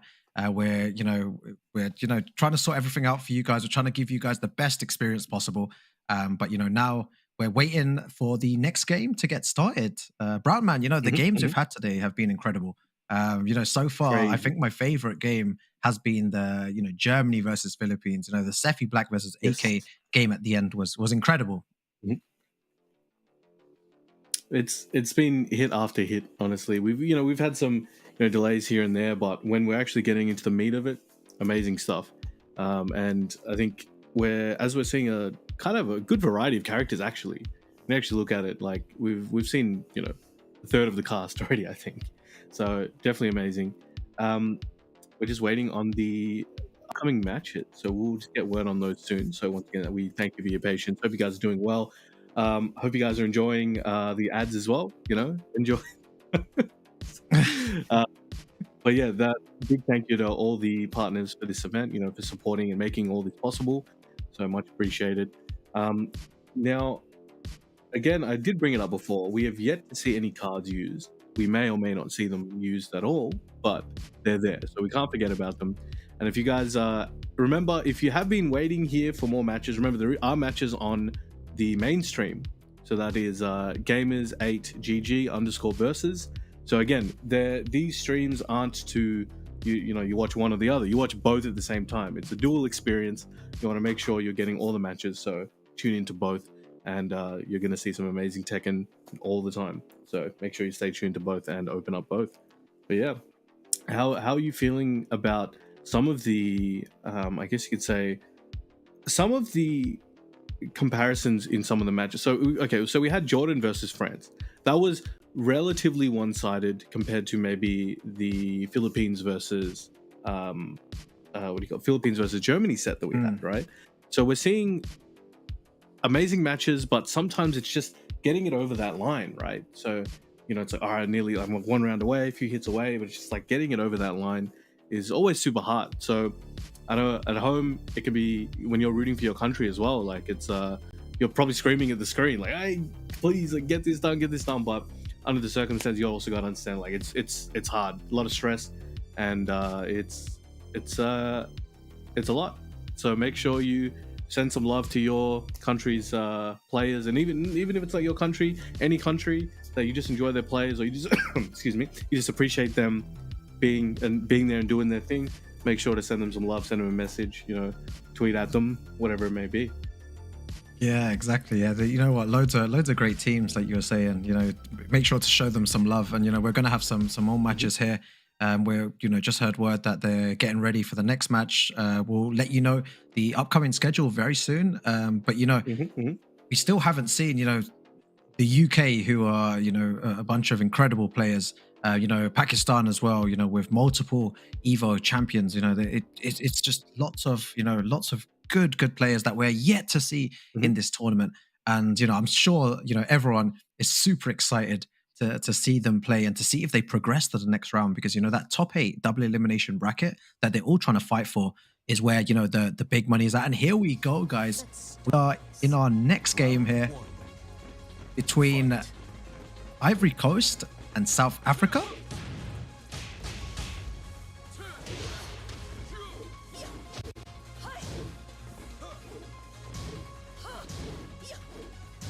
Actually, weren't Ivory Coast on the other? Hold on. Yeah, I thought, like, you know what? I think maybe these guys moved way too quickly, right?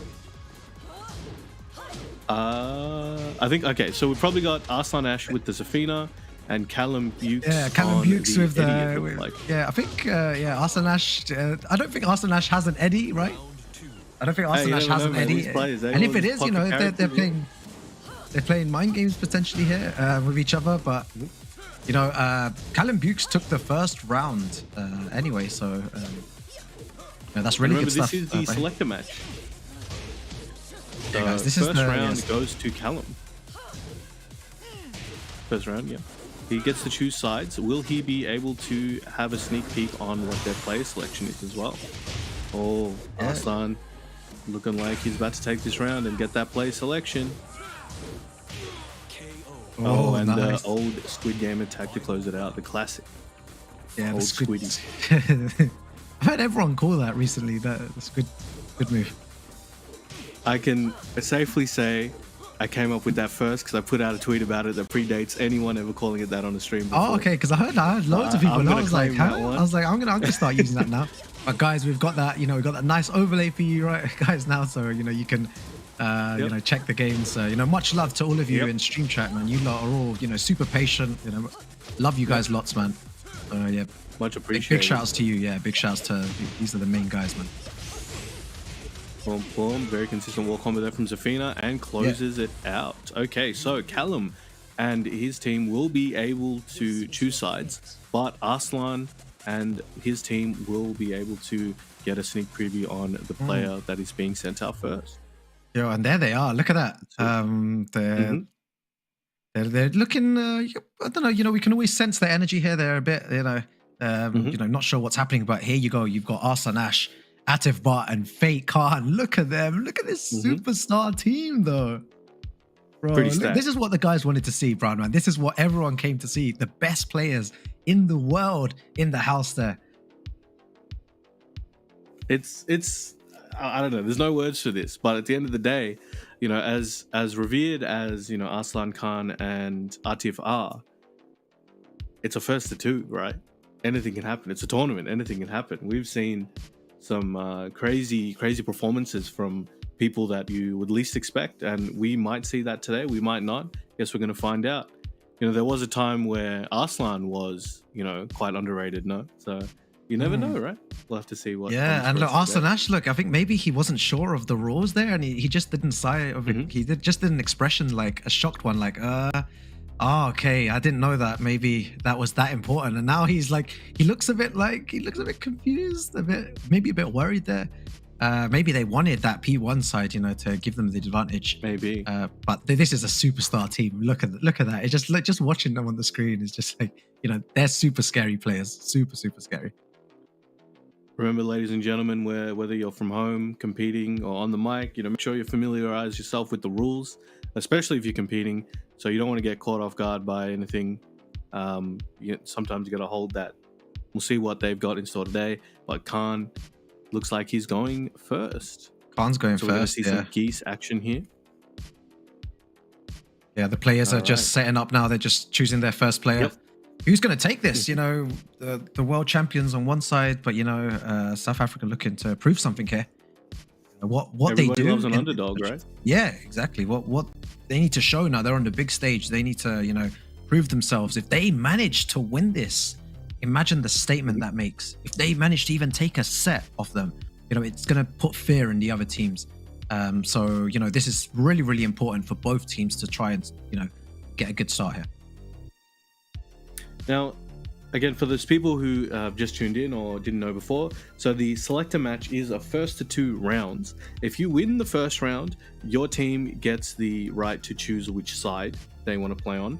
And if you win the second round, you get to know what player they're sending out first, I believe. So those are pretty important. They sound like so-so, but in practice, quite important. Now, you can win both. If you just win 2 rounds straight, bam, both of those perks are yours. So it is very valuable. And we've had Callum take the first round, so they will get to pick the sides. And Arslan took the second round and the third, so he ended up allowing his team to know which player is coming first. Yeah, it's going to be fascinating to see. Yeah, it's going to be quite fascinating to see what happens here. They're just setting up again, like we're saying. Yeah, it's going to be a good one, and it's just the beginning, of their matches here. So still, it's 0-0. Starting off fresh. Good to get off on the front foot here for whichever team. But Fate Khan is scary. You would say that Fate Khan is like, I don't know if the word is weakest, but the other two are like God level, right? And he's just below, in my opinion, of God level. He's still an extremely good player, but if you look at the team overall, just champion after Evo and TWT and stuff. And I think Khan got second at Evo, if I'm not mistaken. He came close to winning Evo. He came close, but not enough on that occasion. But he can change. He can rewrite history now with winning one of the biggest tournaments in Saudi Arabia, in the world, actually. The biggest tournament in the history of Tekken. Yep. Hopefully this will not be the first. Sorry. Hopefully this won't be the last, and hopefully it's the first of many. But I guess we'll see. So with your guys' support, I'm sure that'll help them decide if they want to continue this, especially with Tekken 8 coming out next year. As I said, there'll be a lot more support with the game, so it'll be a great time to run this back, right? And then again, hopefully this will inspire a lot more events around the world. Yeah, I think it's when Tekken 8, like I said, when Tekken 8 comes out, there's going to be a lot of good stuff. And here, guys, we have. So it looks like you like the big pause. You like my pause, right? My pause was amazing, right? I just looked up and I was like, closing my mouth, guys. I am staying quiet right now. I'm staying quiet for this one. I think we have Fate Khan versus Khan using the Mara. Very interesting. I think so, yeah. This movement style reminds me quite a lot of Atif. It might be him potentially. You think so? Maybe Atif. I thought Atif might go for the Akuma potentially. Well, but right now, the Lucky Chloe doing damage. What do you guys think at home? Oh, okay.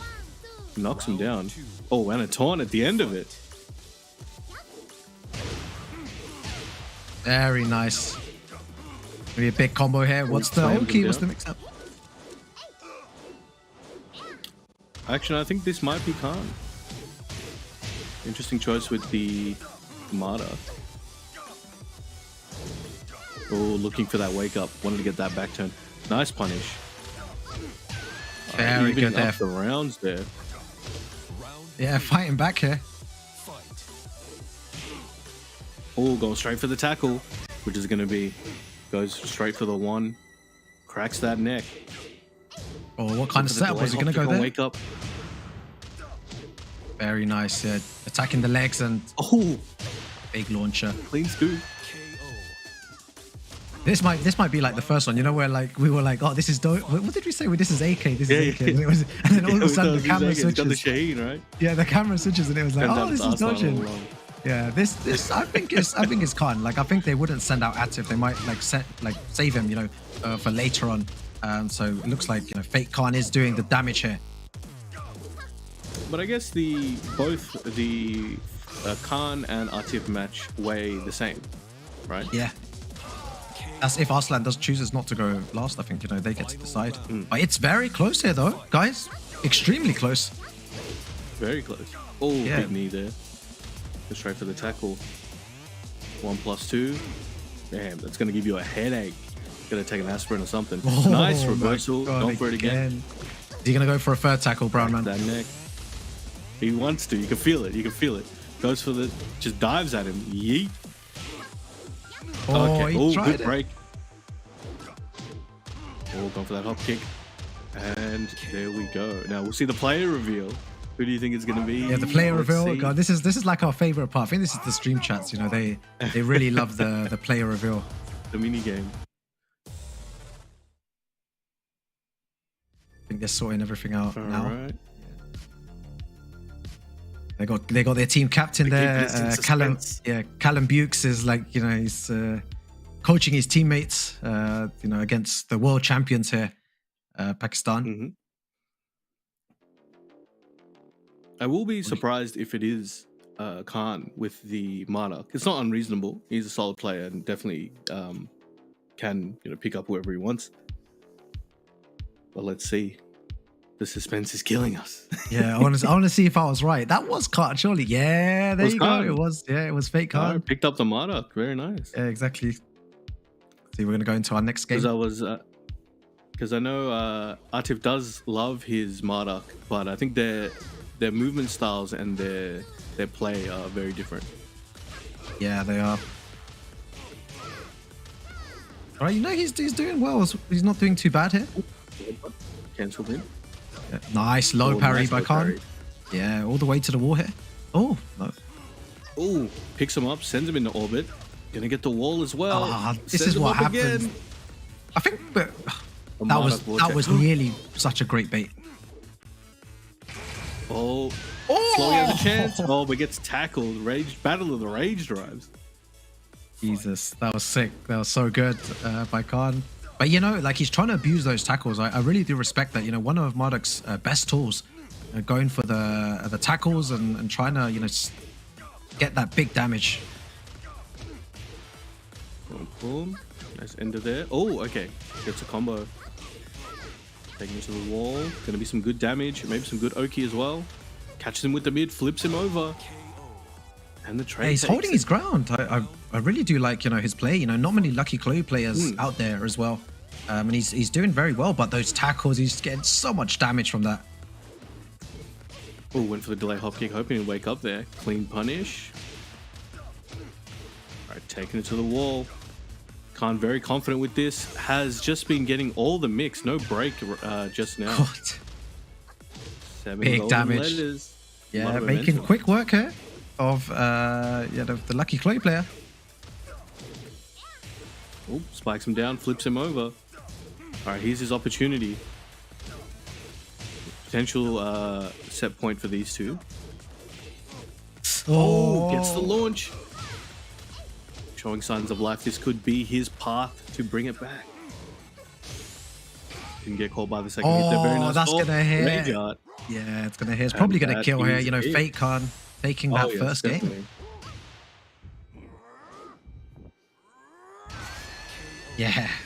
Big damage. And look at that. The sponsor KFC coming up just below. You know, big shouts to KFC guys. You know, the best chicken around. And yeah, I think they're just discussing the rules. I think first to two guys. Yeah, first. I think this is first to two, and yeah, Khan seems to have won this already, and not sure. Yep. Yeah, they're discussing the next player. Yeah, good stuff. Yeah, very unlucky. You know, there was signs of life from the Lucky Claw player, Apologies for the names again, guys. Apologies. We're getting that fixed. But yeah, there was lots of sign of life there. Unfortunate though, Fate Khan just playing at a slight level higher than the Chloe player. But next, we're going to have either Arslan Ash or Atif Butt. These are the players that everyone wants to see. Want to see how much damage they can do. A Safina and an Akuma, it's going to be hard to deal with in this tournament. Those are definitely characters that you need to know well. They so as Akuma's out here with his, like, he hits like a truck, so he's going to wait for that one opportunity and then basically run that health. Like, he's just at gunpoint, basically, at Hadouken point. He's taking your stuff. But Safina, though, played in the way that Arslan likes to play it, it's kind of like death by 1,000 cuts. But then if you do make that mistake, the machete's coming out. So she's dangerous in nearly every way. The only thing I think maybe Safina lacks is maybe stronger standing punishes. But if she had that, she'd be even more insane. Like, that would be really It'd be very borderline broken. But yeah, let's see what we've got. Atif has any number of characters you might use, and again with Arslan, we don't know if he's going to go with the Safina again. He did use her for the selector match, but we may not see that from him. We might see the Kuni. We might see who else has he been using recently? He does whip out the geese once in a while, especially in the past. Yeah, geese as well. Safina as well. Safina. Yeah, Safina, Kuni. I think probably one of those two is the safest options. Yeah, that would be like probably his go-to characters. But yeah, 1-0 up to Team Pakistan. No surprises at all. South Africa are the underdogs in this match. But I'm really excited to see what they can do against two world champions here. It's not an easy fight, and that's the thing. Like, everyone always doubts you until you get it done, right? So it's a matter of just I believe in them. Let's see what they can do. There's always those wild cards that you never see coming, and they always come at the most opportune moments. And if there's any opportune moment, it's this event.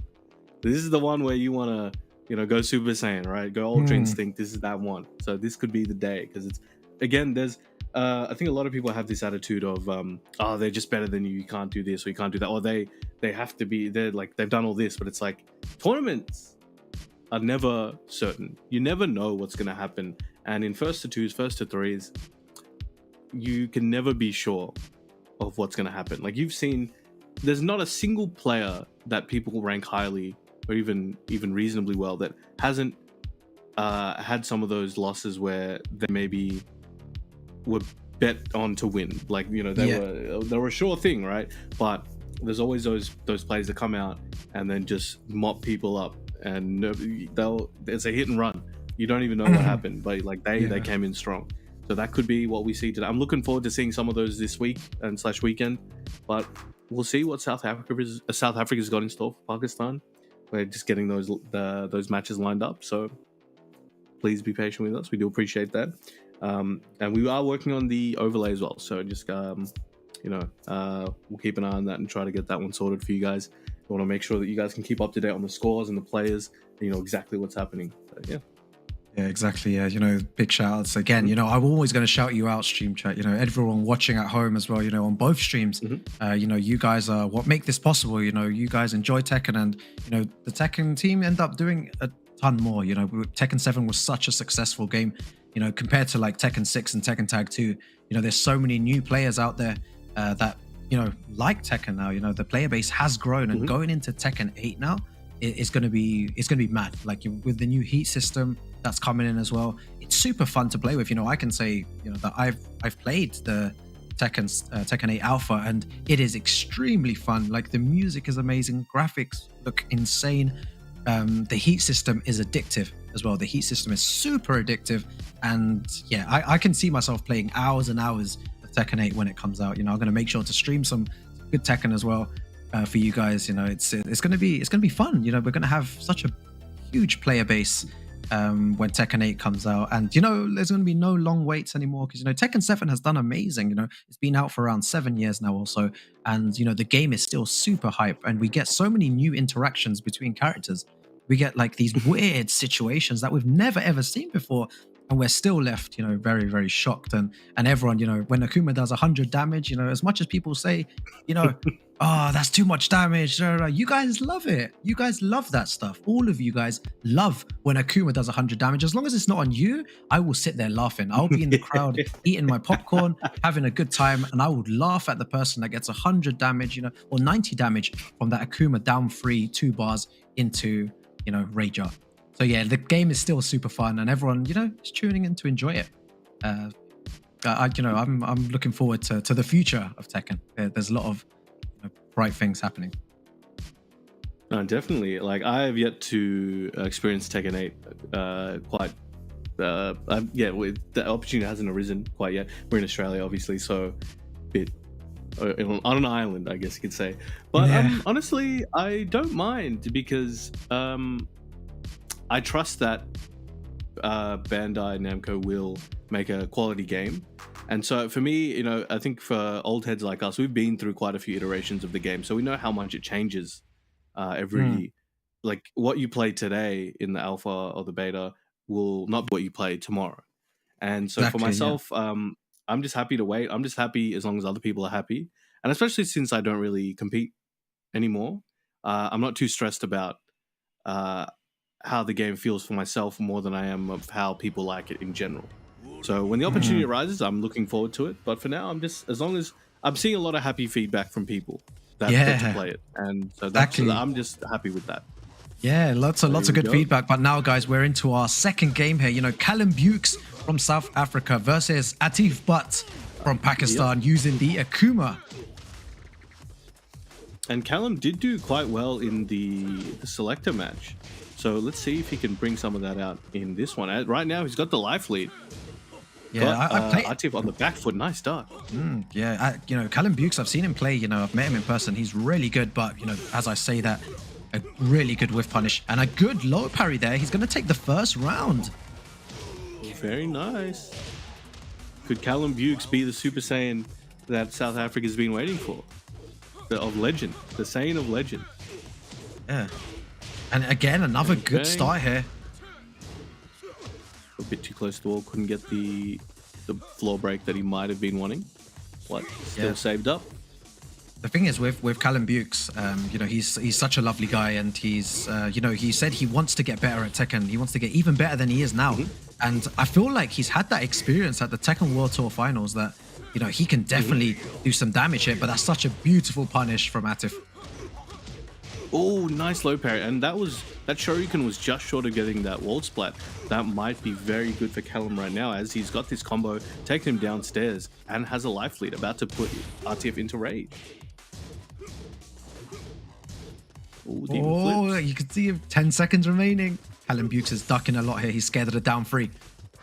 Is he going to go for rage drive here? He needs to do something. Do it. There it is, 2 seconds left. Goes, teleports through. Very well done by Atif. Good option, good awareness. Yeah, that's a good stuff there.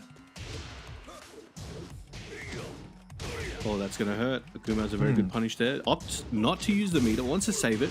Got that stick of butter, waiting for that toast to pop up. Gonna use it later. Yeah, I think what he's noticed, Atif, is that Callum Bukes is fuzzy ducking a lot here. He has to time his down 3 really well to avoid getting low parried. But it's a very good observation from Atif to do that. Oh, poking away. Callum doing quite well. Gets swept there, just outside of rage. Dunks on him. Getting a whole combo here. Probably going to break the floor. Here we go.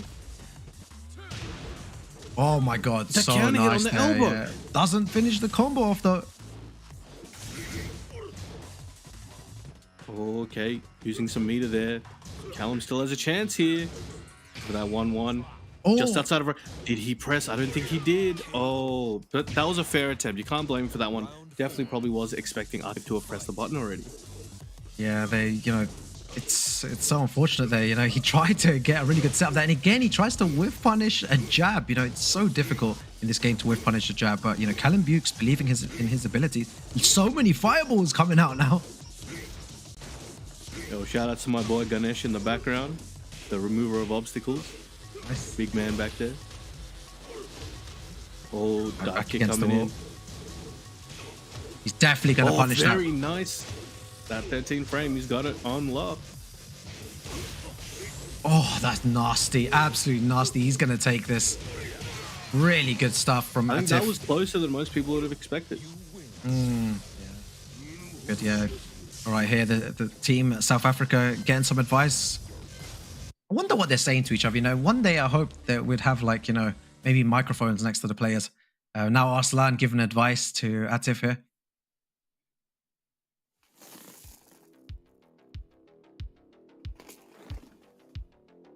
All right. He's sipping his drink. You got to stay hydrated. Yeah, but the thing is, Callum Bukes played really well. He played good. Like, he didn't play bad at all. You know, he's holding his ground. Just a few mistakes here. His punishment was really good as well, on point. I think after the Rage Art gamble he did, they tried to go for a Rage Art setup and it didn't work out. You know, I think Atif gained a bit of confidence from that. And, you know, some confidence lost maybe from Callum. All right, they're back in it. Got the Final Fantasy stage. All right, here we go. So we've got Atif. Apologies for the overlay, ladies and gentlemen. We've got Atif 1 game up against Callum Bukes. Now, that first game was in the Forgotten Realm. Very close, but second game. No flaws to break here, so let's see what each player does for their damage. Yep. So now, guys, yeah, Callum Bukes on the back foot here. Can't 1-0 up here. Ooh, sorry, Atif, that is not guys. where you want to be. I'm getting mixed up as well now, guys. Bro, I'm getting mixed up. I never get mixed up. I'm like the 50-50 king, bro, like with Bob. I'm getting mixed up now. How does it feel? Yeah, like, this is how it feels to get 50-50. Like, you don't see it coming, and then it's like, geez, autopilot. He didn't have remorse for his victims before, but now he's getting some understanding. Yeah, I understand now what it's like to get getting 50-50, but yeah, again, Atif doing damage here. Just going, you know, he's gained playing lights confidence. out right now. Back to the wall, throwing everything. Oh, nice duck there. Didn't get a punish, but let him know, hey, I know that strength. And the mid kick. Atif seems to, I don't know, want to go to the bathroom or something, trying to make it quick. Yeah, he's not wasting any time here. Very nice there. Drops the combo though. He's probably got another one in his pocket, but Callum, if he can figure something out, he could definitely try to even up the score here, but it is going to be tough. That is going to be a boatload of damage. Doesn't have meter, but even then, it's still going to be a lot. Oh, and there it is. The down 3 into the Shoryuken. 7 golden letters for Atif here. Yeah, fair play, fair play. Well, good attempt there by Callum.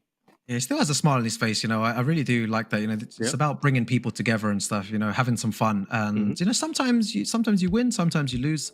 But he put up a good fight, and you know, he can come back stronger for sure. Just Atif, but a bit too strong. All right. So they're pondering who they're gonna send out next. Oh, looks like him. All right, so this is going to be the match which is worth 2 points. Currently, Pakistan has 2 points over Team South Africa. So, you know, if Pakistan win this, it's over. But if South Africa win this, then it goes to a 2-2 situation and then a 1-2 tiebreaker. So the final boss, who is it going to be? Oh, Arslan Ash. And again, just to clarify with you guys, you know, the final boss does not need to be the captain. You know, it can be anyone in the team. You have to select it beforehand. Yeah, you select your team captain and you know, your final boss, but it does not need to be the team captain. Okay. I like his hat. Got the bucket hat, looking sick. All right. So, they have opted to go for their captain, though, of course, which is Arslan. I'm really liking the stick art right here. What's he got down there? That's a really cool custom job on that arcade stick. Yeah, it's really They're cool. pondering something. Yeah, what are they talking about? Yeah, I wonder what they drink. Is that coffee, tea, water? Nobody knows. Yeah. Gravy? Who knows? Oh, well, I think they're using their card. Okay. They're using their card. I think, guys. I think them use the yellow card. Yeah, I think they're using the yellow card, guys. The yellow card is a blind pick, if I'm not mistaken, Brown Man. I do believe so. So this is going to be interesting. I wonder what kind of what enticed them to use that. What are they trying to avoid? I guess. Yeah, I just saw them hand over the yellow card. Right, they definitely used it here, which is a blind pick. Yes. I wonder what that is. I guess they're expecting them to be counterpicked, but I guess now I wonder what character they're planning to use that they were worried might be counterpicked by maybe Kuni or Zafina or something else. Very interesting. Let's see. Yeah. See what they have in store.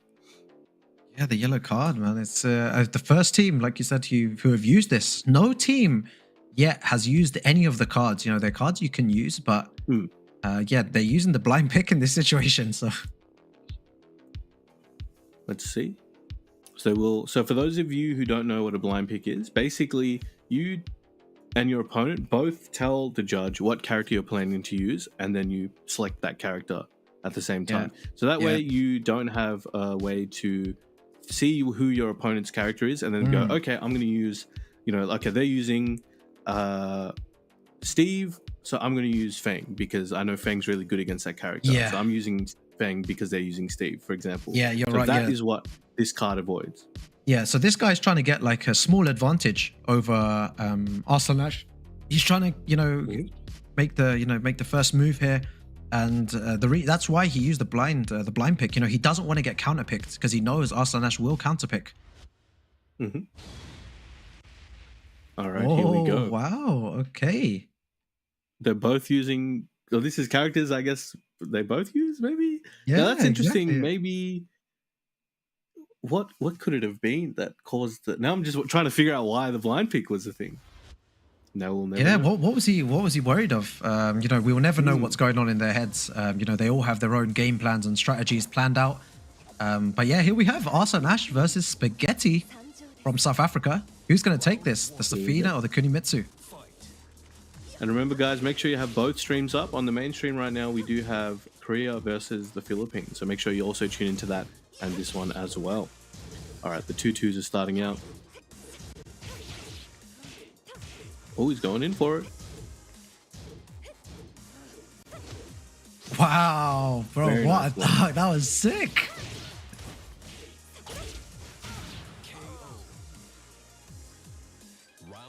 That was really good stuff there from Spaghetti. Yeah, I'm starting to wonder. Well, that's.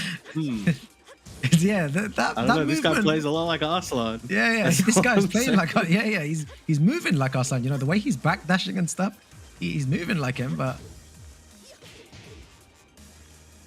you know, I feel like I've been 50-50 so many times. I think Spaghetti is on the Zafina and Arslan is on the Kuni. Very dominant at the moment. Yeah. Oh, checking with that mid. Old Squiddy. Yeah, it's a good move. I feel like, do you know what? It's strange to say, but I feel like after like 2 seconds, I might be completely wrong, guys. You know, I might be like talking whatever, but like, as in, I could tell Nimitsu was Arslan just by the way he was backdashing and using that 2-2 and the way he they play very differently. high string. Like, as in, just by his movement alone, it's quite strange that like you can tell instantly by someone's movement who the player is. But again, I might be completely wrong in it. It might be the right. Oh, yeah. Okay, so we've had confirmation, guy. Arslan is on the Kunimitsu. Yep.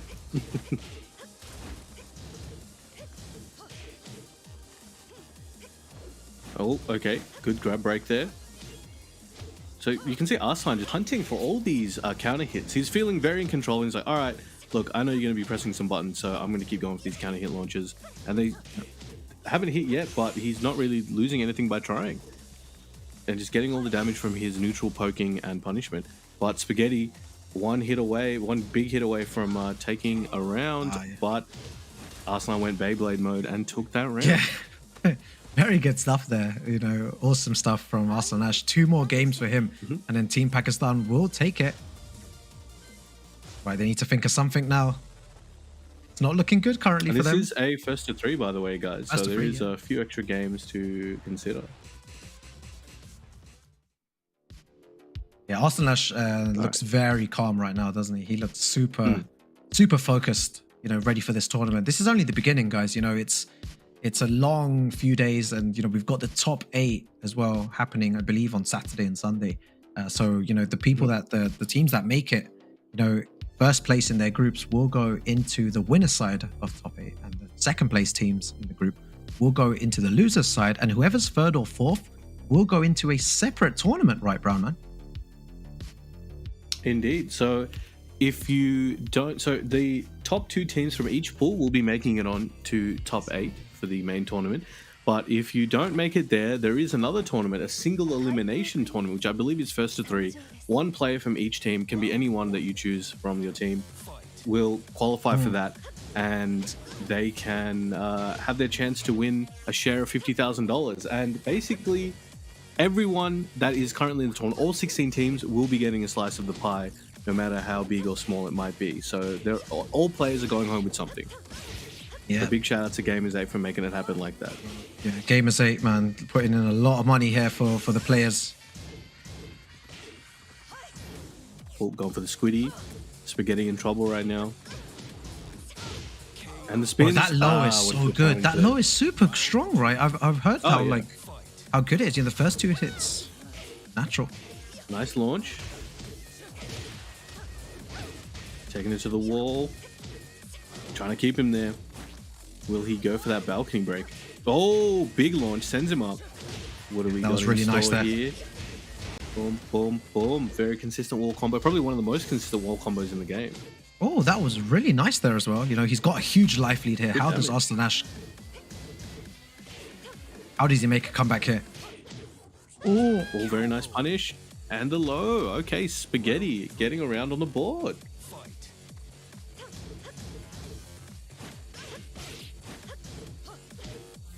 Oh, look at that counter hit. That is a crazy option there, and gets the launch. Yeah, that was really nice again. Ducking there and using the while standing punish to take all this damage. Oh my god, the pressure. Boom, boom, boom. Oh. I love that really nice patience from Spaghetti, right? Spaghetti out here like, I hear no bell. Let's keep it going. Yeah, exactly. Oh. Yo, so that's some East London strats over there, man. Indeed. Yeah, the kunai. Let's go. Oh, maybe you could have launched that. I'm not too sure with some sort of punish there, though. Oh, that's half bar already, though. Crazy.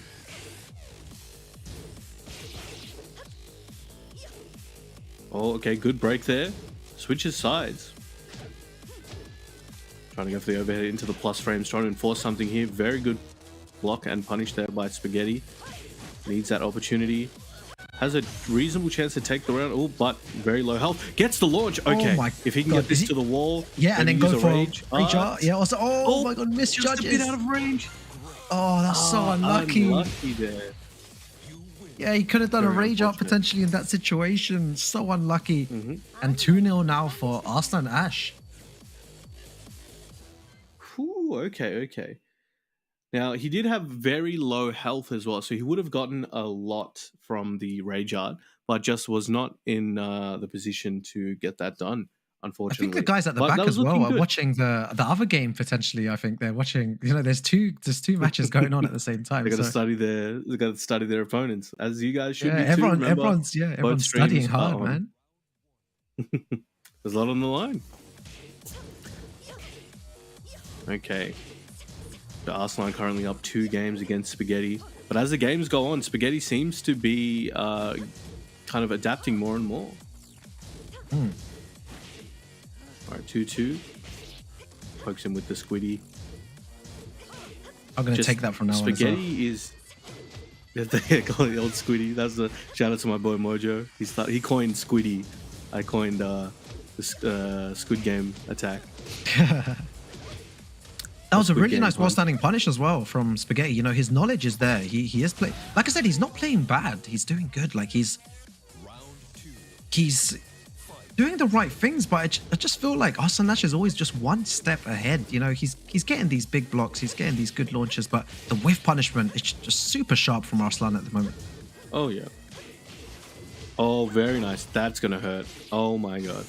Oh, and launches him up. If he can finish this combo, that Wow, is this gonna be dead? Yes, it is. Spikes him down. Very stylish. 7 golden letters as well. This is now set point for Team Pakistan. Yeah, Arsanash doing super good here. This is the guy, you know, we wanted to see do damage. You know, we wanted to see him at his best here. He's just moving correctly, punishing correctly. Everything is working his way. Just being ultra defensive right now. Oh, gets the counter hit. Better part of that trade. It's like when you're in primary school and that one kid trades you a fake Pokemon card for a real Pokemon card. Yeah. That's what that was. Yeah, exactly. Okay, Oh, nice good duck duck. there. With the speed's comeback. Oh, tried to go for the try. You snake gotta edge try there. it. I respect it. I respect it. Good stuff. Arsanash Alright. takes it. So there we go. Pakistan taking it over South Africa. So that is the third team set we've had today, I believe, so far. Yeah, that's the third one. Yeah, that was very convincing again from Pakistan. You know, I know a lot of players here supporting, you know, a lot of viewers supporting Pakistan. They want to see their boys do good. And, you know, they've performed. They performed really well against South Africa. You know, shout outs to South Africa as well. You know, I know there's a lot of people supporting them too. You know, just unlucky. You know, that it's very tough, you know, for any team, I think, in the tournament to go up against these guys, these monsters from Pakistan. You know, they're such talented players. And, you know, the characters they use as well. Akuma, Madak, Safina, Kunimitsu. It's problem characters. It's stuff that you need to like In it to really win lab. it. In it to win it. Yeah, exactly. They're here to win and nothing else. So yeah, big shouts to Pakistan. Big love to all the people from Pakistan watching as well. You know, you guys are awesome, and you know, stay tuned. You know, on this stream and the other stream for you know more footage from Pakistan. You know, winning potentially, maybe even winning the whole tournament, guys. Love to see. You know how much 500,000 US is in Pakistan? You're basically a king. Like, actually, yeah, like I need to try. I need to check it out. Like, what's 500,000 in currency of Pakistan? Rupees? Pakistani rupees. Yeah, I wonder how much $500,000 is. It is. Let's take a look. It is. Oh, yep. We'll go to the highlights. But it is 138.5 million rupees over there. Wow. Yeah. Yeah. Well, indeed. You could. I reckon you could live good with that. Yeah. Decades. Honestly, you can live on that for decades. Yeah. Man, it's incredible how much you know, how much is on the line here in this tournament, and everyone, you know, just fighting for a share. But here's a couple of highlights, you know, from the matches. And a selector match here. Selector match there. Yep. And the first set here with Khan using Marduk. Unexpected pick, but definitely worked out for him. Now, this is the only Australian character we have in the game. I don't know. I don't really know if we want to claim Marduk, to be honest with you. He's a problematic gentleman, I'll say that.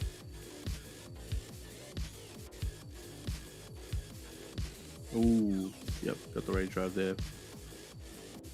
Very clean performance from all three of them. Yeah. Again, the Lucky Chloe player played super good. I was super impressed by him. And Callum Bukes as well. Like he got that first round, and it's just so unlucky. Akuma, such a, you know, problem character. But Atif, you know, using him optimally. So yeah, really good stuff there. Very well done. Okay. So we'll have I believe another team set coming up soon. So hopefully you guys can stick around. Remember, do keep an eye on the mainstream as well. You're supposed to watch both of them. So yeah, you're right. Riyadh is playing against the Philippines, and I believe the Philippines are in the lead. So don't miss that. Make sure you have both windows up right now. Get them ready. So put them up. Yeah, Remember, there's both windows, guys. If you've got GG. two screens, if they have two screens, you know, if they have two monitors, Even one split monitor it per up, B stream. you know, if you're on Windows or whatever. Yeah, that's what one Windows A is stream, for. one B stream. Yeah, you have to have both open, man, because on the other side right now, you've got a madness going on. Dojin and Ulsan actually battling it out. But guys, you know, we'll be back again We'll let very you enjoy shortly. that for a while. Yeah, taking a quick break again, guys. You know, we'll have another match here. We've got lots more Tekken action to come your way. So yeah, peace out, guys, and see you in a couple of minutes. See you soon.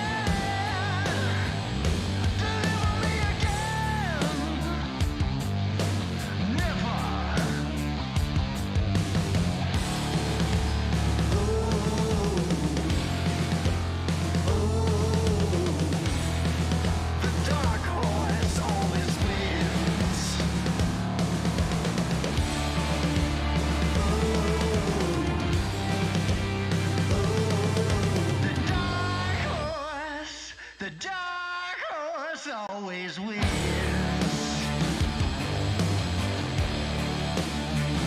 So bring me to the water and drown me in your rain. Bring me to the water, yeah, and drown me once again.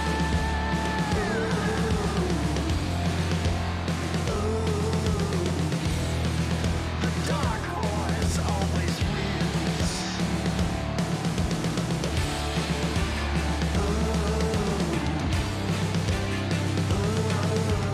Dark horse, the dark horse always wins.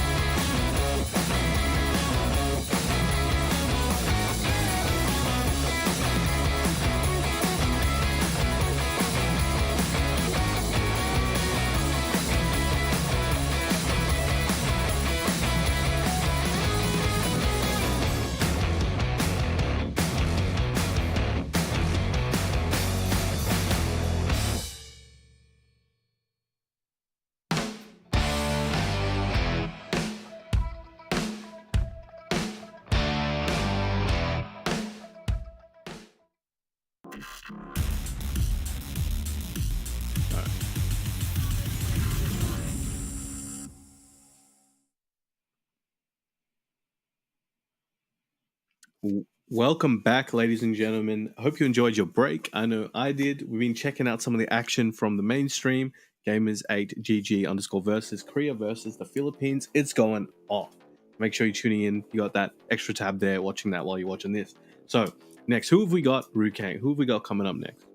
We've got another, slobber knocker for you guys. Germany versus Bolivia. That's a good one. Bolivia from the South America. They're again quite a few strong players there, and Germany. No introduction needed to them.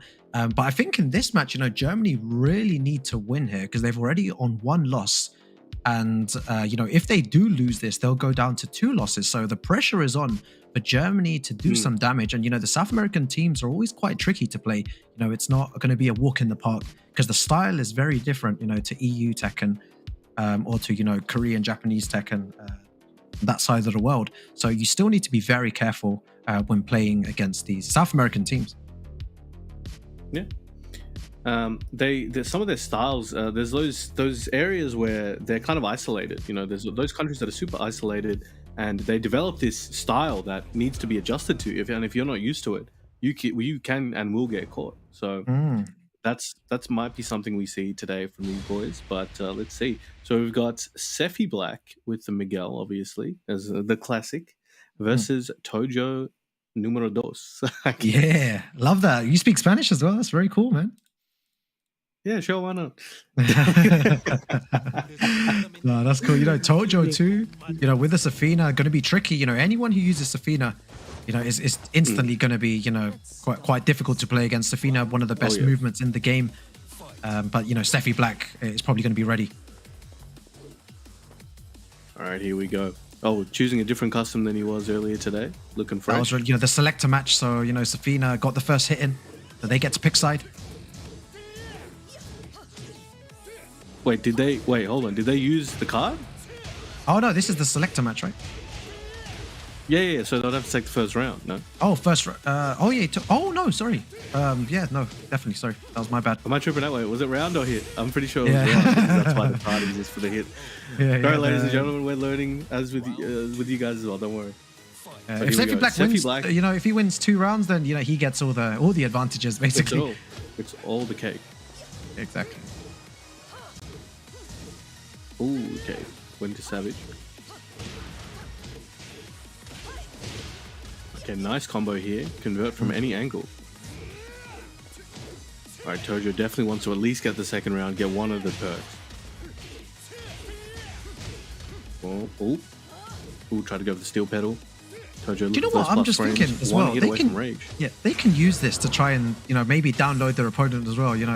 Is this style good for against Sephi Black? Oh, still so alive, close. Still alive. Yeah, 15 seconds remaining.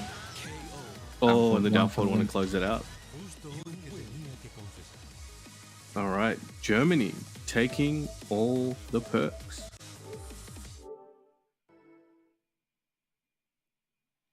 Yeah, so they get to, they get to choose the sides.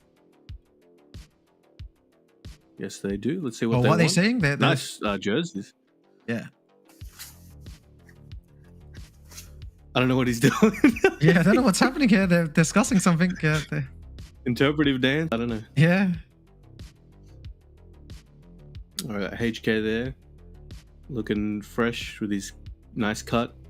Then we got Sephi Black, one of the most handsome men in the FGC, I must say. Always, he's got that Giga Chad jawline. I'm telling you. Yeah, always. Yeah, one of the loveliest guys as well in the scene. Always super kind. Always got a smile on his face. Yeah, but an absolute menace with that Miguel. Yeah, oh yeah. That's how they get you. They're like, oh, this guy's super nice, and then bang, he's abusive in game. Yeah. Yeah, this is the first time I've seen them all stand up. Dojo gamer. Yeah, true. Yeah, okay. Bolivia in the house, Working on something. Where's Tetsu gone? Yeah. He's gone missing. Oh my god, I hope you guys are watching stream on as well. Yeah, guys, go. Holy crap. Make sure to have both streams open, guys, at the same time. I'm some swearing. Okay. Yeah, man. Do you know what? I'd love to be a viewer right now. You know, I'd have both streams open. Like I said, I'd have both of them. Oh, you got man. This is like It's just like spoiled, Tekken. spoiled Everyone's right just now. everyone's spoiled for Tekken action this weekend, man. You're gonna have some crazy Tekken all weekend.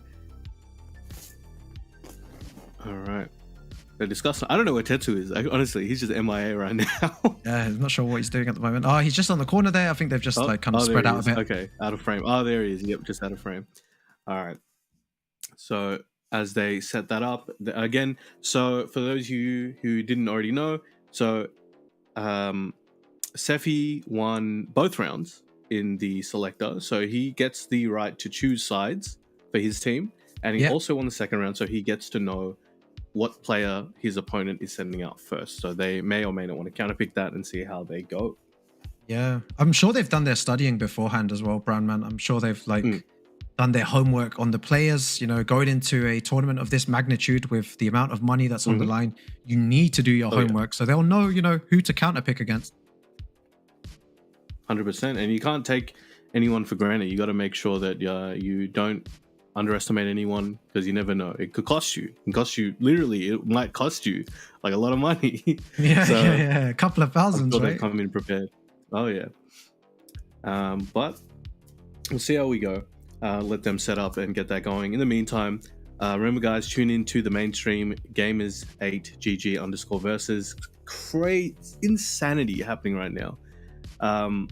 Make sure you're watching that as well. Have both tabs up. I know we keep saying it, but that's the whole point of having A and B stream, are to have both.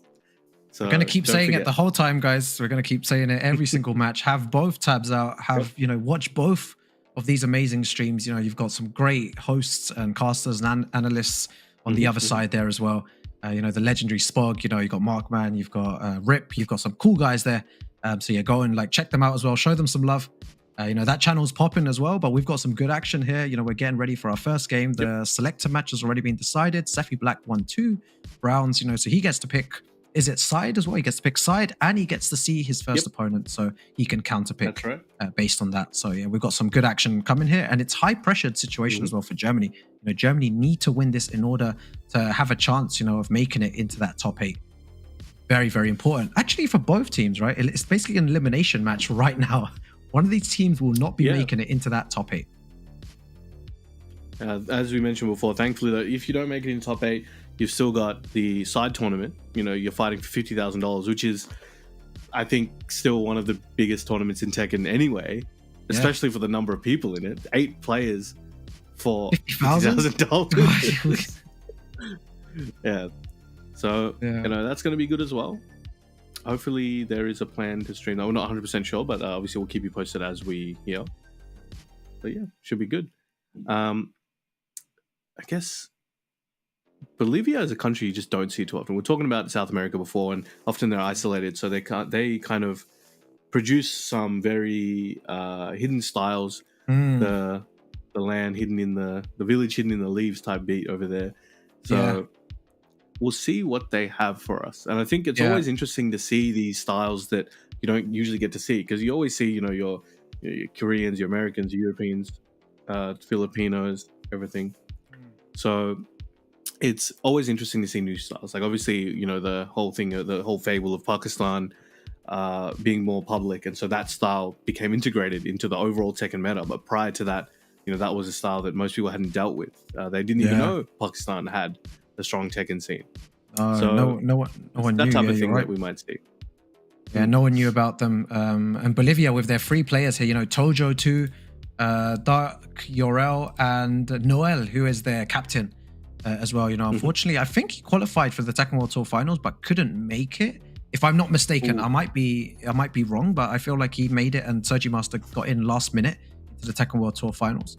But yeah, you know, I'm looking forward to seeing the damage, because I think he's one of South America's best players as well. So there'll be a lot of South American players watching the stream as well, you know, supporting Bolivia, hoping that they can do damage here.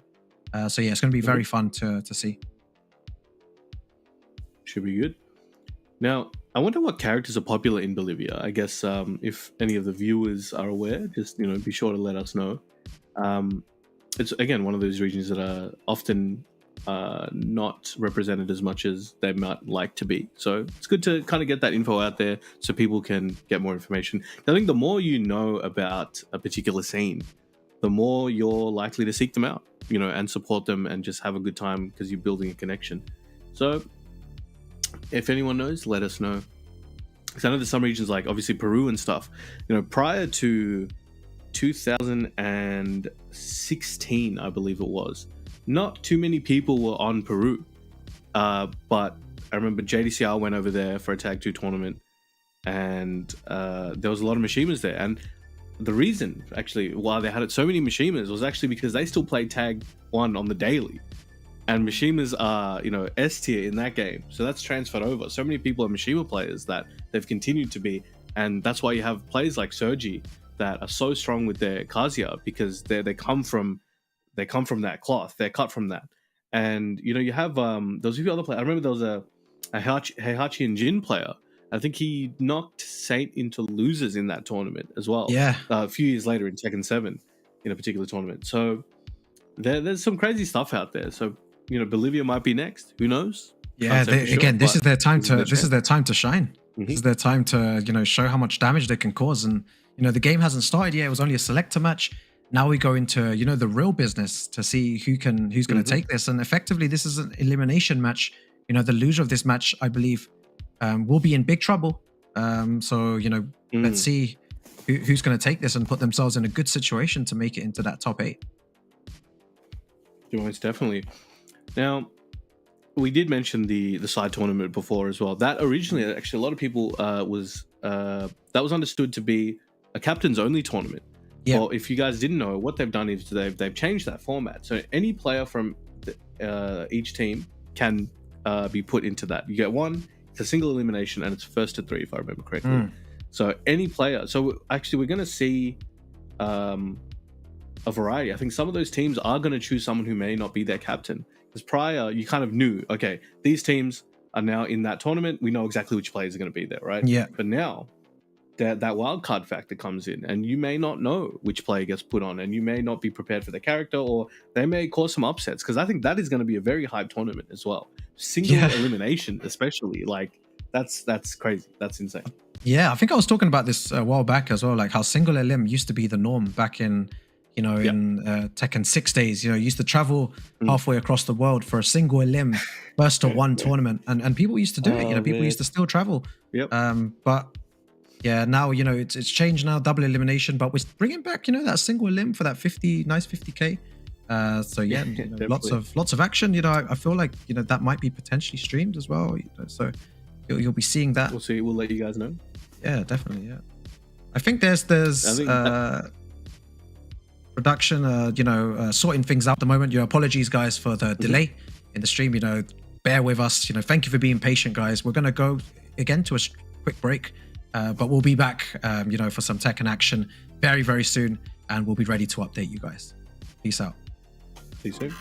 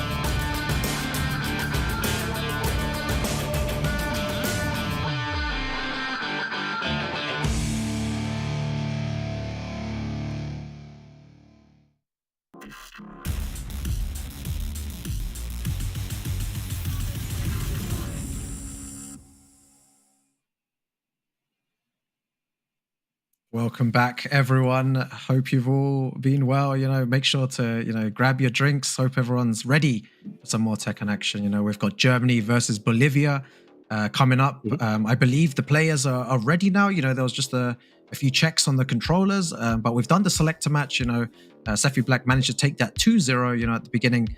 But now, we're going into the actual game. They get their preferred side. They can counterpick the opponent's player as well. So yeah, let's see if Team Germany can, pick up a win here. I do believe in their ability. These guys are so strong, individually. But now they just need to work together to get the win here. They most definitely can. They work quite well as a team. Obviously, Germany, we've seen them at countless events where, German players are always coaching each other and kind of sharing the knowledge, sharing their help. They function as a unit. It's beautiful. So, yeah. Oh yeah, no, we're just waiting for further instructions. I can't wait to watch this though. When it gets to the final few matches, the second round, the third round of the group stages, that's when it gets even more tense. The pressure starts to build. You can't lose in these situations, and it's just overall, very fun to watch and to cast. These type of high stakes games. Every game, of course, is very high stakes, but these games here are even more, high stakes with even more pressure for the players. I wouldn't want to be there right now, with all the pressure of the country and all the players watching. And I guess for a lot of these countries, it's the other countries watching, but their own people. I think that's the thing that gets you in the pressure sometimes. It's you're not wanting to disappoint, your friends or your family or, the people who are supporting you from home, because those are the people that you might be worried you let down or whatever. But most of the time, as long as you do your best, they're just happy for you, So sometimes we put a lot more pressure on ourselves than maybe needs to be there. But that's human nature, right? So we always worry. Yeah, exactly. Yeah. And it's going to be fun to, I think we're going into the game now. We're going to start our first game. And again, look at this. They didn't send out the same player that just played Sefi Black. See that? Sefi Black is going up against Dark Yorel using the Alyssa here. A character that we do have some practice in the EU region. We've got some strong Alyssa players around here. But is he used to the South American style of Alyssa? All right. That's some secret lore thanks to the viewers. Dark Yorel and Null are apparently cousins. So it's all in the family. Just by the way, Dark Yorel is moving there at the beginning. You can see there's a lot of intent there. He just took a single backdash, looked for a whiff, and punished. And he's, I think he's really conscious of those lows. He doesn't want to eat those lows, which may or may not work out for Sefi Black, but his spacing is allowing him to kind of avoid those lows in a more, I guess, safe way. Ooh, okay. Gets a can hit. That's okay. Recovers in time after the little hop there. Oh, no headlock for you. Oh my god, the lows! Counter hit. Yeah, this is something that I've seen a lot of players from South America do. They use a lot of lows to try and open up their opponent, and Dark Yorel did a lot there. Sefi Black goes for his own low, but he gets blocked. Oh, it's going well. Big pressure here coming from Alyssa. And I think this is the first Alyssa we've seen, at least on our stream today. Oh, the low spam, bro. I love it. The power crush there. The power crush. Oh, the chainsaws are out. Good whiff punish there from Sefi Black. Oh, okay. All right. Big damage. He has rage as well. All right. Alyssa uses hers. Oh, gets the unblockable and the low. Bro, that was crazy from Dark Yorel. Bolivia in the house here. Again, starts off with another low. The lows are piling up. Bolivia going crazy right now.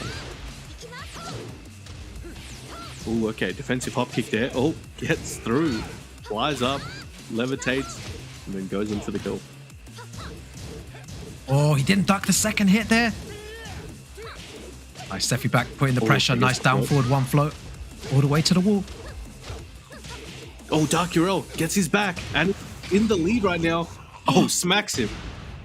Bro, how much Not damage gonna is this kill going though. to take? I This is reckon it's gonna going be to take very hella damage, right? Oh yeah, gonna be very close in health. I think Sephi will have a slight life lead after this. Very slight. He has as you can rage, see though. right there. Oh, and the instant while setting 4. Dark Yorel taking the dub right there. First game, getting on the board, of making a statement. He's like, Bolivia is here.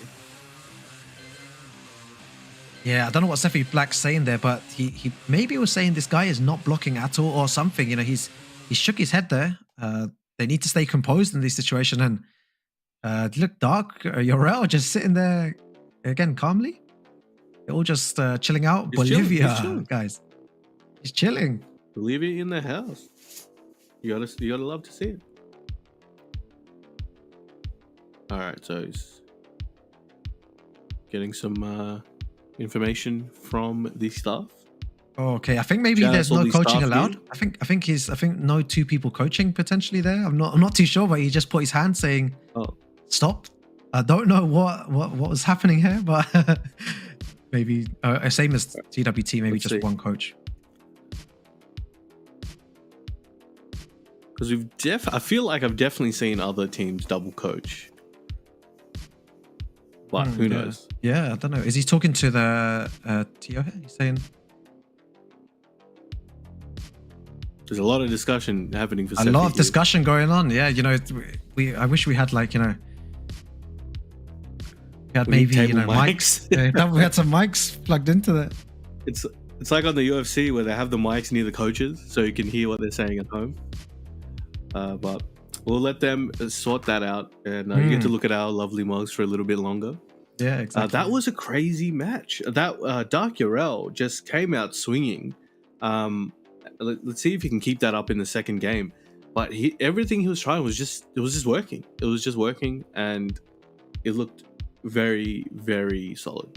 Yeah, it looks super solid. You know, he was moving really well. Sephi Black, you know, started making a little bit of a comeback there, but it just wasn't enough.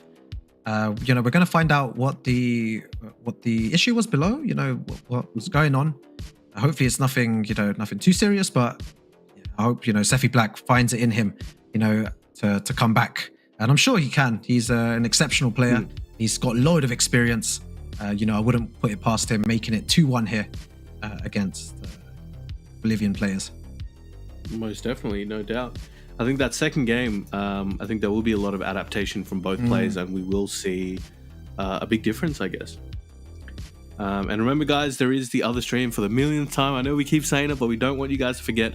For those who tuned in as well, just tuned in who are unaware, you know, Gamers8GG_versus is the main stream right now. You have AK versing Knee. Knee's using Brian, by the way. Yeah, so Knee's all using you, Brian. Knee enjoyers, yeah. And it's AK's using Akuma, and definitely you want to tune into that, guys.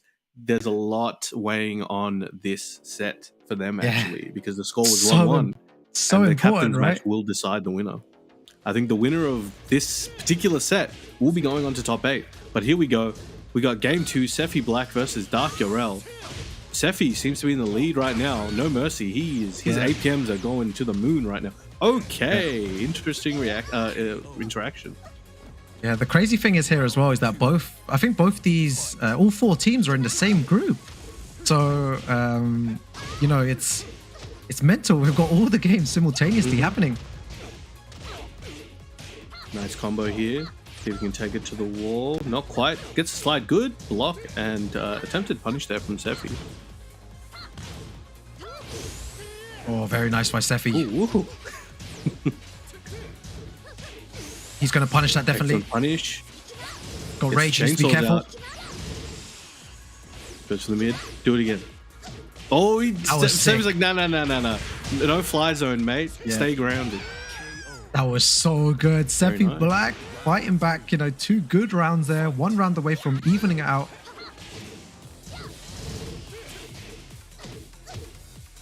Oh, Sephi taking no prisoners right now, going in for the kill every time. See, Sephi's changed his game completely here. You know, he's not playing the same as before. Oh, the jump! He was like, yo, I think a low's coming. I'm like, Again? Super Mario. Yeah, he's trying to jump over those lows. You know, Dark Yorel has scared him with those lows from half screen. Oh, very nice low parry. All right, let's see if he gets the re-angle on this. Oh, if that would be closer, that would have been a combo video. And forward 4-2 want to close it out. Yes, Steffi Black, so good. Absolute legend here in the house, you know.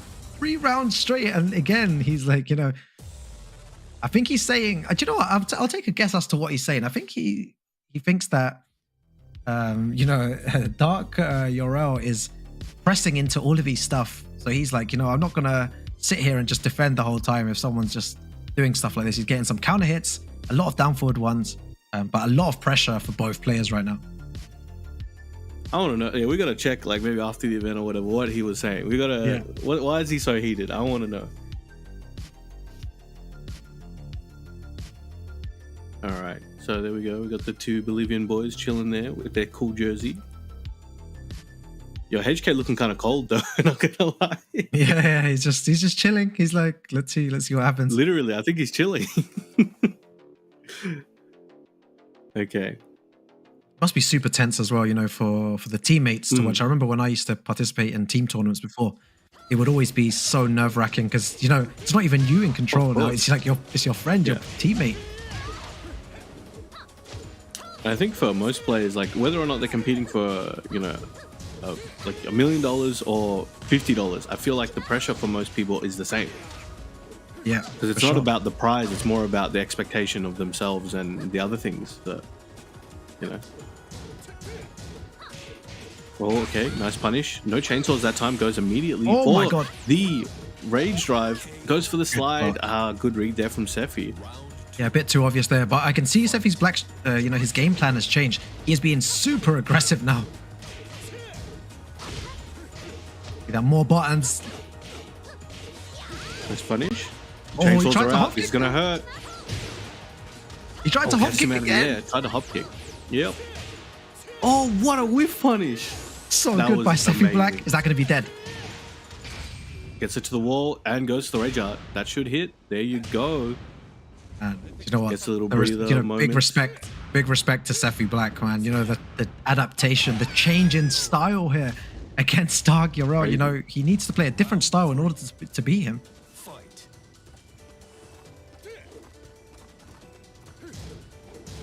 Waiting for his opportunity. Sephi Black in complete control here.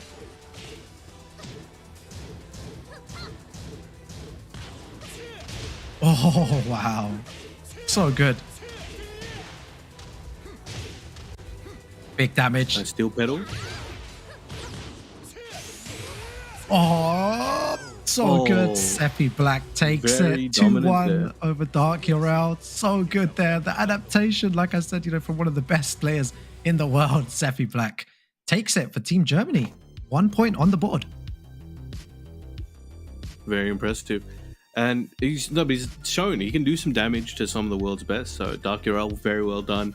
Very, very quick Alyssa there. And remember, guys, I hope you guys are watching the main stream. There is some absolutely insane gameplay right now.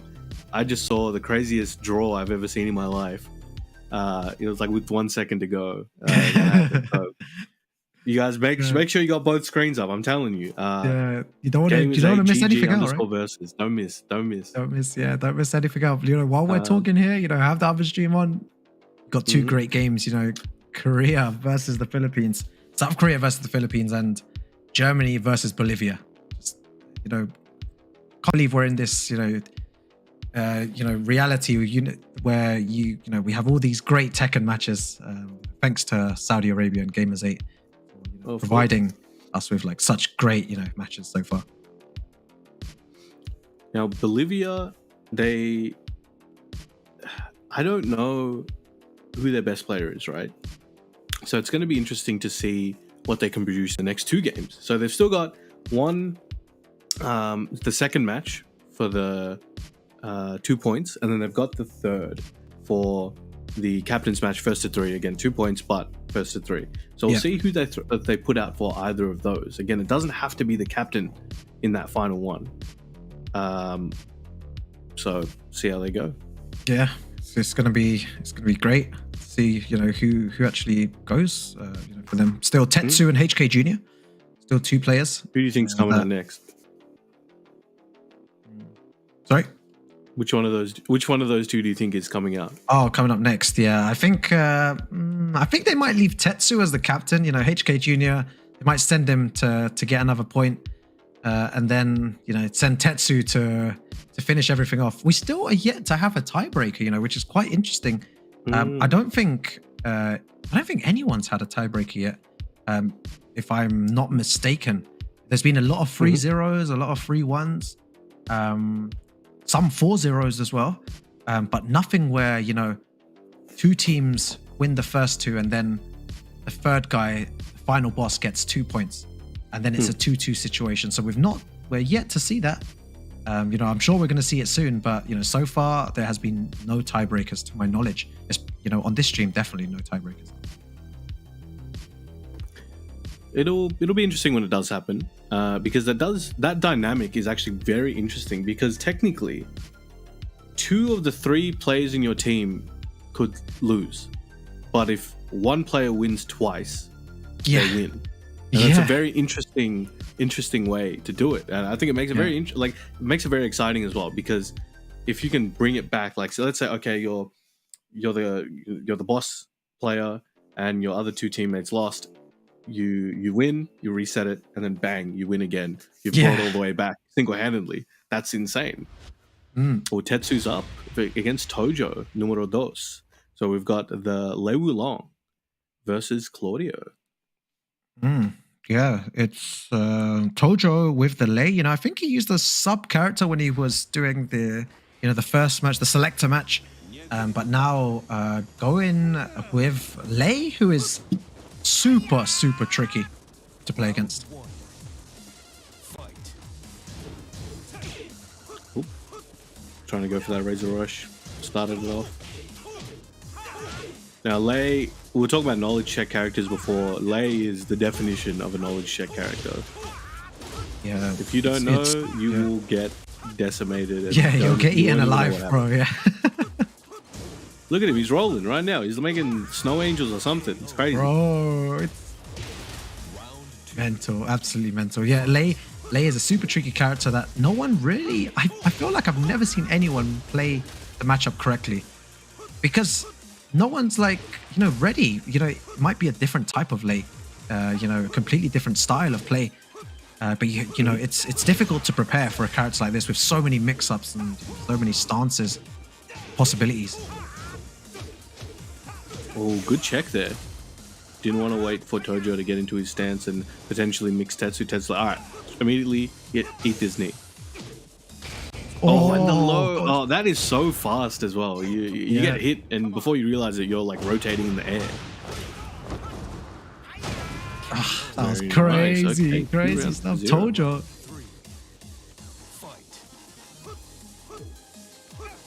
See what Tetsu can do here, though.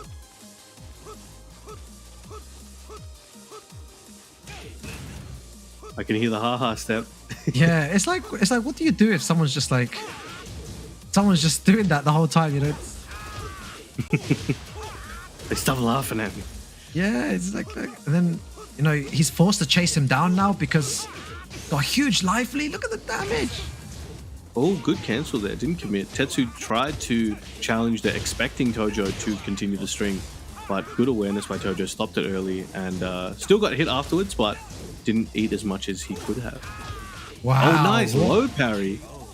Incredible low parry from Tojo there. Well done. Okay, so there we go. Getting on the scoreboard, taking the first game. Now, this did happen last time, if you recall. Sephi Black did lose the first game, but then he managed to figure some things out and then bring it back very dominantly. We'll see if Tetsu can do that, or if Tojo has Tetsu's number and can just wipe him out here. Yeah, it'd be very exactly. interesting to see the outcome. Yeah, to see if he can do something about this. But we've seen it before. Sephi Black made an incredible adaptation. Can Tetsu do the same thing here and adapt to the Lei gameplay? Now, there's a player called Kenbo from Tekken Tag 1. And now he was the epitome of a ha-ha step abuser. So he would basically just, in Tag 1, you could cover so much space with ha step. So you just keep going. If you're fast enough, you could just keep going. They can't catch you. It was crazy. So he would just time scan people until they either they just lost via time, or they would get impatient and do some risky stuff, and it would just beat them that way. It was crazy. So that's all. I think that's one of the lay plays that a lot of lay players aspire to be like, or kind of look at as an inspiration. So yeah, we'll see what Tojo has here. Let's see what kind of lay he's going to bring forward in the second game. A lot more aggressive. He's rolling again. Yeah, man, he's moving crazy here. Like it's so difficult to keep up with what Tojo's doing. 50-50. Catch him with the mid. Commits to the second hit there. Oh, down forward 4 check. Oh, goes for the mid option there. Oh, Tetsu and looking nice punish. for... Yeah, he was looking for maybe a wall splat there or something, but unlucky on Tetsu. Oh, getting out of there. Not dealing with it. All right, you whiff over there. Oh, very nice. Steps and ducks. Okay, Tetsu doing a chunk of damage right now. Looking good. Could take this round. Oh, wow. To do it. And forward 12 right there. Jesus Christ, Tetsu holding on here. I really like how Tetsu is adapting to this. The thing is, once you let Tetsu play his game, it's GG's. He's that good. Once he gets the momentum here, and he's building up momentum slowly with the hop kick out of nowhere, bro. 2 rounds. Oh, the combo video. Oh my god. What a combo. Holy jeez. Tetsu back in the game. Amazing. Excellent work there. Okay. All right, so we'll cut back to the game in a second. Yeah. Tetsu already half bar, guys. Tetsu already half bar. The same thing as before. Make something happen here. Lay can make comebacks like this. What's he got? He's got Rage as well. Which Rage Drive will he use, if he uses any? He's laying down. He's having a nap. He's having a nap. Sleep. Oh, it's so good. Did not care. Big challenge. Big hop kick. So good from Tetsu. Like I said, I felt a change of gameplay there, and the German players are so good at adapting. That was so sick. It seems like Bolivia always take the first game, and then somehow the other team adapts. Germany adapting here. Too good. All right.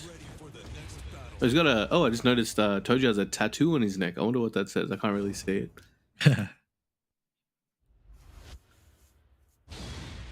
All right. Oh, are we going to an infinite here, though? I feel like we might be going to an infinite here. He's seen, how much success he had with the infinite.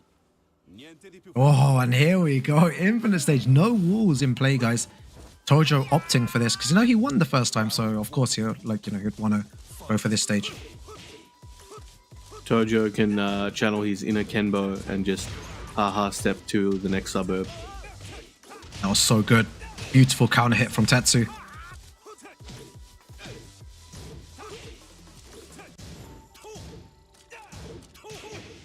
Oh, went for the hop kick. Or maybe thought it's going to go for the low there. Oh, that time goes for the low. Man, Tetsu's so good. Oh, very nice. Forward 3. Oh, got a whip punish there. When he was spinning, he just stepped on him. Squish. Bro, so good. Man, I'm a big fan of Tetsu. His playstyle is so clean. It's amazing. Oh, went underneath the knee.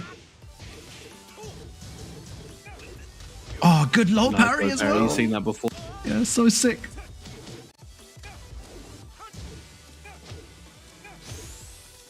Oh, so I said 4 doing work. He tried it again. He's like, eat this hop kick. No way that just happened. Crazy. One too many times,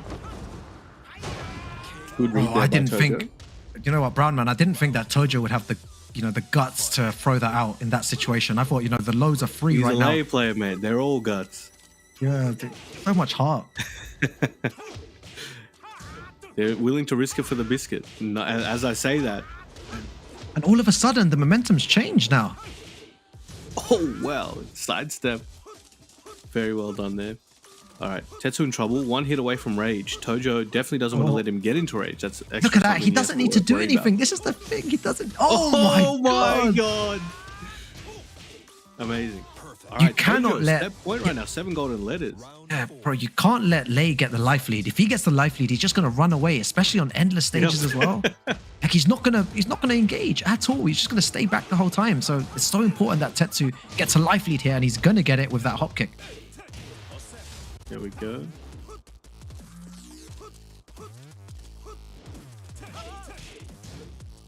Oh, okay, Tetsu poking him out. Look for that opportunity. Wants it to go to final game, final round. He needs it to happen. But what has Tojo got in store for him? Gets a big sweep. Spikes. Look at this unscaled damage. Very close in health right now. Tojo with a slight life deficit. On the verge of rage. Oh, gets hop kicked. Oh Tetsu. my god. Bro, final round here between Tojo and Tetsu. Tojo 2. Oh, that's so cheeky. Down 2-2, let it rip. Gotta do it to him. All right, more than half of his health gone. Gets the trade and a launch. Gets God, the this better is end so of that close. one. All right, let's try to set him up for something on Wake Up. Oh Tojo my on the god, verge this is of so evening up tense. the health. Bro, this is so tense. Whose game Anyone's is it? game here. Oh, I may be looking for a hop kick. Oh no! Oh my god. Bolivia might be standing up right now. Oh my god. One more hit is all he needs. Good block there by Tetsu. Oh He my did god. it again. Tojo And stuffed takes out it with the over mid. Tetsu. Oh my What god. an absolute unit. Bolivia in the house.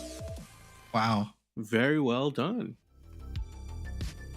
Bro, the blocks at the end were sick. You know, oh my god, it was both players, Tetsu and Tojo, you know, they were both blocking everything. And it just came down to that final few decisions there. I feel like the game kind of, you know, changed in Tojo's favor when he got that hop kick. You know, Tetsu went for 2 lows. If he just stood, you know, and or maybe backdash the 3rd time, it would have been a different game. You know, Tetsu would have been 2 rounds up. By the way. So yeah, it was. We're The back. stream's down. Hello. We're Stream's back down. up. Hello. Sorry for that, guys. Back up. Yeah. No. Incredible match, man. It was crazy. But now, HK's left there. So he's, I believe, the only one that hasn't played yet. So let's see what he's got. Now, we've got the Heihachi, and I guess for Bolivia, their player, Noel. So Noel is their captain and the anchor right now. So HK is going to be the boss character this time, I guess. So this is going to be a first to 3. It's going to be interesting. Yeah, it's going to be good to see. But it's imagine, you know, if you know, HK Junior wins this, then you know Germany are in a good position to go through. If Bolivia win, you know, then they can potentially go through. It's all to play for here. And I'm not too sure if the player coming next, Noel, was actually qualified for the Tekken World Tour Finals, but couldn't make it due to visa issues. I'm not 100% sure if that was the case with Noel, but it could be him. And if it is him, then you know he is probably the strongest player in South America, if that is the guy that I'm thinking of. But yeah, no, insane games between Bolivia and Germany. I'm having so much fun casting this, and I hope everyone in stream chat, you know, is enjoying it. Big shout outs to, you know, all the South American players, viewers in chat, all the German players, viewers in chat as well. You know, much love to all of you. Hope you're enjoying the show. Make sure to, you know, have this tab open and have the other tab open as well for some good games. You know, I think Ni just absolutely dominated AK, I think, in that match. So yeah, Team Korea. Ni. What can you do, right? Bro, Ni is, you know, the one who's in prime position, I believe, to take this tournament along with Atif. So yeah, it's pretty sick. I think in a lot of people's fantasy, obviously the grand final, the end of it will be Pakistan versus Korea, and maybe the boss battle will be Atif versus Ni. I think for a lot of people, I think that's what they want to see. So $500,000 money match, maybe. Oh, that'll be sick. That'll be so good, man. Okay, right. So I think we're setting up the next match ready. Yep. I think it's 1-1 again. No tiebreaker again. It's going to be a straight. Whoever wins this takes the points here. There can't be a tiebreaker situation. But yeah, it's been an incredible day so far of Tekken action, and I think we've got one more match after this as well, and then we'll be done for the day here. But it's been a long day, but lots of good Tekken action for everyone here. And thank you everyone for your patience as well. Obviously, there's a lot of logistics that are being worked out and ironed out, so we appreciate you guys humoring us here. Where I'm sure our little podcast that we've got going, we're doing our best here for you guys. So hopefully you guys are able to make it through. But as things get more smooth, we'll definitely be able to produce collectively a better show for you guys and have it be more smooth and efficient. So please stick around for that. We're growing together, so much appreciated. Yeah, exactly. We're all in this together, man. This whole tournament is a showcase of the best Tekken players in the world. It wouldn't be possible without the viewers, without the people of Saudi Arabia as well, tuning in, and the facilities and everything that they've given here. Big shouts to all the sponsors. My favorite sponsor, KFC, big man's. They're doing the thing.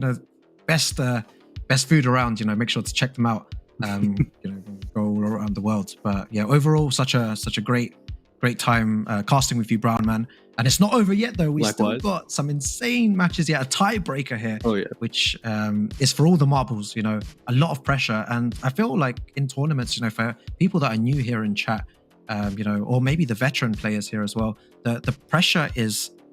It doesn't matter how long you compete in Tekken. It doesn't matter how long you've been playing, 10, 15 years or whatever. The pressure will always be there.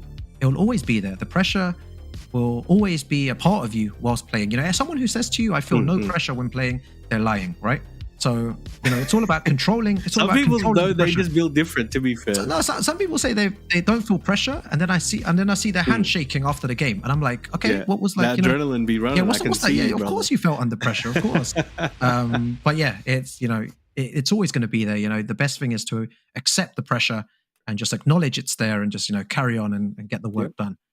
But here we go, guys. Noel from Bolivia versus FaZe HK Jr. from Germany. The winner of this will take all the marbles and be in a brilliant position to make it into that top 8. A tough one to call, right, Brownman? Very tough. This one's going to be very interesting. Steve, especially, if we're looking at the paper matchup, this is terrible for Heihachi. Even with Steve not being as strong as he was back in the day, it is still not good for Heihachi at all. But it's still it's not like an unwinnable by any means. Heihachi can still do his thing. You just got to be very careful of a lot of Steve's tools and not give him those opportunities that he wants. Back one, the Mishima killer, right? Got to be careful of that, exactly. Especially. Yeah, and I think he's going to need to use a lot of down 4 in this matchup, HK Jr. To stuff the win button.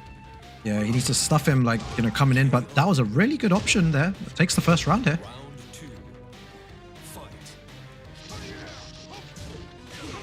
All gone for that forward 2. Steve is one of the characters with an extremely consistent punish for forward 2.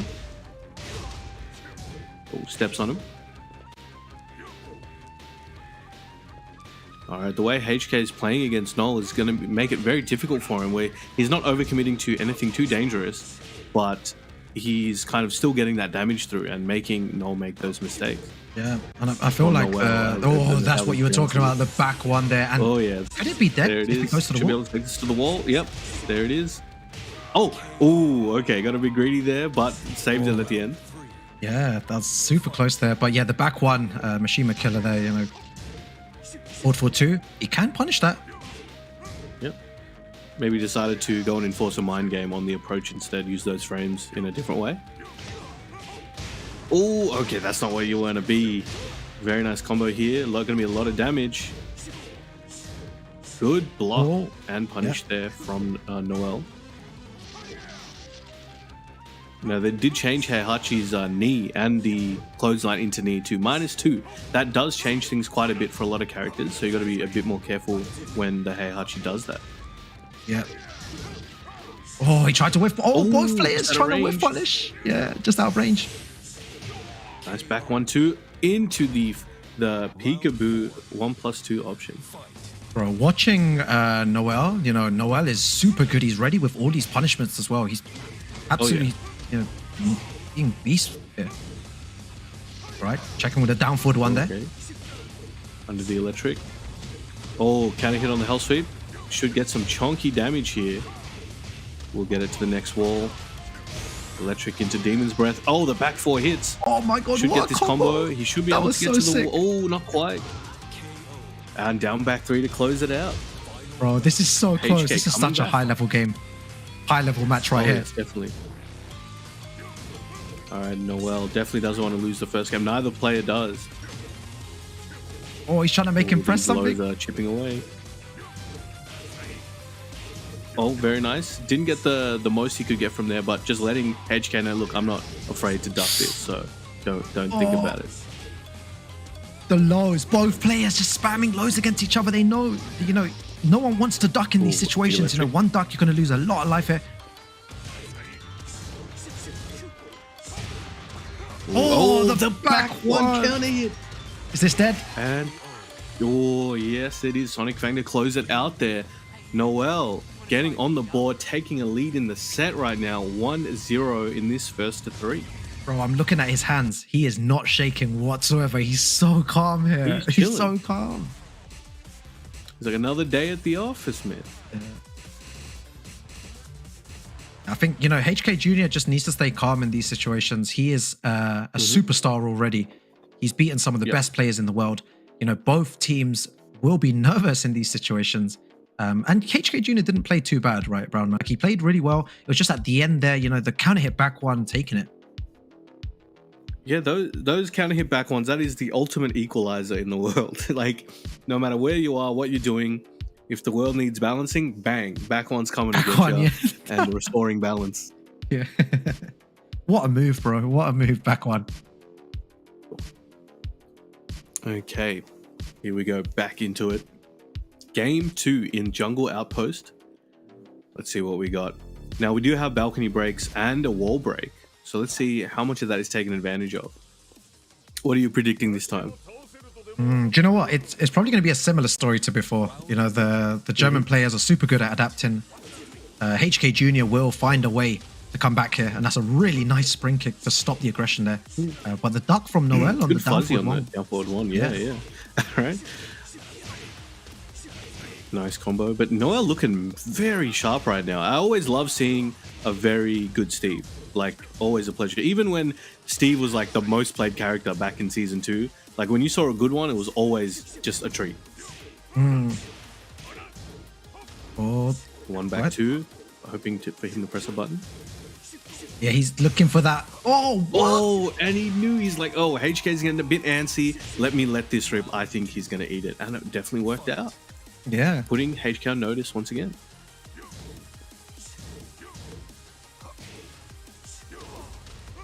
Oh, nice low parry there. Oh, so unlucky there. Very nice forward 4-2. He's going to get a huge amount of damage here with the wall.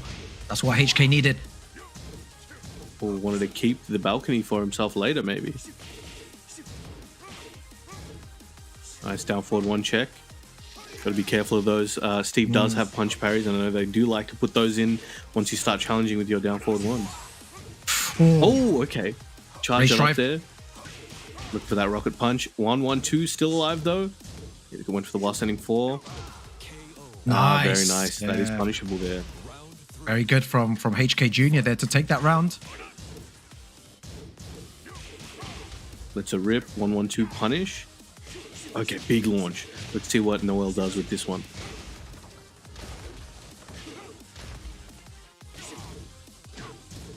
He's just moving forward. Constantly moving forward. Oh, again. Wow. The Mishima killer. Who gets the combo a little bit? Stomps on him, dirty smashy, steps on his J's. Oh, he's looking. He really wants it, and I think Noel can smell that. So when HK's coming in and trying to look for those opportunities, 1-1s, down forward 1s, Noel's just, I'm away from opportunity, and it's working out. So HK, let's see what kind of adjustments he can make. And see where this is the time. This is the time to make some adjustments, like you're saying, Brown Man. It's difficult here. Half bar already. Noel doing a lot of damage there. Nice. Great whiff punish. 1-1-2. 1-1-2. All right, back to the wall. Good position for Noel here, but HK fighting his way out.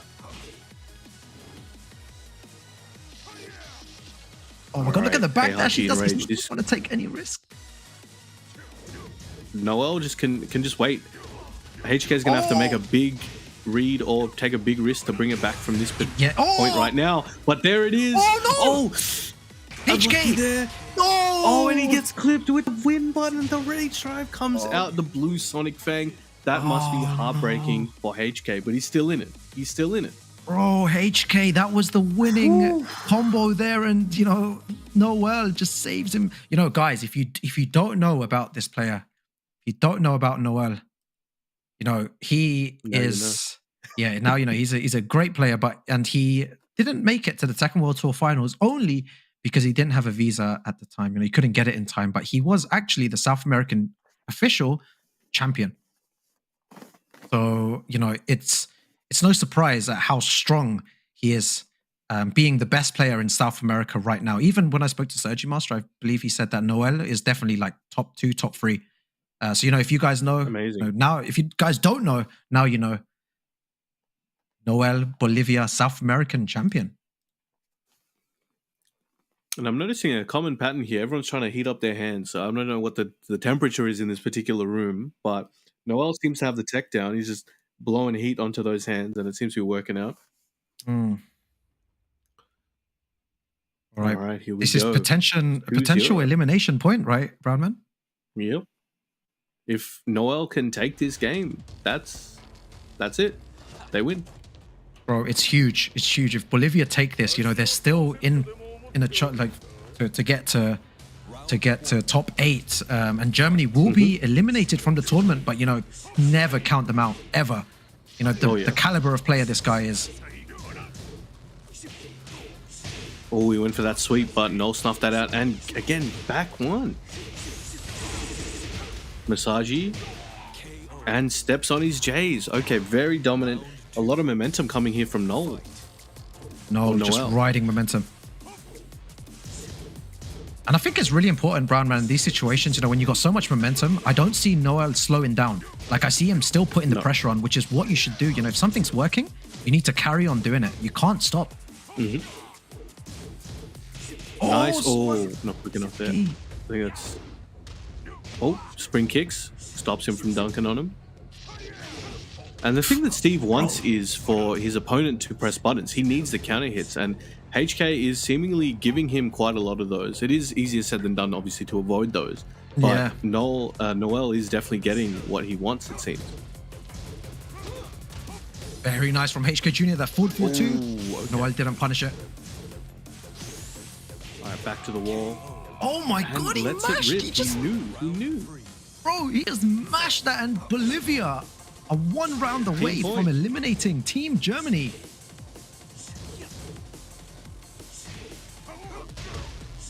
Oh, went underneath. Oh, went for the Shiro combo while standing 2 while he's trying to step on the J's. This could be HK's chance to bring it back. Yes, this is his time. Here's his time. HK Jr. not giving up. I like it. Unlucky, doesn't get the wall splat. Go for the Pablo. Okay, this Round is man, good so for close, Noel. so close.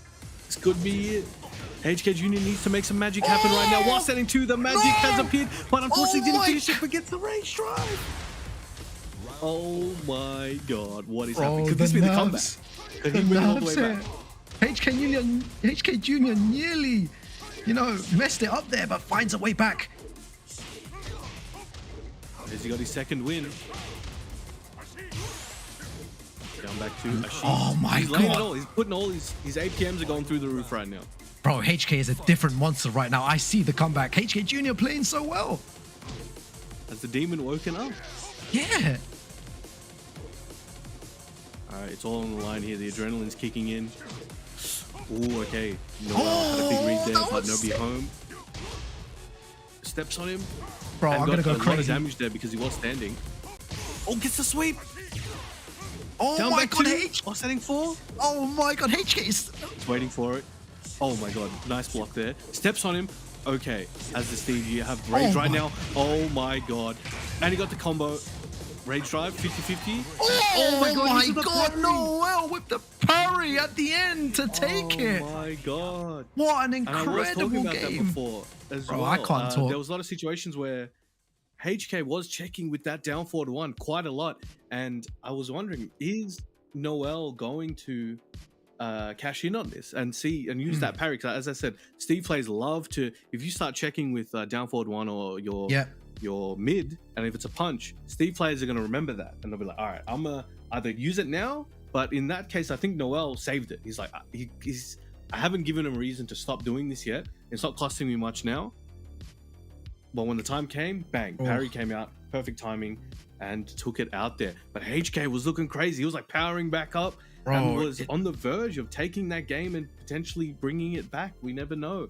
But Noel, that was probably my favorite. I think he's my favorite player I've seen today in terms of performance on the day. Yeah, Crazy. I think he played exceptional, Brown Man. You're right. He played so good. He played it the correct way. But that was probably as well one of my favorite matches of today. You know, HK Jr., the way he just kind of turned Super Saiyan at the end. He was like in Ultra Instinct mode, and it was like, okay, HK Jr.'s won this now. You know, he was, doing the right things in that, the 2 rounds before, and he dropped a combo and still won. So I was like, okay, destiny is going to change right now. But very unfortunate there right at the end, super close. But yeah, this is, the action that went down. Even, the lay player was super difficult and super tricky, right? Super tricky indeed. It was the tempo that it was playing at as well, and his use of the back tempo was, the haha step was very impressive, and it did make things very difficult. Yeah, commiserations to Team Germany. But yeah, I think with 2 losses, I think it means, I don't know, there could be a tie-break situation potentially. I'm not too sure how it works in terms of points. The other chat in the other stream, I think they're, going through the point system and showing the tables, like the standings. But they will probably show you an up-to-date standing very soon. But that was so good. We're going to get such a good match, to watch. All right, I hope you guys have enjoyed that. We have gone to break already.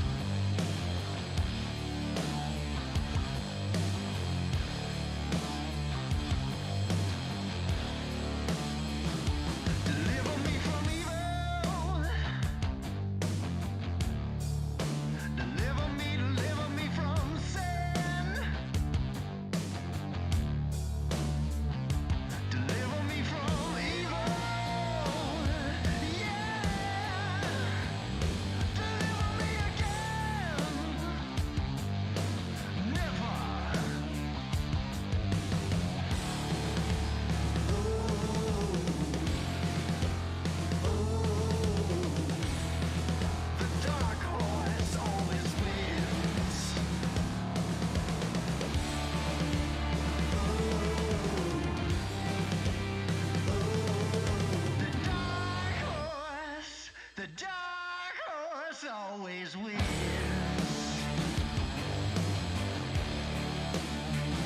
So bring me to the water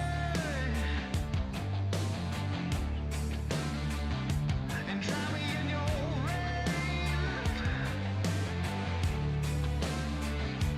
Bring me to the water,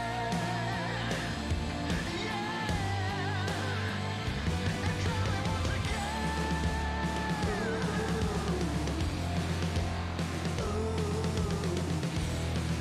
The dark horse always wins.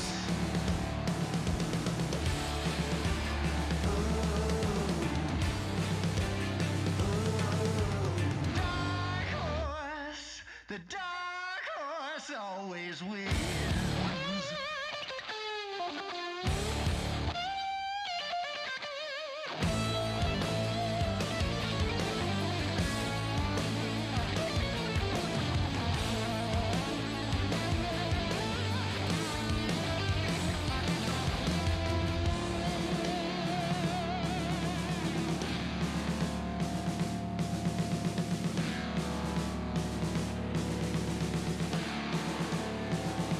Deliver me from evil. Deliver me from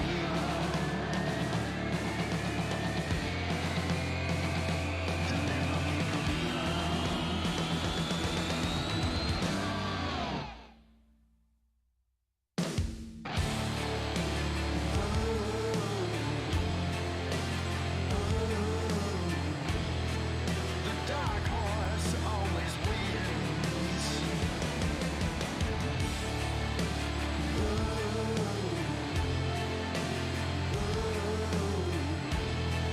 The dark horse always wins. Deliver me from evil. Deliver me from evil. The dark horse always wins. Deliver me from evil. Deliver me from sin. Dark horse. The dark horse always wins.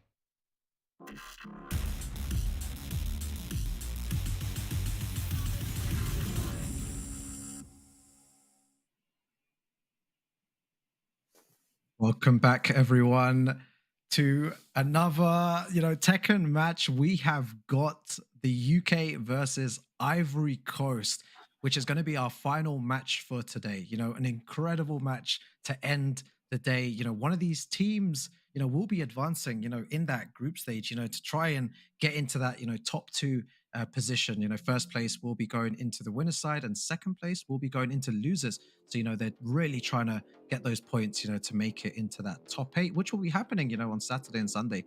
Brown Man, Ivory Coast and UK, a match that, I don't think we've ever seen before, so it's going to be crazy with the amount of talent on both teams. That's going to be crazy because you've got a so Ivory Coast, as you can see, like super solid, but super explosive and dynamic in gameplay. So at any moment, half your health could disappear because they've hit you with some crazy stuff you didn't expect. Whereas the UK team, you got K-Wiz, you got Joker, and oh my god, I'm blanking out on who we have. Go Sane for the last one, yeah. Go Sane, of course, Go Sane. So, we're going to see Law, Hwarang, and Feng or Heihachi, probably. That's probably what they're expecting. And I think on the other end, you've got Xiao Yu, Raven, and Lei. And bro, that's going to be crazy. These are going to be some crazy. That's a ticking time bomb. You know what I mean? Yeah. Those three characters. That's some big crackhead energy, and I mean that in the best way possible. Especially as a viewer, you're going to see some special stuff. I am sure. Yeah, I think it's really difficult to prepare for, every single situation that Xiao Yu, Raven, and Lei can put you in. They've got so many mix-ups, so many setups. There's stuff that the UK team might not have seen before. But I do know one thing: the UK are very knowledgeable and have obviously studied certain matchups and probably studied, these players as well. So they'll be prepared. I think one thing that's really important to remember here is that the UK have a lot of knowledge. These players have grinded the game, and they deserve to be in this position, fighting for a place in top 8. But first, we're gonna have probably Joker versus the Raven. Who's using Raven, do you think? Sorry, I forgot his name. One moment, let me bring him up. It would be Xiaoling, I believe. Xiaoling, yeah. But this is the selector match, guys. Yes. So I guess Joker versus Xiaoling, it looks like. So Joker on the left, Xiaoling on the right. And I'm looking forward to seeing this, honestly. Well, honestly, one thing I want to see is Law Mirror. Skywalker versus Gamers8. Oh, bro, that would be crazy. Imagine a Law Mirror. That would be sick. That would be sick.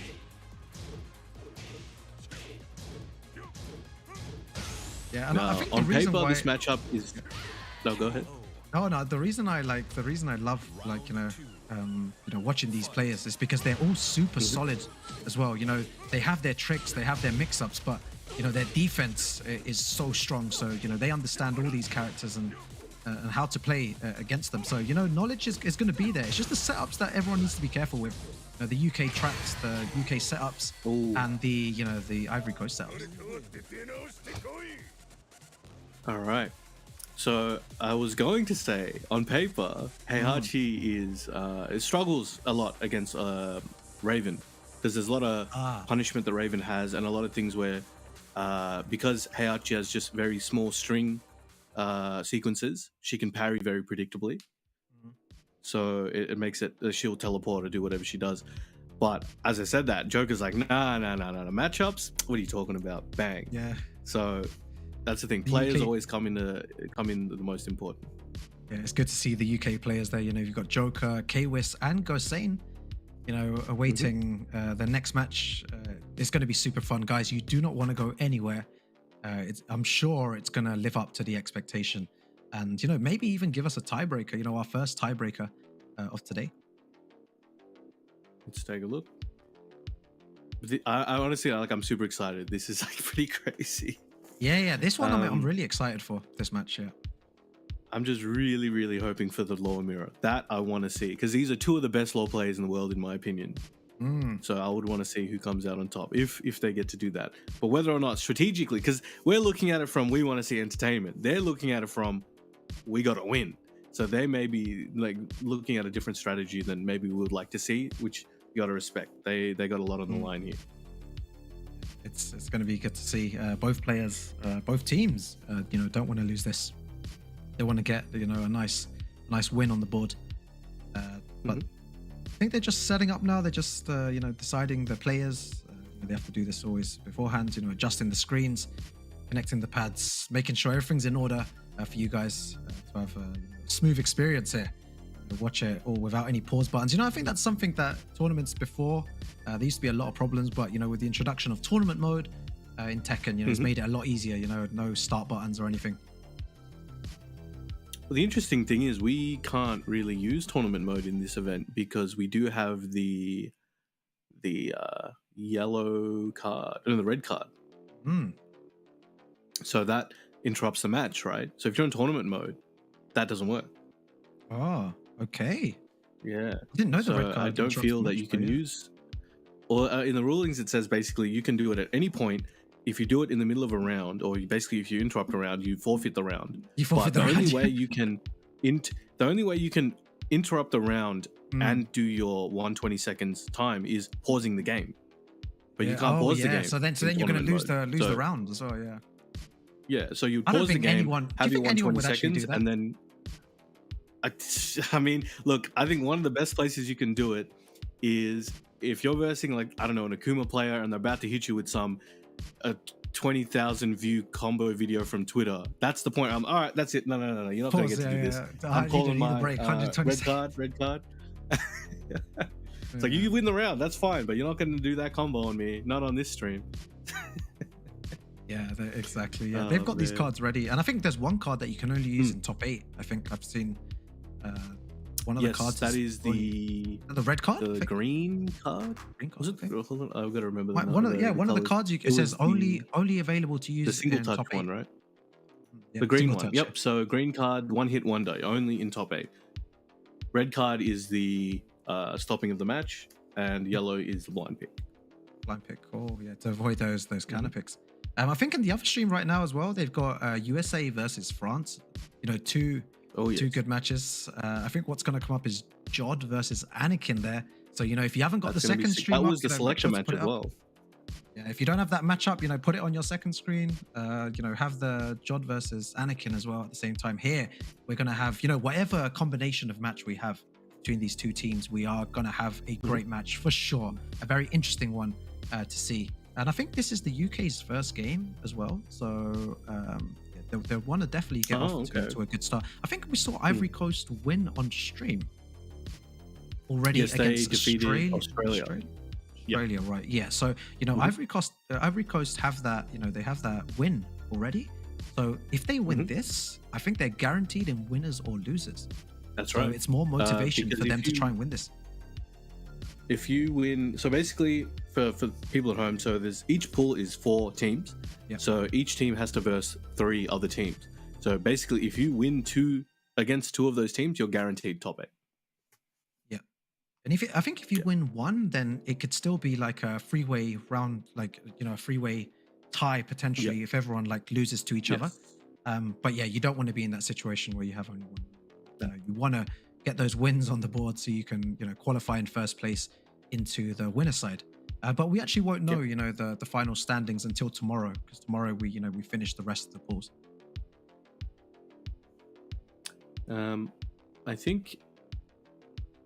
I wonder how many teams will actually get 3, like 3 wins, because that is very difficult. I think very few teams are even in a position to be able to consider that as a result.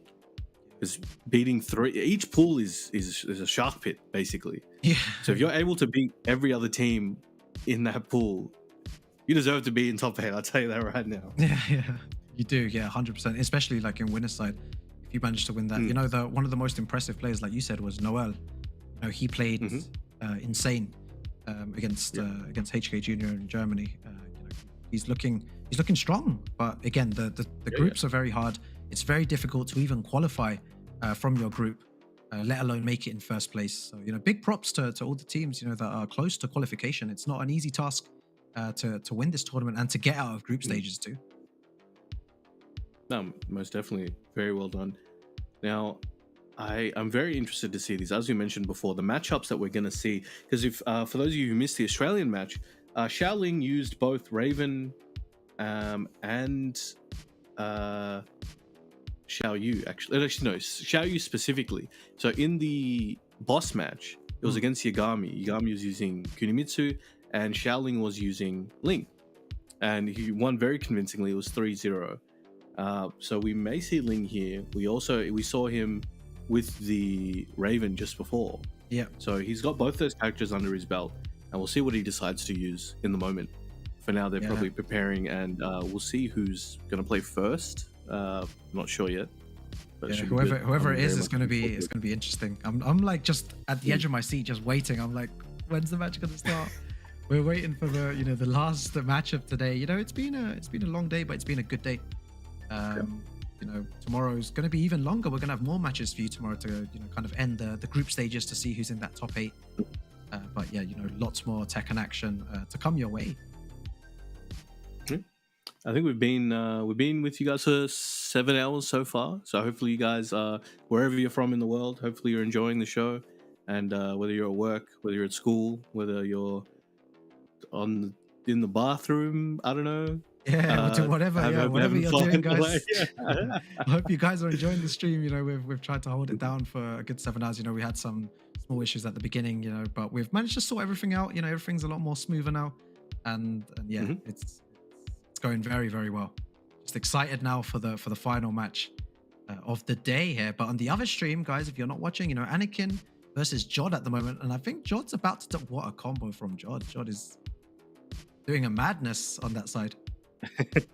lot of Nina gang everywhere. He always seems to remain very stoic. I think you commented on it before. You saw him smile or something, and you're like, "Wow, he smiled! What the hell?" It's incredible. Yeah, so it's Jod crazy. just took some dub there. Very nice. All right. Going on now.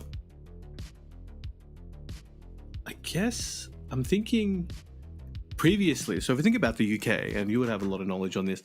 Historically, there's been quite a few UK players that were, representing at the highest level. So on the current generation, you've got your Gosei, your K-Wiz.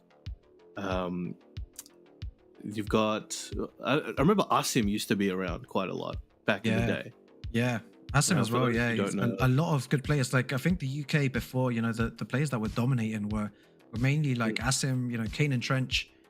These guys were doing a lot of damage around, but now, you've got the three in front of you who are like I don't think anyone can argue with this, but they are the best players currently. They're in the UK, top 3 in the UK for sure. And the first match we're gonna have here, the first game, Kwis versus Akon. Oh, bro, Ling versus Haorang. This is gonna be so sick to watch. Let's go, Brown Man. Our final match of today. I didn't know Akon uses Ling. I might be tripping out. Oh, nice push kick there, Peacekeeper.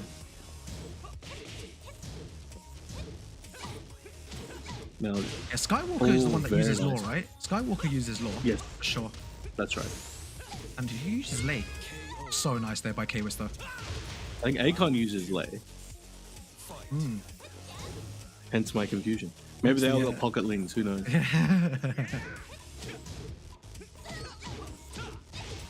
Very nice, putting the pressure on. L sweep. Good stuff. Another one. Do it again, yeah. Oh, he was ready. Low jab though. Sends him up. What's the Oki here? Oh, he's getting mixed. Kwis actually. Oh my god, no way. I think it's gonna go under. Oh, it gets hit. He pressed the button. Oh, that was so sick. That was a miraculous situation. Oh my god, it's not dead. It's not dead. Oh, yep, caught him with that one. Very nice. So good. And Kwis making quick work. Ling on the back foot here. Oh, tried to go to AOP there. Crazy damage. Oh, where's he going? Nobody knows. Okay, back turn combo. Oh, this is sick. Oh, okay. Didn't get everything, but that was very cool. Oh my. So good, man. The speed of play there from Kwis was crazy. Takes that first game. It's just too good. And like the guys here are having fun. You see that? This is what I like to see. Smiles on people's faces. They're both just calm there. I think Joker's just out the screen, but he's playing well. I don't know what's happening here. Something's going on with the players. They're just getting ready for the next one. But what's that Akon? What's that?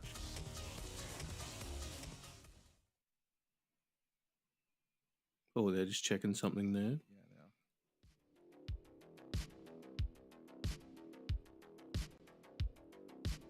Okay.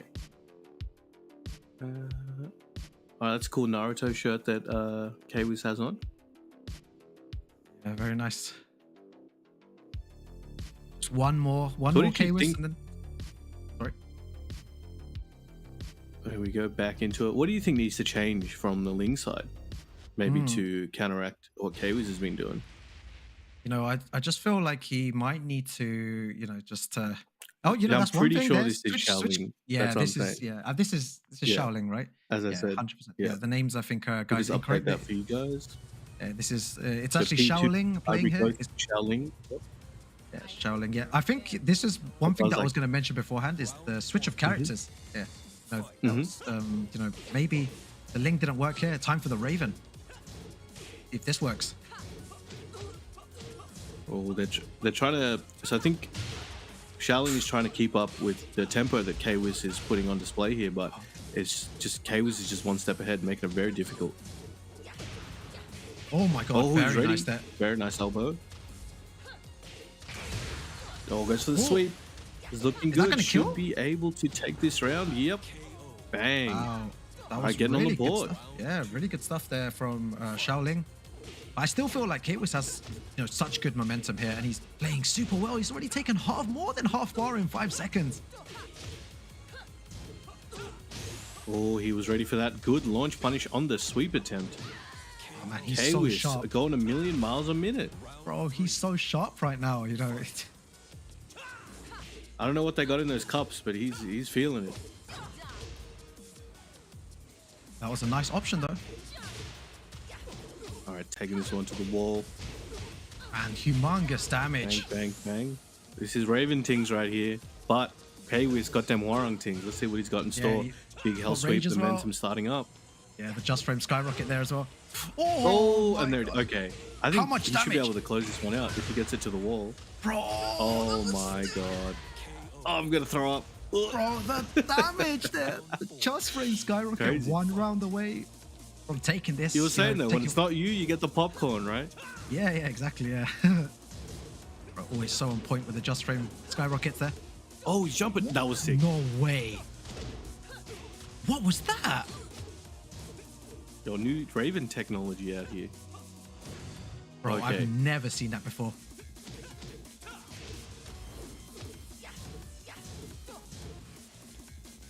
Oh, trying to look for that mid. 2 break once again. Bro, this is so tense. Oh, he's ready, and he got the counter is hit. that it? Should be able to take the round. There it is. Okay, Xiaoling evening up the score in this game. Nice stuck there. Bro, that is a really good option, for that. Oh my god, I can't even speak right now, bro. The game is so intense. Oh, drops the combo, but Xiaoling on the verge of taking this one, and there we go. Speeds himself up and takes the second game. 1 game apiece here against Kaiwis. Yeah, do you know what? I think the Raven switch definitely worked out there. It seems like Xiaoling is a lot more comfortable with the Raven in these, situations that Kaiwis is putting him in.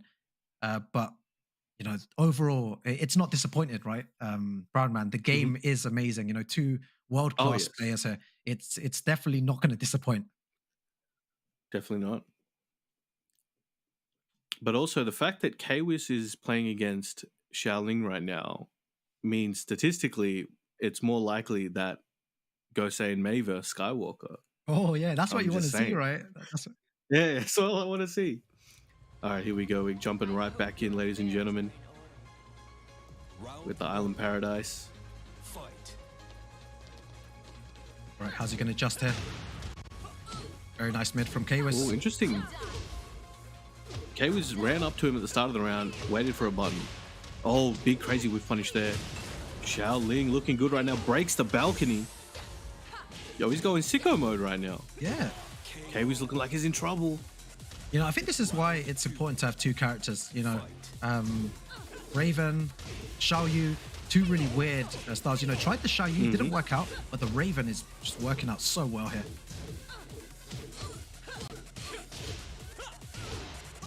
Oh, he tried to sidestep tracks that. him. Oh, didn't get what he was looking for.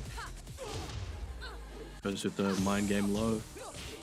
Oh, Xiaoling, very nice there we here. go. Kaiwis with the big launch. I really like that option there because, the wall was super awkward. If he tried to, go for anything else, it might have messed up. But it is so even right now. 1-1 in rounds, 1-1 in games too, Kaiwis. That's the Xiaoling. And you can never underestimate giving yourself that couple of seconds just to breathe and think about things for a little bit. Oh, wow, look at that movement. Oh my god, where's his health gone? Oh, that was tried it so again. sick. He's done that before. Kaiwis That ain't was- having it. Yeah, Kate was such a good block there. Oh, that was 10 frames. Okay. Minus Up 10 punish. doesn't get a full punish there. Good break. On the grab. Nice duck and punish, and down back 4 to close it out. Kaiwis 1 round away from defeating Xiaoling, but Xiaoling has some crazy momentum on his side. If he can bring it back, he might be Yeah. able to take it out. We might go to a final round here potentially as well. But both players, this is a very, very What you wanna difficult game see. for sure. Good reversal on the ground and pound. Oh, okay. Very nice. This is looking Big very damage. good for K-Wiz. Yeah, to the wall. Huge damage. What's he going to do here? What's the mix-up? Goes for the grab there. There So it is. Whew, okay.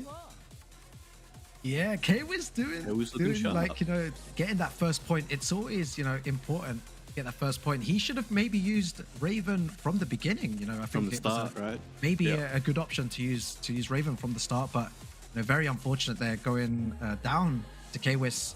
That's 1 down, 1 point on the board for Team UK. Crazy. Now hand warmers are back on the scene. Now that was an interesting one. We did see a big adaptation from both. It was like a pendulum, right? Yeah. So it was- Xiaoling brought out the Raven, went a million miles a minute. It forced K-Wiz to have to adapt. But before he did adapt, Xiaoling took that game and very convincingly.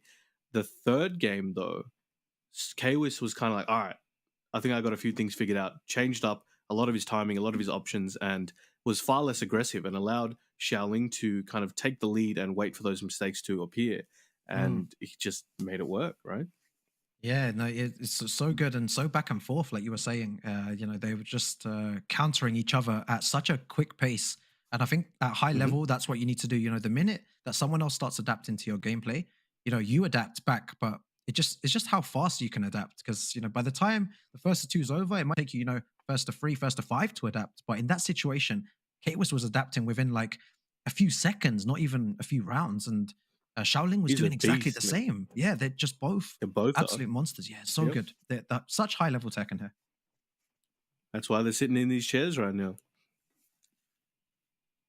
All right, we go. So we got Gosane up to the plate with his Bruce Lee hoodie. Respect. Yeah. I like how his hoodie says boss. Yeah.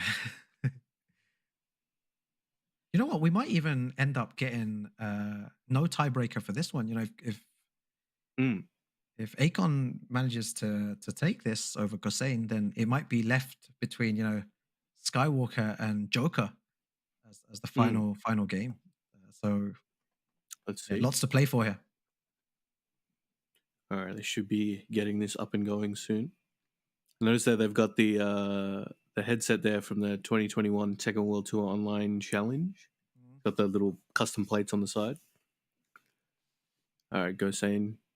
Man, Gosane glass is kind of like mad thick. His eyesight must be very He can troublesome. react to, yeah, exactly. He can react to all those lows. You know, Gosane is a player that You got to see all the lows.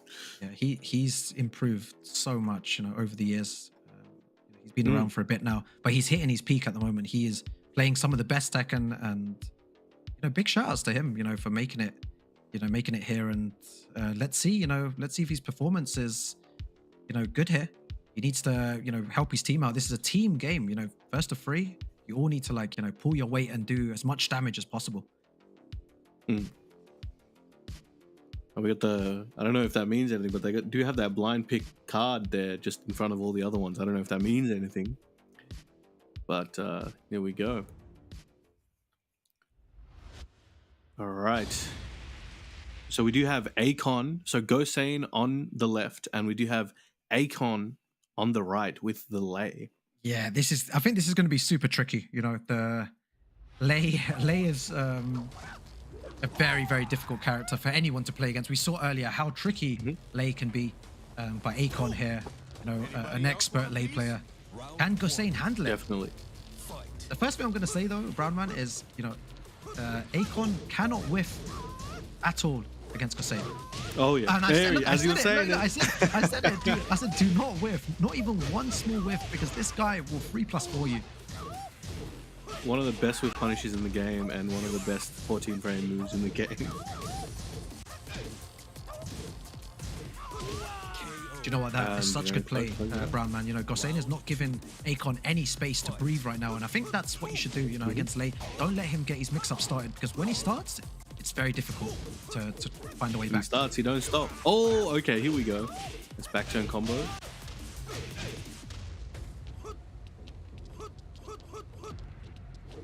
All right, Akon trying to ha-ha step his way out.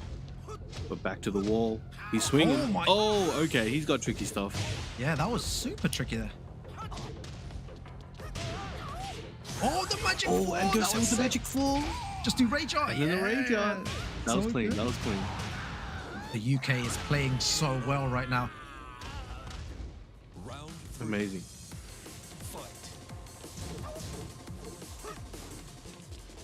Ooh, dashes out of there.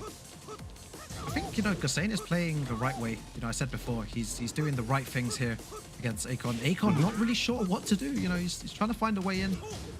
It's super difficult. Gosain's moving the right way as well. Oh, good patience here from Gosain. Akon waiting for that opportunity. Whether or not Gosain overcommits, Akon may still be able to take one, but Gosain gets a combo right now. Yeah, really good. He's going to get big damage here as well. Nearly half bar. Nice slide. Ooh, tried to check in with the... Oh, that was Gosain. Is that dead? Nice combo. No, stylish. And Team UK is looking crazy right now. I'm telling you, these three players, it's going to be very difficult for anyone to stop them. Full momentum right now against the Ivory Coast. Doing very well. All right, so we got Akon. He's like, all right. Oh, he just goes. I think he goes straight to the rematch, guys. I think we're going straight into it. Not wasting any time here. We'll jump right back over to the gameplay in a second. There we go. Ooh, dashing in his face, no fear. He's like, do something about it. Yeah, the forward 1+2s, you know, it's super, super oppressive with the plus frames, but nice down forward 2 there. Good combo. Gosain looking sharp, puts himself against the wall. But no combo available for him. Oh, threatening with the slide. Yeah, he's threatening the slide. Right, cycling through those stances.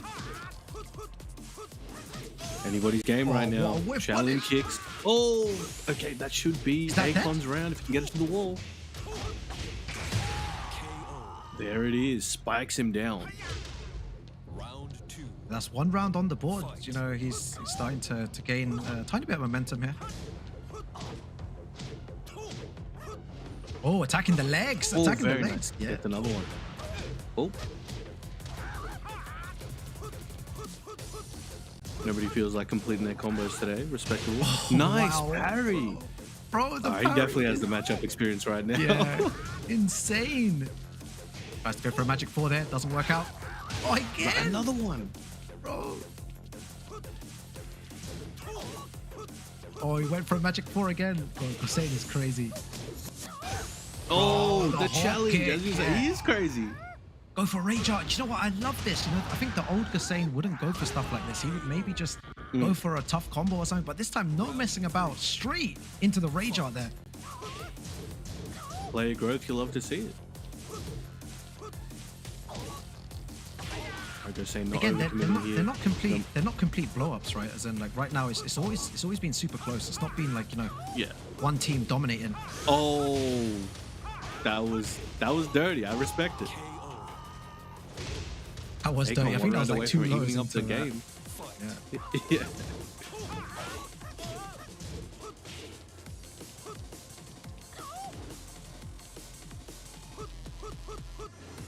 Oh my god, the patience. Trying to make him chase. You can't whiff. What did Rikang tell you? Yeah, don't whiff against Gosain. The 3+4 whiff punch. He's got it locked and loaded, but that's going to be a big damage here by the wall. Oh, big launch. Oh, went for the grab. Can Gosain make a comeback here? Oh my god. He's still alive. Oh my. Oh. And the low to close it out. One game apiece. Akon bringing it back. Yeah, it's like I said, it's not disappointed. It's so tense here. You know, I'm from the UK as well, so you know, I'm supporting my boys here. I want them to do well. So you know, even I'm tensing up here, like while commentating. I'm just like, oh my god, this is so crazy. But yeah, it's 1-1, anyone's game still. But you know, Ivory Coast really want to win this in order to keep it even and not like be in a position where Team UK is 2-0 up against them. It's going to be tricky. The next game is going to decide a lot. It might be against it might be a Joker Skywalker final boss battle to decide it all. That would be sick. That would be sick. That would be mental, isn't it? Just seeing lore gameplay, it's just not, especially at this level, it's just not common for most regions. So it's always a pleasure to see it. I'm actually a former lore main as well, so I can appreciate that. Oh, okay. Oh, we've already started here. Yep. Very nice. Taking it to the wall. Down 2-3 to get it there. I saw a very nice low parry there to start things off. Oh, okay. I wonder if I'm pretty sure that's punishable. I wonder if Akons find, a weakness in Gosain's gameplay here. Oh, 14 frames right there. Oh, he dancing. Oh. Caught him with the mid. Akon going in right now. Razor rush. Oh, very nice. Oh, it doesn't. 4-3. Try to catch him with the mid sick. and goes safe. That was so Immediately sick. for the rage up, plays it safe. That was so That was good, sick. Brown That man. was sick. Amazing.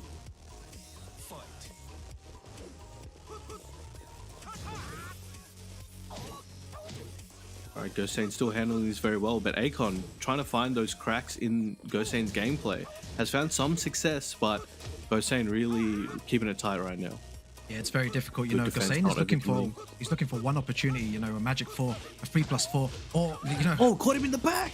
Yeah, junkyard in the back. One opportunity, and look how much life Akon's gonna lose here.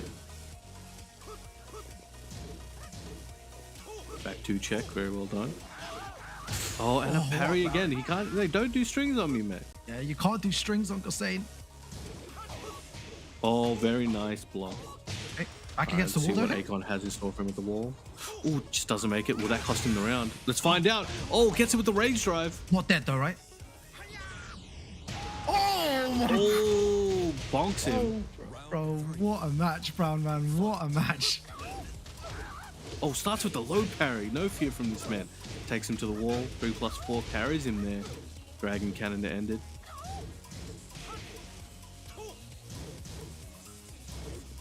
Oh my god. So tense. Okay, the Razor Rush. Razor rush in. He's moving. Look at him go. Went for the mid into the wall bounce. 4-4-3. Caught him. Right? We got something for it. Let's go say. Oh, trying to go for that back 4 again. Oh. Gosain. Oh, that was such a good. Oh, nice. So good. That was looking like Akon's round, but Gosain's like, no. Yeah, what a good down forward 2 there. I'm really liking what Gosain's doing. I mean, what Akon's doing right now. It's just Gosain just seems to be able to clutch it out at the end of each round. Yeah, Akon's playing well, but Gosain just playing a lot better here. Oh, good spacing here from Akon. Big hell sweep. Look at those plus frames. Oh, he's chipping away. Oh my Akon god. looking good right now. Here's his opportunity. Bro, this is so close. Oh my god, is it going to be a final round here? Final Here we go. round. Final round. Oh my god. I can't watch anymore. Your wishes are coming true. Oh, okay. Gets a medium punish there. Oh, really good down forward 2. 2. Yeah, well placed to the wall. Just keep it simple here. This is anyone's game. Oh my god, Caught him get pressing. Oh, he's trying to get away here. Oh my god. Gosain builds compression. I'm expecting Akon to do something crazy right now. As I said Jesus he Christ. does it. No way. That no is way, Akon's Akon. round. Bro. Ooh, they're dapping each other up. They're proud of that one. Very well done. Bro, that was mental. Oh my god. Bro, what a risky sweep there at the end. That was insane. Bro, Well done to both players. Getting spicy Bro, up man, here. what a great set there to watch. Oh, It's just too. And the thing is, now what happens is that it's going to be a decider between Skywalker and Joker. The pressure is on both these players, man. That's insane. Mental. Bro, it doesn't disappoint, honestly. It doesn't disappoint. The games between the two. Kwis taking it the first time, and then who was it again? It was Akon taking it with delay. So we're 1 apiece right now, going into a final game between Joker and Skywalker. I believe this will be the last set of our broadcast today, if I'm not mistaken. It will be the last match, and what a way to end it here with these two great It's players. gonna be good. The thing is now though, let me tell you something, Brown Man, that Joker has a lot of experience against Law because of Gosain. So, you know, I don't know like what I'm gonna see here. Like I feel like maybe Joker might take this 3-0 completely. He might just take What it unless, character, yeah, I don't know, or it's the other, you know, the other situation that happens where Skywalker's law is completely different to Gosain's, and he's so used to his training partner's law that it becomes a closer game. I think their laws are actually quite different, but Yeah. understanding law is one of the key things. So if you understand law, at least you can get a fundamental understanding of what you need to watch out for. It's just about how the opponent uses it. But I can hear Feng screaming. Oh, So okay. I'm assuming we're gonna get Feng. All right, let's get it going, ladies and gentlemen. Wallless stage as well. Joker with the Feng. Oh, so nice good. whip punish there. Man, Joker's so sharp, you know, to duck that 3+4 extension. Oh, the flip! You haven't seen Gosain doing that. What was that? Oh, no. Oh, I thought he was gonna get the reset. Didn't believe. Oh, so good there. Oh, nice. Bro! Caught him. I'm telling you, these Gosain and Skywalker do not play similarly at all. And raw shoulder there. Joker feeling that one. I love that. You know, just run up raw shoulder. Sometimes you just need to do it. Like, you know, just let them know. Like, you know, the shoulder's here. Stop moving so much. Oh, very nice backhand going to the big launch. Went for the homing option there. Oh, Magic 4. Yeah, we got to enjoy that while we can. I do believe in Tekken 8 they are removing that. Yeah, all Magic 4s are being removed, right? They're quite strong when you really think about it. Yeah, just It's you know, like just a stand from safe half screen and 12 just press. frame launcher. Yeah, look, there you go. There As it you were is, saying. as you say it. Oh, okay. Yeah, good throw break Tried to from stretch Joker. his leg there.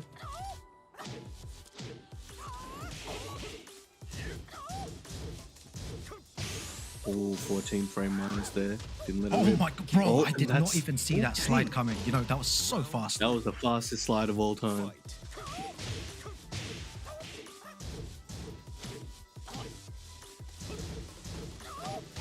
Yeah, he's gonna punish Very that. nice punish.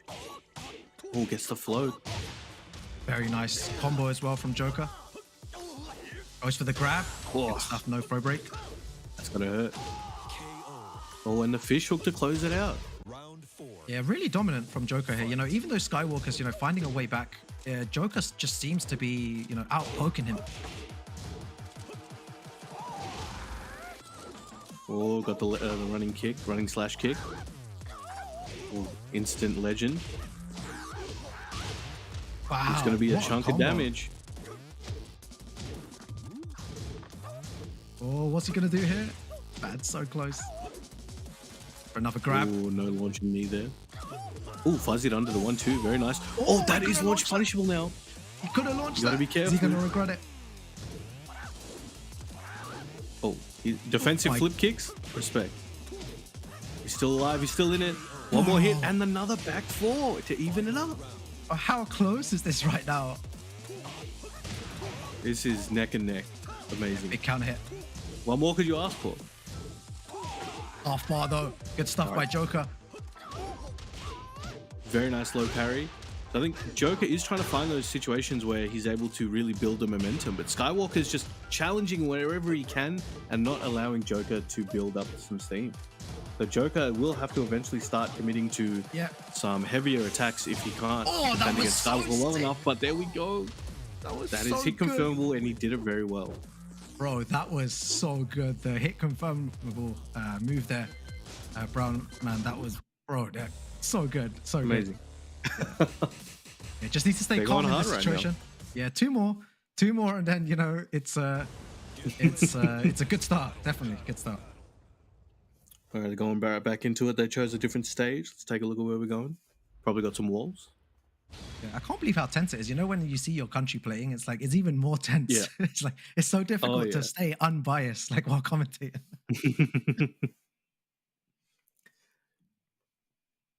All right, here we go.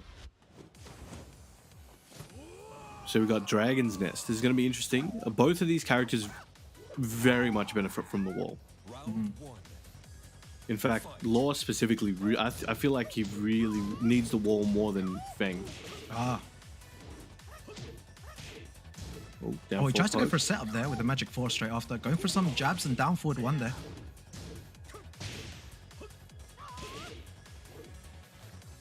I love the way Joker's playing right now. He's playing super safe right now. Oh, definitely. And it's working out for him, but in that particular moment, like he got sidestepped 3+ forward by Skywalker and definitely did a lot of damage. Caught him with the counter hit. I think if you can get it to the wall, well, not quite. Can Skywalker bring this one back? Nah, Fischl closes that one out. Good stuff by Joker there. Oh, he's trying to go for that hit confirm again. Recognizes him to hit. Yep, he did hit confirm. No hit that time. Skywalker's finding it hard to try and get in on Joker. You know, Joker's just jabbing, using fast moves here. It's very difficult. I feel like the forward 1+2 as well from Skywalker, none of them have hit. Not even on, you know, normal hit or counter hit. Like he's not budging. He's not taking any major risks. He doesn't need to duck in these situations. Nice slide. Trying to keep him at the wall. Got that weird corner coming up. Slides and switches positions once again. He really wants Joker to start committing to some ducks. Yeah, and he's not. The thing is, he's not. Not doing it for long enough to be able to take advantage, and that's very clever from Joker's side. Oh my God. Oh, he went for the rage drive. All right, Junkyard. Blue shoulder. So I think he would have died anyway from Chip if he was close enough, actually. So good. 1 round away from making it 2-0 here. This is actually a first of 3, guys. But Joker looking good on the verge of taking the second game. Oh, that while sending one back fist is doing work right now. Yeah, I feel like Skywalker's playing a bit more crazy now, and that's why, you know, Joker with a back 1 here. Oh, didn't confirm that. Maybe he was hoping he would counter hit catch him. Joker looking good. Slide again. It seems like yeah, he's getting a lot of mileage. A lot of mileage from the slide. Oh, trading with the generic blows at the start of the round. Yeah, the pace of the game is... Oh, this time he punched it correctly. Yeah, this, you know, Brownman, the speed of the game has just shifted now. You know, Skywalker, sorry, is playing a lot stronger here. Oh, okay. Tried to get a big launch there, but no dice. Trying to catch him with that counter hit from back turn. Joker trying to end this one. He doesn't want Skywalker to get some crazy stuff off, but Skywalker's just looking for that moment, for that gap. Oh, I think that's it as well. Okay. So good. Joker, 2 games now, 1 away from giving Team UK the win over Ivory Coast. 1 more, guys. All right. This could be it. This could be. Obviously, we don't know for sure. Skywalker may be able to figure something out and bring it all the way back. But right now, it is 2-0 in favor of the UK. Yeah, I feel like they need to, you know, they need to stay composed if they want any chance of beating the UK. They are, you know, the top seed, one of the stronger teams in this tournament. So, you know, it's going to be very difficult for any team to try and take out Team UK. They're overall a very balanced team here. Now, we were talking about Skywalker's fast slides before. I noticed on his left hand he wears like a glove, which I think would help him slide faster and do other inputs faster. Okay. Must be his secret. Yeah. Just notice now, you know, Skywalker's starting to do a few lows here, and that was a really good hop kick by Joker. Oh, definitely. Oh, not a good situation here for So Skywalker. dominant. Oh, Joker. Looking good.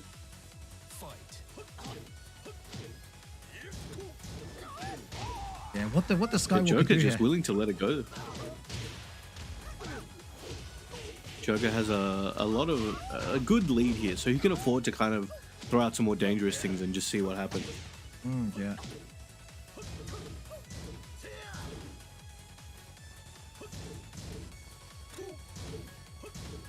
All right, just poking here. You know, very safe from Joker. Gets hit by the slide, nice but you know the slide. I feel like he doesn't mind getting hit by the slide. He's like, whatever.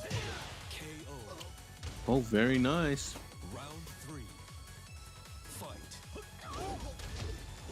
Okay, very nice low parry. All right, a little bit of like, you know, energy from Skywalker here to fight back a bit. Going for a few more lows. Wow, the pressure. Looking good. Back four doing work once again. Going for that banana peel. He's chipping very away. nice. So but Fang going crazy. Oh, my days. I think he's dead. Rage drive. Oh no, rage drive. Okay, that should be dead. Yep. Oh, we cursed it. We cursed it. Oh, and he just no, ducks headbutt. Yeah, just hard duck. Skywalker was sitting there. He's like, I know a low is coming. I am sure. I'm gonna wait. Yeah. And Joker's like, haha. Yeah, Headbutt. Joker just one step ahead there. You know, whatever Skywalker's doing, it's not working here. Joker one game away. Looking good now. Looking like he might make a comeback potentially. He needs to. This is the potential last round for him. Nice counter hit there. The counter hit on the down back three. Nice launch. Here we go. Can Skywalker make something happen here? Definitely needs to make it. Combos now. Ooh, good block. Oh my god, it's so tense again, guys. Nice launch. Skywalker getting back on the board. Yeah, Could this be what he needed? Could this be second win? What Skywalker does here. Joker, one round away. Wants to end this now. Skywalker doesn't want to let him here. One mistake is going to cost someone.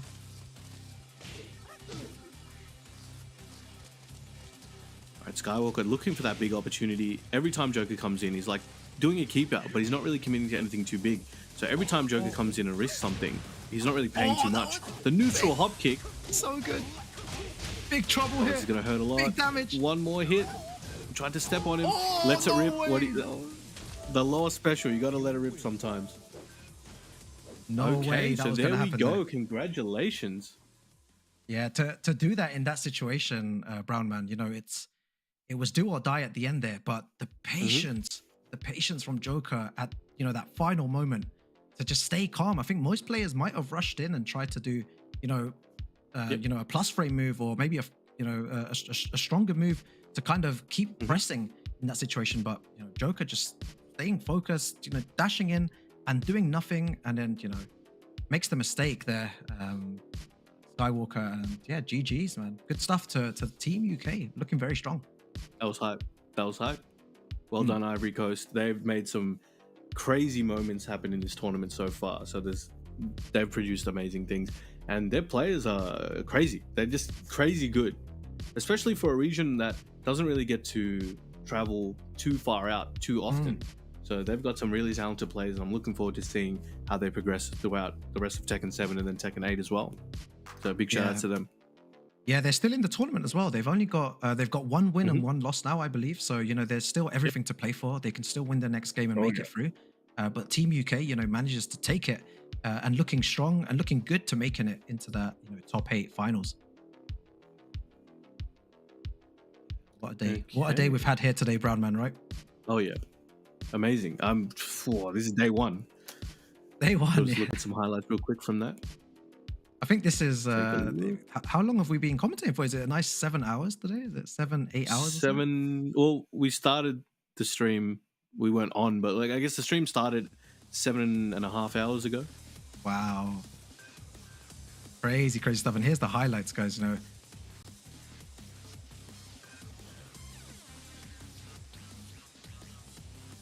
Yeah, Kuma Raging Demon. Yeah. We got some highlights from throughout the day. This was Khan using that Marduk unexpectedly. So many good games today. Yeah, we saw so many countries here as well. Yeah, Arslan with the community. Yeah, it's been a great day. Good bang. But yeah, a pleasure, my man. As always, always love to commentate some amazing Tekken with amazing people watching and working with me. So much appreciated, Mr. Rukang. Yeah, we've done a shift today. It's been good fun. Yeah, I've enjoyed a lot of matches. You know, I think Noel was one of the standout performers for me. For sure. Yes. Joker's dominance at the end there was so there good. He you is, know, under pressure. Yeah, Noel. Yeah, as I'm speaking about, it was this one here, right? The parry on the downward one there. Yep. Yeah, it was a good day of Tekken action crazy. overall. And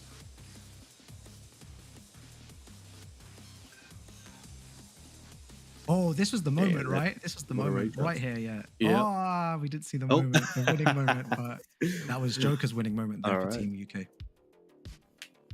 Okay, so thank you very much, everybody, for joining us today. We'll be back tomorrow at 2 p.m. CEST time. So keep your eyes out for that. We'll be back, obviously, with you guys, and we obviously, as we mentioned, we do apologize for the working through the logistics on the fly. It'll be a lot better tomorrow as well, I'm sure. So make sure you're here for that and stay tuned. Any parting words for day one, Ruke? Yeah, just the overall, such a great day, such a great tournament. Thank you so much, Stream Chat, for putting up with us for the last, 8 hours. Big shouts to them. They're the true heroes. Yeah, big up everyone in chat, big up production, big up everyone who's working behind the scenes to put this event together. Tomorrow we'll be having some more Tekken action, So yeah, guys, stay tuned for tomorrow. All the information on the Twitter account. Make sure to follow Gamers8 GG for more information. But yeah, see you later, guys, and see you guys tomorrow. See you then.